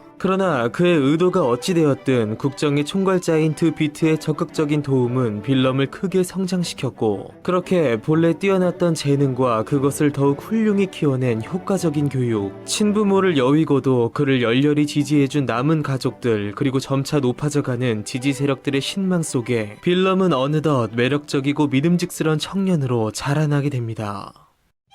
영국의 왕 찰스 1세의 외손자 그리고 네덜란드의 왕가인 오라니가의 후계자로 태어나 일찍이 부모를 여위고 공화파로부터 지위를 위협받는 속에 통치자의 제목으로 훌륭히 성장한 빌럼 3세. 그러나 실세이자 공화주의자인 드 비트는 그를 끝없이 경계하고 있었으니 빌럼은 과연 빼앗긴 총독의 자리를 되찾을 수 있을 것이며 그의 앞날에는 앞으로 과연 어떤 여정이 기다리고 있을까요? 프랑스의 왕 루이 14세의 대륙 정복 야욕이 한창 기승을 부리던 17세기 중반 제2차 영란전쟁을 끝낸 네덜란드와 영국은 스웨덴까지 참여한 3중 동맹을 체결하여 프랑스의 팽창에 대응했으나 불과 2년 뒤 영국의 왕 찰스 2세가 뜻밖의 움직임을 보이며 성인이 된 조카 빌럼이 정치 무대에 본격적으로 등장할 시기에 때맞춰 그에게 특별한 도움을 주게 되었으니 그것은 바로 루이 14세로부터 보조금을 얻는 대가로 그의 정복전쟁을 도울 것을 약속한 도보미락을 체결한 것이었으며 이것은 네덜란드의 현 실세인 요한 드 비트와 신흥 강자로 떠오른 빌럼 사이에 놓인 팽팽한 긴장감을 완전히 끊어놓는 중요한 계기를 만들게 됩니다. 그렇게 도보미락에 의거 영국 및 독일 영방국들의 지원을 받은 프랑스가 네덜란드의 무역 독점 타파를 명분으로 대규모 침략을 감행함으로써 제3차 영란전쟁과 더불어 향후 8년간 이루어질 프랑스 네덜란드 전쟁이 일어났고 해군에는 명장 로이테르가 있어 영국 해군의 접근을 막고 있던 반면 전통적으로 강한 해군에 비해 상대적으로 등한시되었던 육군은 속수무책으로 무너졌고 침략과 더불어 취해진 해상 봉쇄 속에 네덜란드의 경제는 피폐해졌으며 영국의 배신을 차마 예상하지 못하고 전쟁에 철저히 대비하지 못한 드 비트는 그의 형 코르넬리우스와 함께 프랑스의 국가를 팔아넘기려 했다는 반역 혐의로 체포 및 수감된 것은 물론 감옥을 습격한 성난 헤이그 시민들에 의해 무참히 살해당했으며 그렇게 네덜란드 전역이 공포에 떨고 있는 상황에서 모두의 유일한 희망이 된 오라니가의 계승자인 22살의 빌럼이 대다수 국민의 지지를 받으며 총사령관에 취임했고 나아가 의회의 승인하에 자국의 총독으로 선포됨으로써 20여 년 만에 오라니가의 지위를 회복한 빌럼은 기뻐할 틈도 없이 절체절명의 위기에 빠진 조국을 구해야 하는 막중한 임무를 떠안게 됩니다. 그는 제일 먼저 영국과 프랑스가 제시한 굴욕적인 평화안을 거부한 채 신성 로마 제국의 황제 레오폴트 1세를 비롯해서 여러 독일 영방국들과 스페인의 지원을 얻어내어 대프랑스 동맹을 결성하였고, 도보밀하게 진실이 드러나면서 찰스 2세의 영국이 전쟁에서 발을 뺀 한편 빌럼이 꾸준히 군대를 재건한 것은 물론 뛰어난 전술을 구사하여 승리를 거듭함으로써 오랜 투쟁 끝 프랑스군을 네덜란드 전역에서 완전히 몰아냈으며, 그렇게 결국 프랑스와 평화조약을 체결함에 따라 멸망의 위기에 놓여있던 조국에 평화를 가져옴으로써 국민들로부터 전폭적인 지지를 받게 됩니다. 한편 빌럼의 정적이었던 요한 드 비트가 죽었으나 그의 친구였던 미힐데 로이테르 제독은 지난 제2차 영란전쟁을 승리로 이끈 구국의 영웅이었던 만큼 빌럼은 그에게 해군의 전권을 주며 변함없는 신뢰를 보냈고, 로이테르 역시 그의 신임에 힘입어 영국 프랑스 연합함대를 맞아 해군의 연전연승을 이끌어냈으며, 그렇게 지난 30년간 세 차례의 영란전쟁에 모두 출전하여 대활약한 로이테르는 역사상 가장 위대한 해군 지휘관 중 한 명으로서 빌럼이 오랜 전란을 종식시키고 조국을 구하는 데 있어 크게 일조하게 됩니다. 그러나 전쟁이 끝나면 인기가 많은 영웅이 정치가로부터 시기를 받는 것이 당연한 수순인 것처럼 이순신을 시기하여 죽이려 한 조선의 선조가 떠오르듯 빌럼 역시 자신보다 더 높은 인기와 명성을 구가하는 로이테르를 시기한 것인지, 아니면 그의 친구였던 드 비트의 죽음을 방관한 자신을 그가 감히 질책한다 여긴 탓인지, 동맹국인 스페인 해군을 도우라는 명령과 함께 그는 로이테르를 머나먼 지중해 전선으로 뜬금 파견시켰고, 그렇게 네덜란드 스페인 연합해군 진영에서 프랑스 해군의 공격을 받은 그는 포탄의 다리가 잘려나가는 고통과 함께 장렬히 그러나 비참히 전사하게 됩니다. 그렇게 로이테르의 사망 소식에 온 네덜란드 국민이 슬퍼했고, 그의 시신이 조국에 돌아와 거대한 장례 행렬을 이루었지만 긴박한 정세 속 마냥 죄책감과 슬픔 속에 젖어 있을 수 없던 빌럼은 로이테르의 죽음이 또 다른 비극으로 번지지 않게 하려는 굳은 의지를 내비치듯 조국의 번영에 더욱 힘을 쏟게 됩니다. 그렇게 점차 안정을 찾아가는 국내 정세 속 어느덧 27살이 되어 결혼 정년기를 넘긴 빌럼은 마침 친카톨릭 정책으로 인한 국민적 반발이라는 위기를 맞아 정치적 타개책이 필요했던 삼촌 찰스 2세의 주선에 그의 작은 외삼촌인 요크공 제임스의 장녀이자 그의 사촌 여동생인 메리와 혼인을 맺게 되었는데요. 그렇게 둘은 부부가 되었으나 동시에 사촌지간이었고, 아내 메리가 빌럼보다 무려 12살이 어린 15살의 소녀였으며, 빌럼 자신이 전란 중에 있는 국가의 지도자로서 눈코 틀 새 없이 바쁜 세월을 보내고 있던 만큼 그의 어린 신부에게 많은 관심을 보여주지 못했으나, 남편을 따라 낯선 나라 네덜란드에 온 메리는 정략 결혼인 만큼 역시 깊지 않은 애정에도 불구하고 아내로서 남편을 충실히 섬겼으며, 이후 8년이 지난 1685년 찰스 2세가 죽고 그의 동생이자 빌럼의 장인 요크공 제임스가 제임스 2세로 즉위함에 따라 프린세스 로열 메리의 아들이자 영국의 왕위 계승서열 1위가 된 메리의 남편인 빌럼은 영국과 상관없어 보이는 네덜란드의 총독임에도 아내 메리, 처제 앤에 이어서 영국의 왕위 계승서열 3위로 떠오르게 됩니다. 한편 이러한 때 프랑스에서는 루이 14세가 그의 조부 앙리 4세 때부터 100년간 이어져 온 개인의 종교의 자유를 보장한 낭트 칙령을 퐁텐블로 칙령을 통해 철회시킴에 따라 100만 위그노, 즉 프랑스의 신교도 중 절반가량이 종교의 자유를 찾아 국외로 망명했고, 그중 7만 명은 빌럼이 다스리는 신교도 국가 네덜란드로 피신해왔으며, 유용한 상공업자, 기술자 혹은 젊은 지식인들이 많았던 이들 위그노들을 빌럼은 적극적으로 받아들여 국가 발전의 기회로 삼았으니, 그렇게 프랑스가 위그노들의 이탈로 큰 경제적 타격을 입은 반면 이미 해상무역으로 번영을 구가하던 네덜란드는 위그노들의 합류로 날개를 달게 되었으며, 이렇게 내외부적으로 자국의 발전과 안정을 구가하고 있던 빌럼에게 그의 가슴 깊은 곳 야망을 이루고 나아가 그의 꿈을 확대시켜줄 일생일대의 기회가 찾아왔으니, 그것은 바로 아내 메리의 친정이자 그의 외가인 잉글랜드 의회로부터 전달된 비밀 서신이었습니다. 빼앗긴 총독의 자리를 되찾은 것은 물론 위기에 빠진 조국을 구하고 나아가 평화와 번영의 시대로 이끈 빌럼 3세. 그러나 그의 운명은 애초 네덜란드를 넘어 그 밖으로까지 뻗어 있었으니 그의 일생을 바꾸어 놓을 이 한 통의 서신에는 과연 어떤 내용이 담겨 있을까요?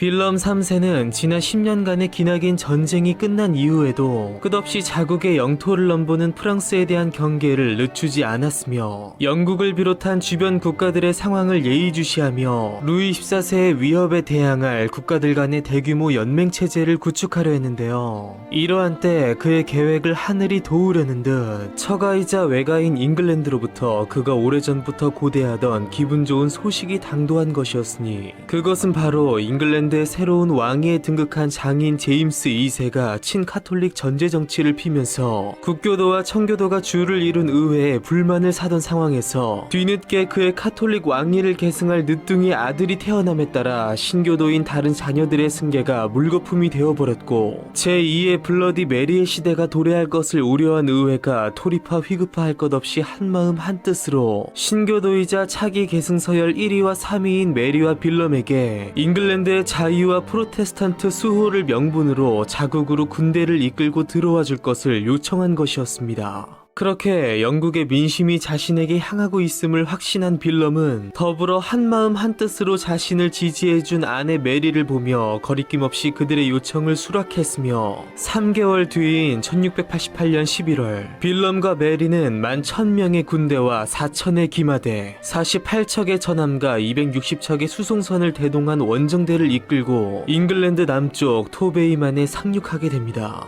한편 차마 예상하지 못한 충격적 상황에 기겁한 제임스 2세는 직접 군을 이끌고 딸과 사위에게 맞서려 했으나 왕위 계승서열 2위인 둘째 딸 앤을 비롯해서 대부분 신교도로 구성된 주요 병력들이 그들이 싸워야 할 대상인 빌럼에게 대규모 자진 투항해버리자 모든 의지를 상실한 채 왕비 메리와 갓 태어난 아들을 데리고 프랑스로 도피해버렸으며 가뿐히 승리를 거머쥔 빌럼은 수많은 병력을 이끌고 왔음에도 사실상 무혈로 전쟁을 마친 채 그들을 반기는 민중의 환호 속 런던에 입성하였고 이듬해 초 국왕의 소집 없이 열린 컨벤션 의회는 제임스 2세의 국외 탈출을 왕권 포기로 간주하고 공식적으로 폐위시켰으며 팽팽한 논의를 거쳐 본래 후계 서열 1위로서 단독 계승이 가능했음에도 공동 왕위를 고집한 메리의 의견을 받아들여 빌럼과 메리 두 부부에게 결국 공동 왕권을 이행하기로 결정했고 그렇게 얼마 후 웨스터민스터 대성당에서 대관식을 치름으로써 영국 역사상 유일무이한 공동국왕이 탄생했으니 이들이 바로 잉글랜드 스튜어트 왕조의 제5대 왕 메리 2세 그리고 윌리엄 3세였습니다. 그렇게 전제왕권에 저항하여 혁명으로 세워진 정권 아래 즉위한 윌리엄과 메리는 의회의 자유와 권리를 옹호한 권리선언을 승인한 것은 물론 비국교도 포함 오직 개신교 종파들에게만 예배의 자유를 허용한 관용법, 더불어 권리선언을 보완해 의회가 내놓은 선왕이 자행한 불법적 관행들 즉 의회에 동의 없는 법률 제정 과세 및 평시상비군 유지에 대한 금지, 그리고 카톨릭 교도의 왕위 계승 배제와 선거와 언론의 자유 보장을 골자로 하는 특별한 법률을 승인하였으니 이것이 바로 지난 대현장 권리청원과 더불어 영국의 헌정사상 가장 중요한 의미를 가지는 의회 제정법인 동시에 이후 벌어지는 미국의 독립혁명은 물론 자국의 차티스트 운동, 여성 참정권 운동에도 영향을 주게 되는 권리장전이었습니다.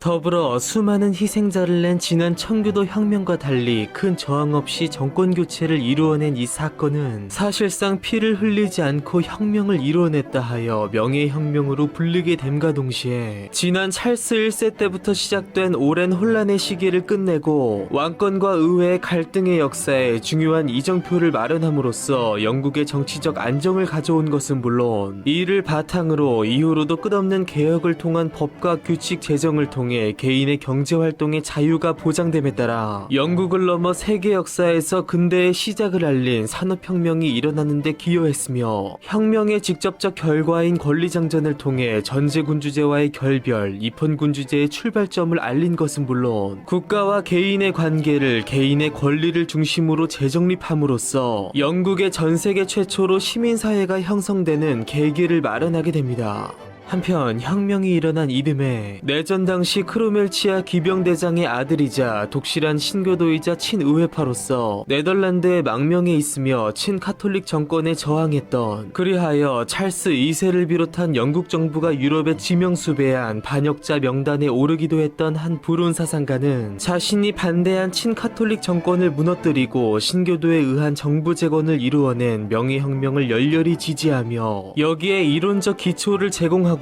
이전 토마스 홉스가 최초로 주장한 사회계약론을 바탕으로 이를 한층 더 발전시킨 이론을 담은 한 권의 책을 발표했으니 이 책이 바로 홉스의 리바이어던과 더불어 근대 정치 철학의 기념비적인 저서인 통치론, 그리고 이 책을 저술한 학자는 바로 근대 자유주의의 시조로 불리는 존 로크였습니다.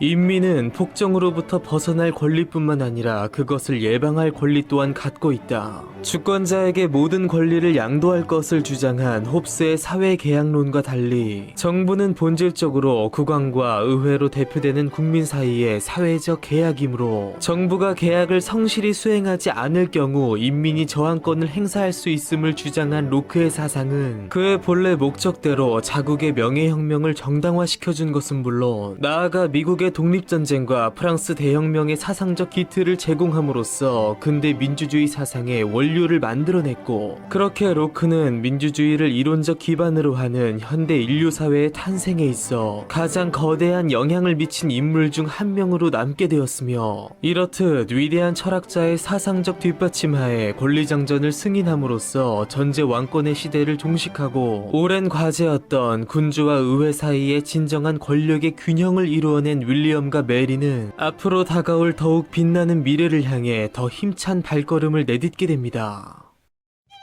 혁명을 통해 네덜란드의 총독을 넘어 영국의 왕위에 올라 입헌군주제를 받아들이고 진정한 평화와 번영의 시대를 연 윌리엄 3세. 그러나 화창한 날만이 계속될 듯 보이는 그의 미래에도 희미한 잿빛의 그림자가 서려 있었으니 두 나라의 통치자로서 더욱 막중한 책임을 떠안게 된 그에게는 앞으로 과연 어떠한 여정이 기다리고 있을까요?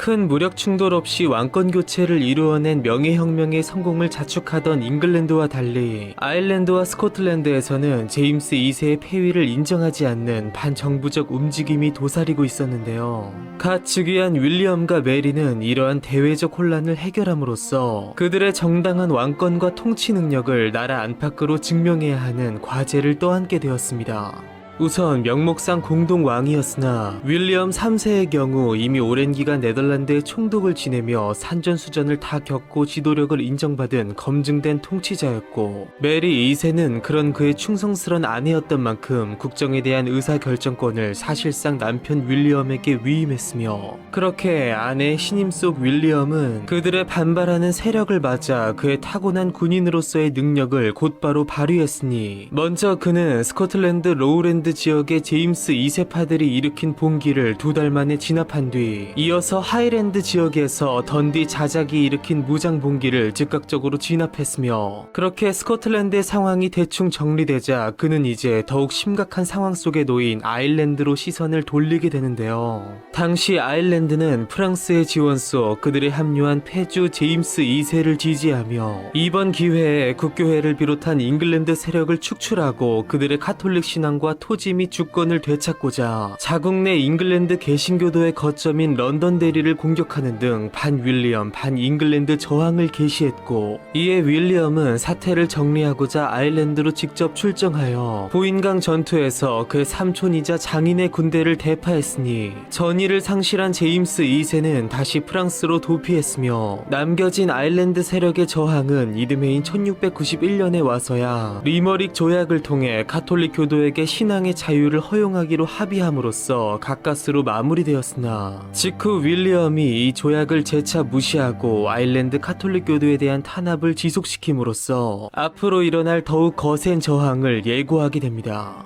그러나 여기서 아이러니하게도 아일랜드는 그들이 증오하는 이 윌리엄과 관련하여 특별한 유래를 만들어내게 되었으니 오랜 기간 대잉글랜드 투쟁을 겪으면서 윌리엄의 오라네가를 상징하는 주황색은 윌리엄의 추종자 즉 아일랜드 내 개신교도의 상징색이 되었는데 훗날 아일랜드가 영국으로부터 독립투쟁을 전개할 당시 카톨릭뿐만 아니라 자국 내 개신교도들 중 일부가 항영 독립투쟁에 속해 독립에 크게 공헌한 만큼 아일랜드 자유국이 세워지면서 정식 국기를 채택하게 되었을 당시 개신교도들의 공로를 인정하여 국기의 오른쪽에 그들의 상징인 주황색, 왼쪽에 아일랜드의 뿌리인 게일족을 상징하는 녹색, 그리고 가운데 이들 사이의 평화를 의미하는 흰색을 배치함으로써 오늘날까지 사용되고 있는 아일랜드의 국기는 아일랜드 내 오랜 종교 다툼의 각 주체인 카톨릭 그리고 윌리엄으로 상징되는 개신교, 그렇게 두 종교 집단의 평화와 이해에 대한 영원한 상징으로 남게 됩니다.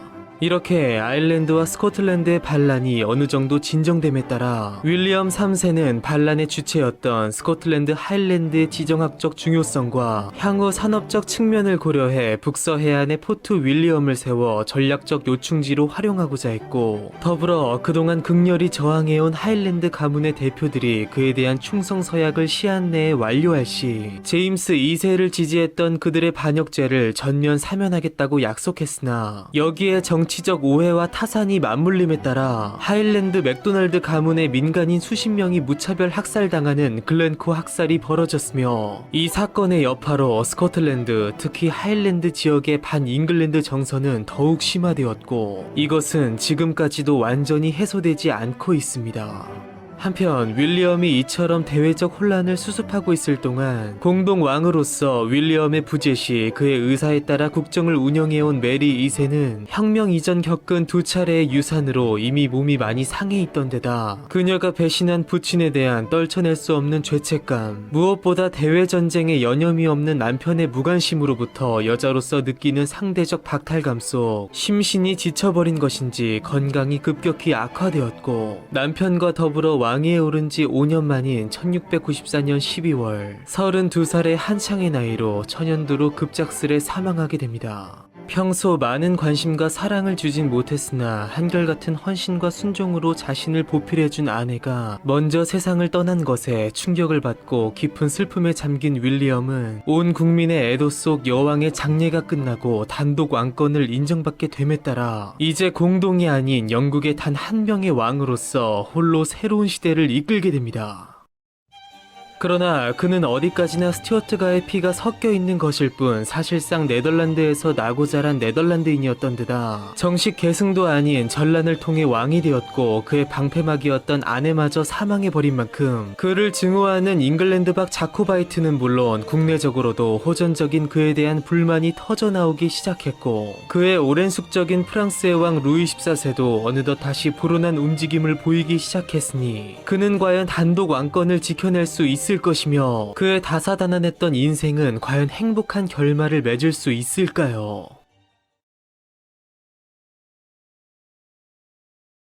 제3차 영란전쟁으로 시작된 윌리엄과 루이 14세의 악연은 지난 네이메언 강화조약을 통해 일단락되었지만 여전히 유럽 곳곳에서 프랑스가 세력을 과시함에 따라 네덜란드 및 주변국들과의 긴장관계가 계속된 만큼 윌리엄은 끝없이 프랑스를 견제하고 대적할 만한 주변국들과의 동맹을 이끌어내려 했는데요. 한편 이러한 그의 기대를 저버리지 않으려는 듯 여전히 대륙 정복의 야욕을 버리지 못한 프랑스의 왕 루이 14세는 급기야 끝없이 유럽 대륙을 넘보는 오스만 제국과 동맹을 맺고 같은 기독교 세계인 유럽을 협공하기 시작했고, 이러한 때 명예혁명을 통해 영국의 왕위를 겸함으로써 더욱 강력한 힘을 얻게 된 윌리엄이 프랑스의 비인륜적 세력 확장을 견제하며 유럽 각국이 결성한 아우크스부르크 동맹을 본격적으로 가동시켜 프랑스에 맞서게 됨으로써 유럽 전역은 또다시 기나긴 전쟁에 휩싸였으니 이것이 바로 9년 전쟁이었습니다.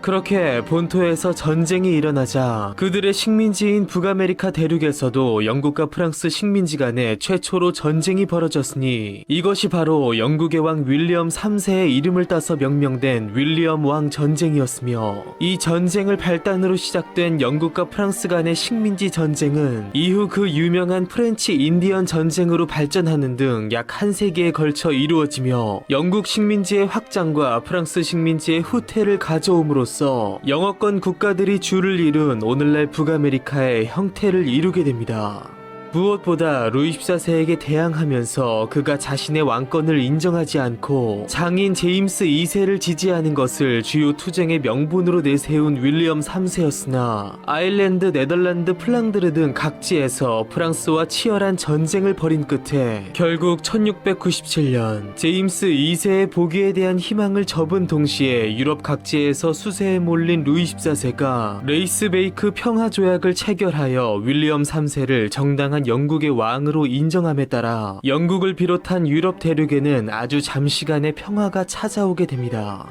한편 영국의 왕이자 자신들의 총독인 윌리엄의 뜻에 따라 끝없이 프랑스에 대항해 전쟁을 치러온 네덜란드는 적국이 대륙의 강국이었던 만큼 육상 전쟁을 위한 장비와 병력 유지에 많은 돈을 투입함으로써 국고가 머지않아 바닥나게 되었고, 그들의 부의 근원이었던 바다는 재원의 고갈로 점차 무시되었으며, 그렇게 영란 전쟁에서 수차례 보았듯 네덜란드가 점하고 있던 오랜 해군력의 우위는 그들에 비해 더 많은 재원을 해군력 증강에 투자한 영국에게 삽시간에 추월당해 버리게 되었는데요. 그렇게 흔히 세계 역사에서 일컫는 네덜란드의 황금의 17세기가 저물고 오랜 해양의 적수가 사라짐에 따라 독보적인 강자로 떠오른 영국이 이후 세계의 바다를 호령하게 됨으로써 머지않아 다가올 그들의 최전성기인 대영제국의 시대를 예고하게 됩니다. 한편 하나의 긴 전쟁이 끝나기 무섭게 유럽은 또 다른 거대한 전쟁에 휩싸일 위기에 놓이게 되었으니,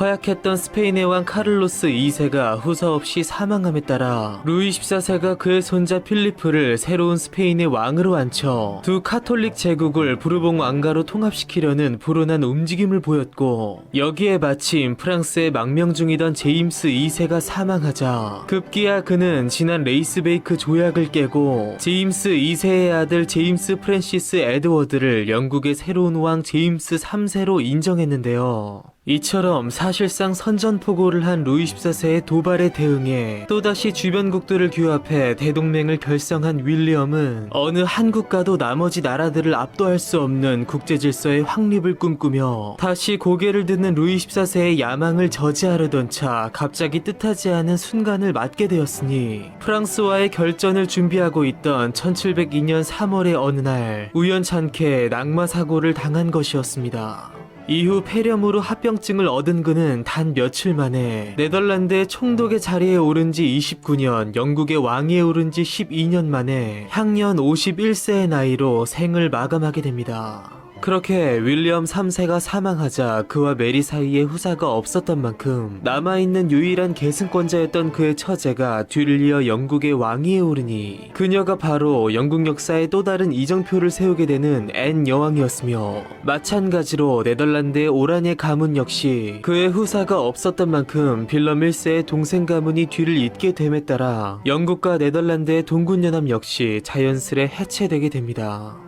네덜란드의 총독이자 영국의 왕으로서 평생을 대외전쟁 속에서 보낸 윌리엄 3세였으나 그는 대내적으로도 몇 가지 특별한 업적들을 남겼으니, 그의 즉위 직후 벌어진 9년간의 긴 전쟁 속 엄청난 전쟁 비용을 승인받아야 했던 만큼 윌리엄은 프랑스와 장기전쟁에 진절머리를 내던 의회와 끝없이 부딪혔고, 그를 한낱 이방인에다 전쟁광으로 취급한 토리파 측에서 급기야 제임스 2세의 복위 얘기까지 흘러나옴에 따라 그의 재위 전반에 걸쳐 많은 정계 인사들이 반역죄로 체포되어 처벌을 받았으며, 윌리엄은 급기야 불손한 토리파를 배제하고 그에게 우호적인 휘급파 인사들만 국가 요직에 앉혀 국정을 논의코자 했으니, 이것은 현재 영국의 상징이 된 내각제의 시초가 되었습니다. 한편 세금 제도에 있어 특별한 개혁을 단행한 윌리엄 3세는 그의 삼촌 찰스 2세 때부터 군자금 조달 목적으로 시행되어 왔으나 소득 수준이 고려되지 않아 문제가 많았던 난로세를 과감히 폐지하고 대량 생산이 어려워 귀하게 취급된 유리에 대한 과세, 즉 유리창의 개수에 따라 세금을 매기는 창문세를 도입한 것인데, 이 세금 제도는 이후 주택세의 도입으로 폐지되기 전까지 무려 150년간 지속되었고, 창문이 많을수록 당연 세액이 많았던 만큼 창문을 가려 숨기거나 아예 자체를 막아 창문의 숫자를 줄이는 등 시민들은 세금 폭탄을 피하고자 갖은 수를 다 썼으며, 그 영향으로 인해 오늘날까지 남아있는 영국의 옛 건물들의 모습을 보면 창문이 있어야 할 곳 몇 군데가 아예 막혀있는 등의 이색적인 모습이 그대로 남아있게 됩니다.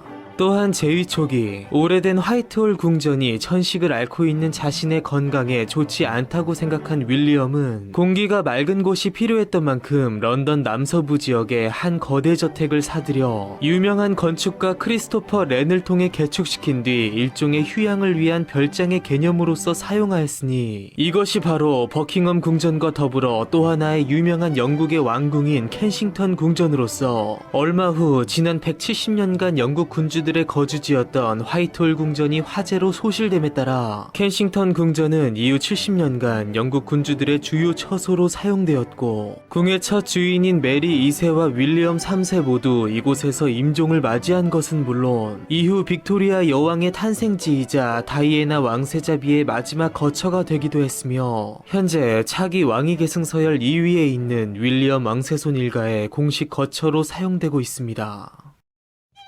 가문의 존멸의 위기 속 불행한 유복자로 태어나 네덜란드의 총독을 넘어 영국의 왕위를 거머쥔 것은 물론 일생을 전쟁 속에 살아가며 멸망의 위기에 처한 조국을 구해내고 나아가 명예로운 혁명을 일군 제왕의 이야기는 바로 이렇게 끝을 맺으며 이제는 스튜어트 왕조에 남겨진 마지막 이야기 앤 여왕에게로 이어집니다.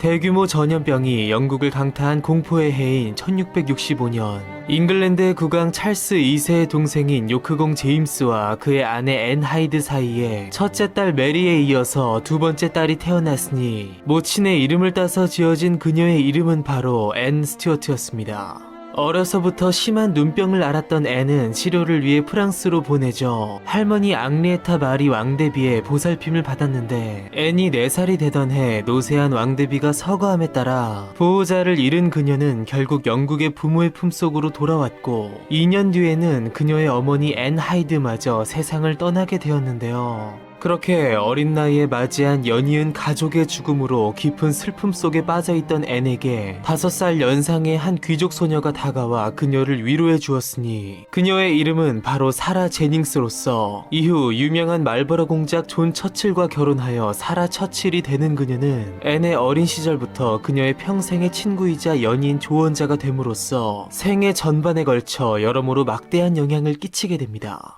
이후 앤과 그녀의 언니 메리는 앞서 부친 제임스가 카톨릭으로 개종했음에도 국왕인 삼촌 찰스 2세의 뜻에 따라 철저히 프로테스탄트로 양육되었고, 이후 부친 제임스가 그보다 무려 25살이 어린 모데나 공국의 메리와 재혼했으나 다정했던 새어머니는 나이 차이가 얼마 나지 않는 남편의 두 딸을 친여동생처럼 사랑으로 보살폈는데요. 한편 모데나가 유산을 거듭하며 끝내 아들을 낳지 못했고, 삼촌 찰스 2세 역시 끝까지 적장자를 갖지 못한 만큼 왕위 계승 1위가 된 부친 제임스에 이어서 각각 2위와 3위에 등극한 메리와 앤은 다시 찾은 안정감 속 자매 간 친밀한 우애를 다지며 점차 어엿한 숙녀로 자라나게 됩니다. 이후 세월이 흘러 15살이 된 언니 메리가 네덜란드의 총독 빌럼 3세와 결혼하면서 먼저 그녀의 곁을 떠나갔고, 시간이 지나 18살이 된 앤 역시 삼촌 찰스 2세의 주선 속 덴마크의 왕 프레드릭 3세의 차남 요르겐공과 결혼했으며, 정략 결혼이었음에도 앤이 남편을 매우 헌신적으로 섬겼음에 둘은 마지막 순간까지 원만한 결혼 생활을 누렸는데요. 그러나 여기서 이미 어려서부터 많은 죽음을 경험한 그녀에게 젊은 날의 불행의 정점을 찍을 거센 시련의 시간이 점차 다가오고 있었으니, 그것은 바로 끝없이 자녀를 잃는 괴로움이었습니다.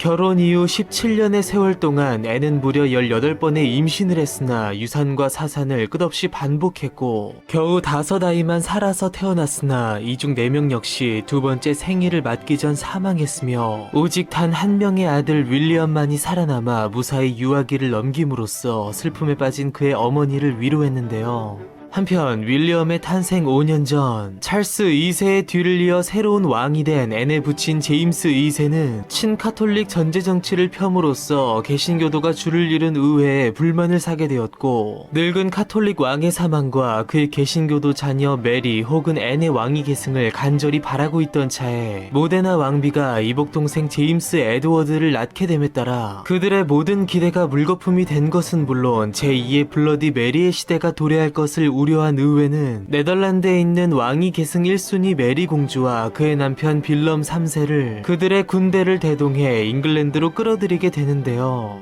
그렇게 아버지와 언니, 형부의 대치 속 자신의 처우를 두고 깊은 딜레마에 빠진 앤은 개신교도가 줄을 이룬 군대가 싸울 의욕을 상실했고 민심 자체가 이미 국왕을 떠났음을 확신한 그녀의 신복 사라의 조언을 받아들여 언니와 형부에 대한 지지를 선언하며 그들에 투항했고 자녀들의 연이은 배신으로 시리에 빠진 제임스 2세는 모든 것을 포기한 채 프랑스로 도피했으며 빌럼과 메리가 런던에 입성해 윌리엄 3세와 메리 2세 로 공동왕위에 즉위하여 권리장전을 승인함으로써 명예혁명이 완수되었고 메리 2세가 유산을 거듭하며 끝내 자녀를 갖지 못한 만큼 앤은 졸지에 왕위 계승 순위 1위로 떠오르게 됩니다. 그러나 자신 역시 어쩔 수 없이 혁명에 동참했으면서도 아버지를 배신해야만 하는 상황을 만들어낸 언니 메리에게 앤이 적개심을 표현함에 따라 평생 서로를 의지해온 두 자매의 관계는 매우 나빠졌고 5년 뒤 메리가 천연두에 걸려 사망해버리면서 본래 공동왕으로서 단독 왕권을 승인받은 윌리엄 3세는 당초 혁명 이전 자신의 계승 서열이 앤보다 낮았던 만큼 다소 애매한 상황에 놓이자 처제 앤과의 원만한 관계 형성을 위해 노력하게 되는데요. 한편 매몰차게 아버지를 저버린 앤에게 하늘이 벌을 내린 것인지 갓 11살을 넘긴 아들 윌리엄마저 사망해버리면서 그녀를 더 이상 떨어질 수 없는 깊은 나락으로 끌고 갔고 그렇게 차기 왕인 앤의 뒤를 이을 유일한 왕손이 사망하면서 다시 후계 문제가 크게 대두된 의회는 지난 권리장전에서 가톨릭교도의 왕위 계승을 금지한 것을 넘어 아예 오로지 개신교도만이 왕위를 승계할 수 있게 하는 새로운 왕위 계승법을 통과시켰고 그렇기에 앤이 후기 없이 사망할 경우 영국의 왕위는 가톨릭교도로서 계승권에서 배제되어 있는 프랑스의 망명 중인 그녀의 이복동생 제임스 에드워드가 아닌 그녀의 증조부 제임스 1세의 외손녀이자 독일 하노버 선제후의 비인 조피 공녀 혹은 그녀의 후손에게 돌아가게 되었고 이것은 훗날 스튜어트 왕조의 뒤를 잇는 하노버 왕조의 탄생에 토대를 마련하게 됩니다. 한편 6년 전 언니의 죽음, 1년 전 아들의 죽음으로 슬픔에 잠겨있던 앤에게 연이어 전해진 부친 제임스 2세의 사망 소식은 그녀의 격양된 마음을 더욱 흔들어 놓았는데요. 이러한 때 프랑스의 왕 루이 14세가 앤의 이복동생 제임스 에드워드를 영국의 합법적인 왕 제임스 3세로 선포한 것은 물론 동시에 그의 손자를 통해 대각 끊긴 스페인의 왕위까지 넘보면서 영국을 비롯한 유럽 전역을 긴장 국면에 빠뜨림에 따라 형부 윌리엄 3세는 주변국들과 함께 대불 동맹을 결성함으로써 프랑스의 야욕에 맞서 전쟁을 개시하려던 찰나 낙마 사고를 당하면서 급작스레 사망해버렸고 유일한 왕위 계승권자였던 앤이 37살의 나이로 뒤를 이어 새로운 왕위에 올랐으니 그녀가 바로 스튜어트 왕조의 마지막 군주이자 현재 영국의 토대가 된 그레이트 브리튼 왕국의 첫 번째 왕이 되는 영국 역사상 오직 단 한 명만이 존재했던 앤 여왕이었습니다. 이른 나이에 모친을 잃고 결혼 후 맞이한 수십 번의 유산, 부친에 대한 배신과 마지막 자녀마저 잃어버리는 정신적 고통을 이겨내고 끝내 영국의 왕위를 거머쥔 앤 여왕. 그러나 즉위와 동시에 그녀는 영국의 운명이 걸린 거대한 전쟁의 물결에 곧바로 휩싸이게 되었으니 한시도 마음 놓을 날이 없는 그녀의 인생은 앞으로 과연 어떻게 펼쳐지게 될까요?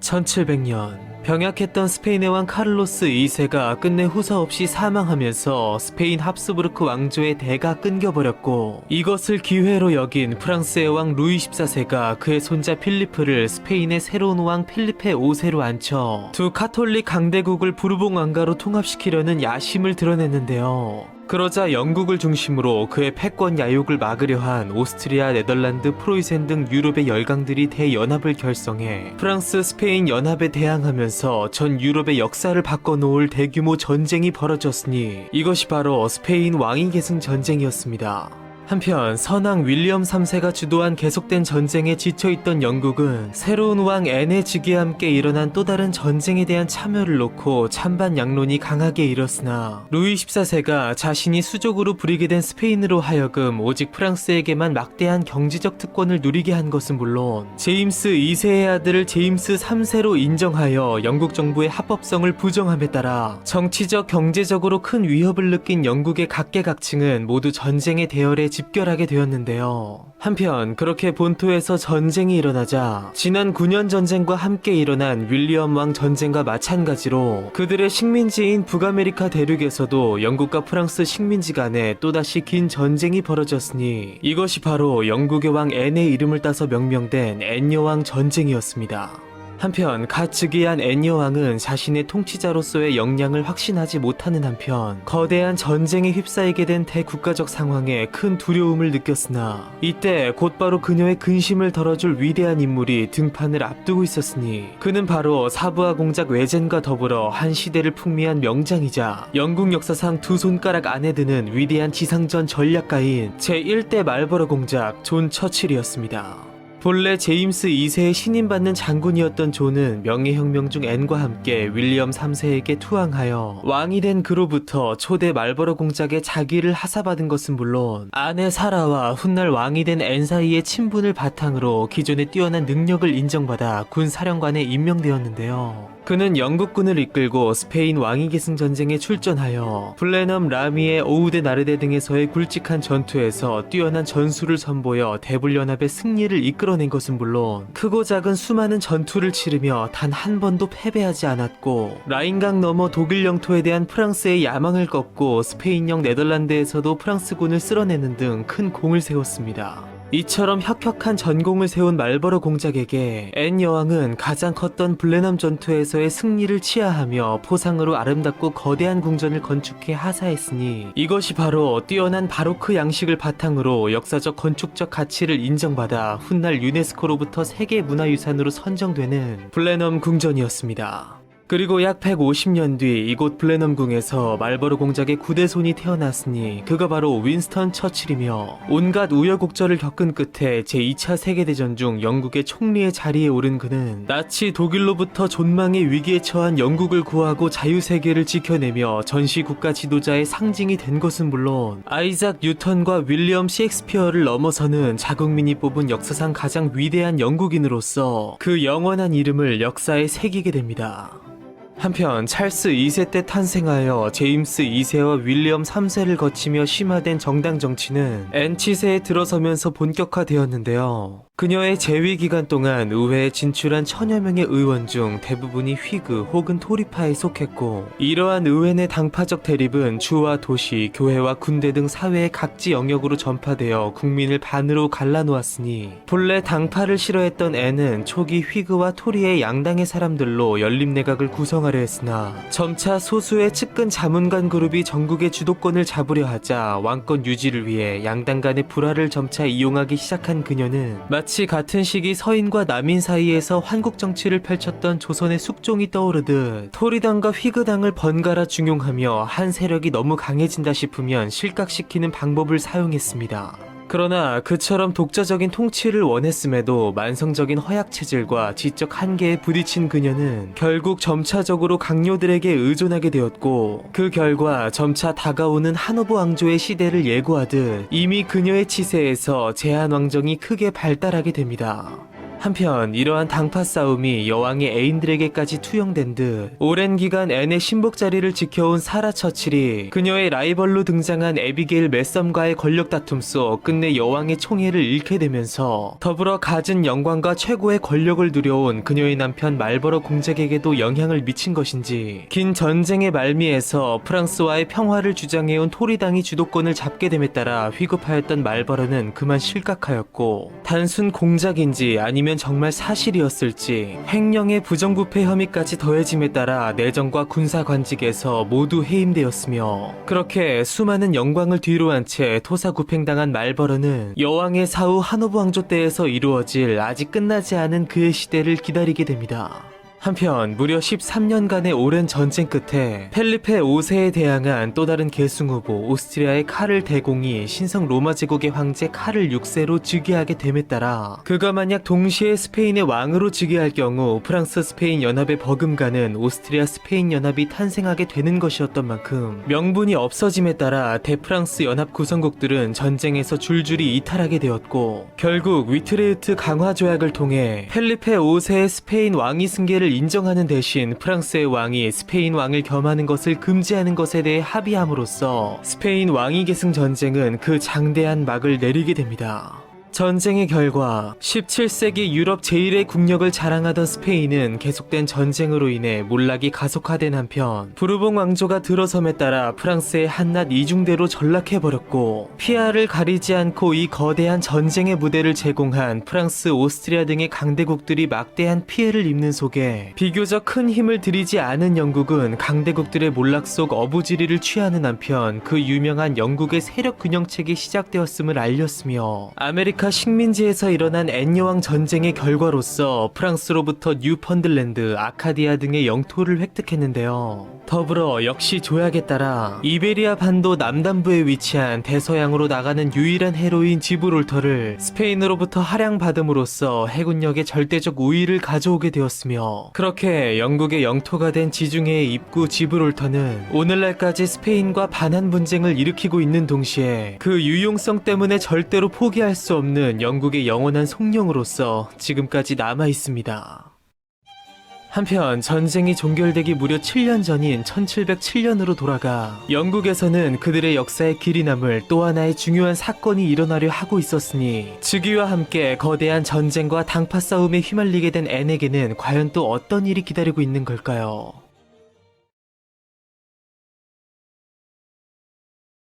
17세기 후반 앤의 즉위 이전 영국의 마지막 여왕이었던 엘리자베스 1세를 시작으로 적극적인 대양 진출과 식민지 개척을 통해 눈부신 경제 발전을 이루고 있던 잉글랜드와 달리 제임스 1세 이후 잉글랜드와 동군연합으로 묶여있던 스코틀랜드의 경우 1인당 부를 비교했을 때 잉글랜드와 무려 5배의 차이를 보일 정도로 매우 가난한 실정 속에 놓여 있었는데요. 같은 왕을 섬기던 스코틀랜드 역시 본디 잉글랜드의 무역 제국에 참여하기를 간절히 원했으나 크로멜 시절 동군연합이 끊어지면서 독립하려던 그들을 전쟁을 치르면서까지 자신들의 지배하에 붙잡아 둔 것처럼 잉글랜드는 그들에게 정치적 종교적 독립을 허용하지 않으면서도 경제적으로는 한사코 자립할 것을 요구했으며 급기야 크로멜과 찰스 2세 때 시행된 항해 조례에서조차 스코틀랜드만은 마치 외국 취급하듯 법의 적용 범위에서 배제하는 등 한결같은 모순적 태도를 보였습니다. 그리하여 결국 지독한 가난을 벗어나 잉글랜드의 부를 따라잡기 위해서는 독자적인 그들만의 식민지를 건설해야 함을 깨달은 스코틀랜드는 1695년 잉글랜드의 동인도 회사를 본딴 아프리카 인도 무역회사를 설립했으며 이 회사를 통해 중앙아메리카 파나마와 남미의 콜롬비아 사이에 위치한 다리엔 지방의 스코틀랜드인들을 이주시켜 식민지를 건설, 즉 대서양과 태평양을 잇는 무역의 거점 형성을 추진한 다리엔 계획을 세우게 됩니다.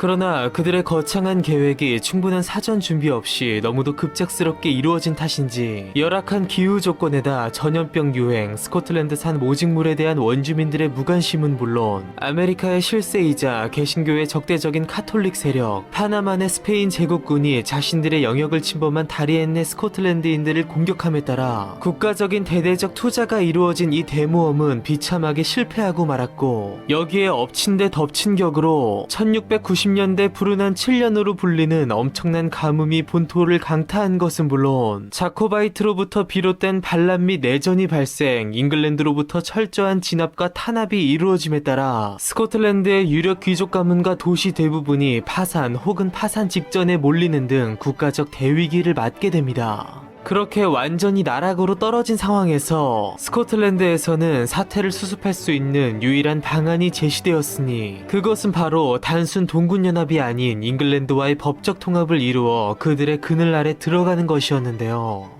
그러나 가난한 스코틀랜드의 부채를 떠맡는 것이 부담스러웠던 잉글랜드는 초기 그들과의 통합에 부정적 반응을 보였고, 이에 깊은 고민에 빠진 스코틀랜드가 끝내 그들의 마음을 바꿔놓을 비장의 카드를 내놓았으니 그것은 바로 보장법을 제정해 앤 여왕의 사망 시 스코틀랜드 의회가 독자적으로 계승자를 선택할 것을 규정하는 것이었습니다. 이는 즉 잉글랜드가 사전에 상호 간의 무역 자유와 장로교의 신앙의 자유 등을 보장하지 않을 경우 스코틀랜드 의회가 잉글랜드가 선택한 인물과 다른 인물을 계승자로 선택할 것임을 천명한 것으로서, 그 말은즉슨 대륙에 살아있는 앤의 이복 동생이자 가톨릭 교도인 제임스 에드워드의 복위 가능성을 내비친 것이었으니 이것은 결국 스코틀랜드가 잉글랜드에게 영구적인 적대 혹은 상호 무역을 보증할 완전 통합 중 양자택일을 요구한 것이었습니다. 그렇게 스코틀랜드의 최후의 수를 던져받은 앤 여왕과 잉글랜드 정부는 긴밀한 논의를 거쳐 그들에게 주어진 두 가지 선택지 중 끝내 후자를 선택했고, 통합협의회를 거쳐 마침내 통합법이 발의됨에 따라 더 이상 동군연합이 아닌 피와 눈물의 역사를 공유한 스코틀랜드와 잉글랜드 두 나라의 역사적인 통합, 즉 통합왕국이 출범하였으니 이것이 바로 오늘날의 영국의 사실상의 모태가 되는 그레이트 브리튼 왕국이었습니다.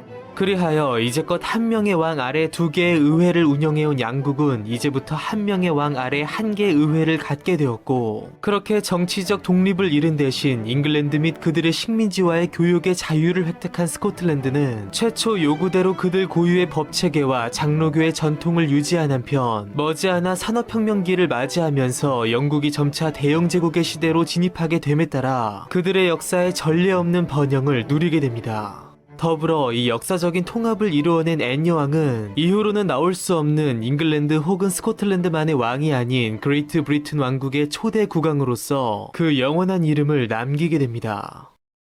한편 이후 다시 스페인 왕위계승 전쟁이 한창이던 때로 돌아가 전쟁이 장기화됨에 따라 민심을 잃은 휘그당을 몰아내고 끝내 정권을 잡은 토리당은 여왕이 점차 늙고 허약해져 가고 있던 상황에서 옛날 그들의 탄생 유래, 즉 카톨릭 교도인 제임스 2세의 즉위를 지지했던 과거의 날들이 떠오르듯 특별한 뜻을 품고 명예혁명의 단초가 되었던 제임스 2세의 아들이자 여왕의 이복 동생 프랑스에 있는 제임스 에드워드에게 은밀히 연락을 취하게 되는데요. 그러나 이미 여왕의 즉위 이전 선왕에 의해 개신교도만이 왕위를 승계할 수 있게 하는 새로운 왕위계승법이 통과되었던 만큼 제임스 에드워드가 카톨릭 신앙을 고수하는 이상 왕위계승은 결국 독일의 하노버가에게 돌아가게 되어 있었는데요. 그렇다면 토리당은 과연 어떤 생각을 하고 있는 것이며 혹 또 다른 혁명을 꿈꾸고 있는 것이며 점차 약해져 가고 있는 여왕의 생애 끝자락에는 과연 어떤 이야기들이 더 남아 있을까요?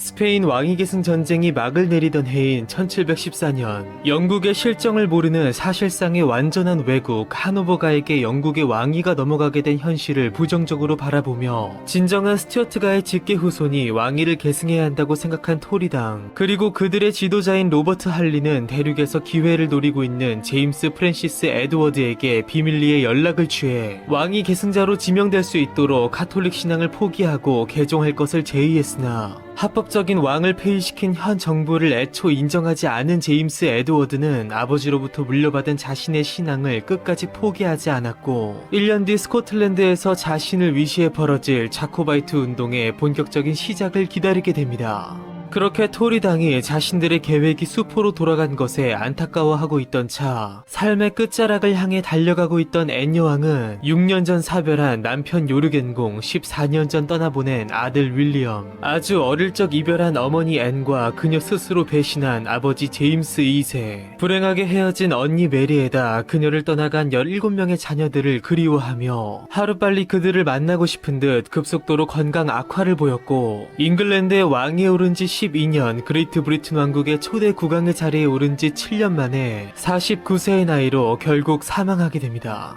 영국 스튜어트 왕조의 마지막 군주인 앤 여왕은 마지막 군주답게 마지막 가장 최초 혹은 유일의 흥미로운 업적들을 많이 남겼는데요. 첫 번째는 그녀의 치세에서 이룩된 최초의 업적이니 1710년 영국에서는 출판권자들과 출판물의 보호를 위해 저자에게 배타적인 권리를 부여함과 동시에 저작권의 기간을 28년으로 한정하는 특별한 법이 통과되었으니 이것이 바로 세계 최초의 저작권법인 앤 여왕법이었으며 여기서 기원을 이룬 오늘날의 저작권법은 176년 뒤 국제문예협회 주도로 체결되어 근대적 의미의 저작권법으로 기록된 베른 협약을 통해 결코 그 짧지 않은 역사를 완성하게 됩니다. 두 번째는 그녀만이 남긴 유일한 업적이니 20세기부터 각 유럽의 왕실에 남녀평등 상속법이 자리 잡기 전 인류 역사상 유일하게 확정 상속인 자격으로 왕위를 계승한 여왕이 바로 앤이었다는 것입니다.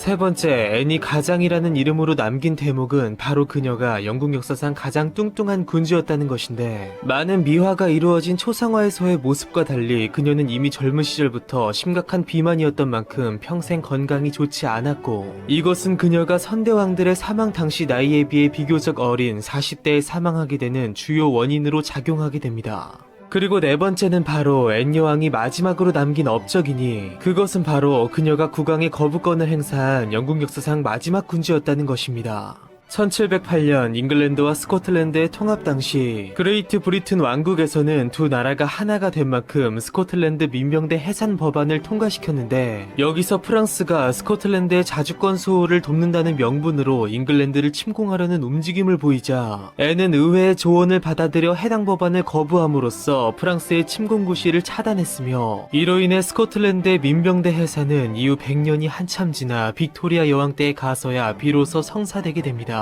한편 이러한 표면적 업적들과 별개로 앤은 그녀와 그다지 상관없어 보이는 한 인물과 관련해서도 매우 흥미로운 이야기를 남겼으니 여왕의 사망 4년 전인 1710년 독일 하노버국의 선제후인 게오르크의 신임을 받으며 왕실 악장을 지내던 한 저명한 독일인 음악가는 휴가 때마다 그가 평소 흥미를 갖던 영국을 방문했는데 런던에서 그의 오페라 리날도가 대성공을 거두면서 영국에서 인기 작곡가의 반열에 오른 그는 앤 여왕을 비롯한 영국 왕실에 큰 관심을 받게 되었는데요. 그는 바로 음악의 아버지라 불린 바흐와 더불어 음악의 어머니라 불릴 정도로 세계 음악사에 막대한 영향을 끼치게 되는 게오르그 프리드리히 핸델이었습니다. 자신을 향한 영국 왕실의 사랑에 보답하고자 했던 핸델은 여왕의 생일에 맞춰 앤 여왕의 탄생일을 위한 송가를 작곡해 바치기도 했고 이에 감동한 여왕이 그에게 연금을 하사한 것은 물론 핸델로 하여금 그의 7월의 위트리히트 조약을 축하하는 장엄한 테데움과 유빌라테를 작곡해 세인트폴 대성당에서 연주하게 하였는데요. 그렇게 하노버보다 훨씬 더 큰 무대인 런던에서의 성공을 확신한 핸델은 조국에 돌아가지 않고 아예 영국에 정착해버리게 되었고 이처럼 조국과 주군에 대한 배신을 감행한 그는 불과 1년 뒤 그를 신임한 앤 여왕이 사망하고 그로서는 전혀 예상하지 못한 새로운 군주가 즉위하게 되었을 당시 그의 인생에 다시 없을 대위기를 맞이하게 됩니다. 한편 여왕이 사망함에 따라 이미 오래전 마련된 영국의 왕위 계승법에 의거 다음 왕위는 앤의 가장 가까운 신교도 혈육 여왕의 증조부 제임스 1세의 외손녀인 독일 하노버국의 조피 공녀에게 돌아가게 되어 있었으나 여왕의 사망 직전 그녀 역시 사망해버린 만큼 결국 그녀의 아들인 하노버의 선제후 게오르크 공이 왕위를 계승하게 되었는데요. 그렇게 이미 여왕보다 5살이 많았던 54세의 게오르크가 대관식을 치르고 영국의 새로운 왕위에 오름으로써 1603년 제임스 1세가 잉글랜드의 왕위에 오른 지 111년 만에 7명의 왕을 거치며 수많은 역사적 족적을 남긴 잉글랜드 스튜어트 왕조가 역사의 뒤안길로 사라짐과 동시에 오늘날 영국 윈저 왕가의 전신인 하노버 왕조가 개창되었으니 이를 개창한 그는 바로 하노버 왕조의 시조 조지 1세였습니다. 그렇게 영국의 새로운 왕위에 등극한 조지 1세는 자신을 배신하고 영국에 와있던 헨델과 재차 군신관계로 만나 이후 그와 관련하여 특별한 일화를 만들어내게 되었으며, 이미 노령에다 무엇보다 영어를 할 줄 몰랐고 거듭된 혁명으로 신권이 강해진 영국의 정치적 특성을 인정한 그는 스스로 내각회의, 즉 가기를 주재하지 않고 특정 신하에게 전권을 주어 이를 주재하게 하는 이른바 가기의 수석, 즉 수상의 개념을 만들어내게 되는데요. 그렇게 왕이 의회의 통치를 위임하는 소위 의원 내각제가 본격적으로 시작된 한편, 이때부터 그 유명한 왕은 군림하되 통치하지 않는다는 입헌군주제의 원칙이 확립되었으니, 이 중요한 두 제도는 이후 식민지 개척을 통해 전 세계의 4분의 1을 지배하게 된 대영 제국, 즉 영국의 강력한 영향을 바탕으로 전 세계에 전파. 기존의 의원 내각제 형태는 물론 대통령 중심제, 의원 집정부제 등 다양한 형태로 변형 및 발전됨으로써 전제군주제로 대표되는 특정 개인의 일방적 통치가 아닌 국민이 대표자를 선출해 정부나 의회를 구성하여 통치하는 오늘날의 대의민주주의 사회의 명백한 뿌리를 이루게 됩니다. 제임스 2세의 차녀로 태어나 아버지에 대한 배신과 수차례의 유산을 딛고 끝내 영국의 왕위에 올라 떠나간 자녀들을 기리며 조국의 영광을 위해 살아간 스튜어트가의 마지막 군주의 이야기는 바로 여기에서 끝을 맺으며, 더불어 1603년 엘리자베스 1세의 죽음과 함께 비운의 여왕 메리 스튜어트의 아들 스코틀랜드의 왕 제임스 6세가 동시에 잉글랜드의 왕위에 오름으로써 시작된 영국 스튜어트 왕조의 100년간의 이야기. 왕조의 시조 제임스 1세, 내전으로 처형당한 찰스 1세, 혁명을 완수한 올리버 크로멜, 왕정복고를 이룬 찰스 2세, 폐위당한 제임스 2세, 명예혁명의 윌리엄 3세와 메리 2세, 그리고 그레이트 브리튼을 세운 앤 여왕까지 비극으로 점철된 수많은 역경 속 근세의 격동기를 정면으로 관통하며 영국과 유럽을 넘어 세계 역사에 거대한 영향을 미친 영국 스튜어트 왕조의 이야기는 바로 여기에서 끝을 맺으며, 이제 곧 다시 새로운 이야기가 시작됩니다.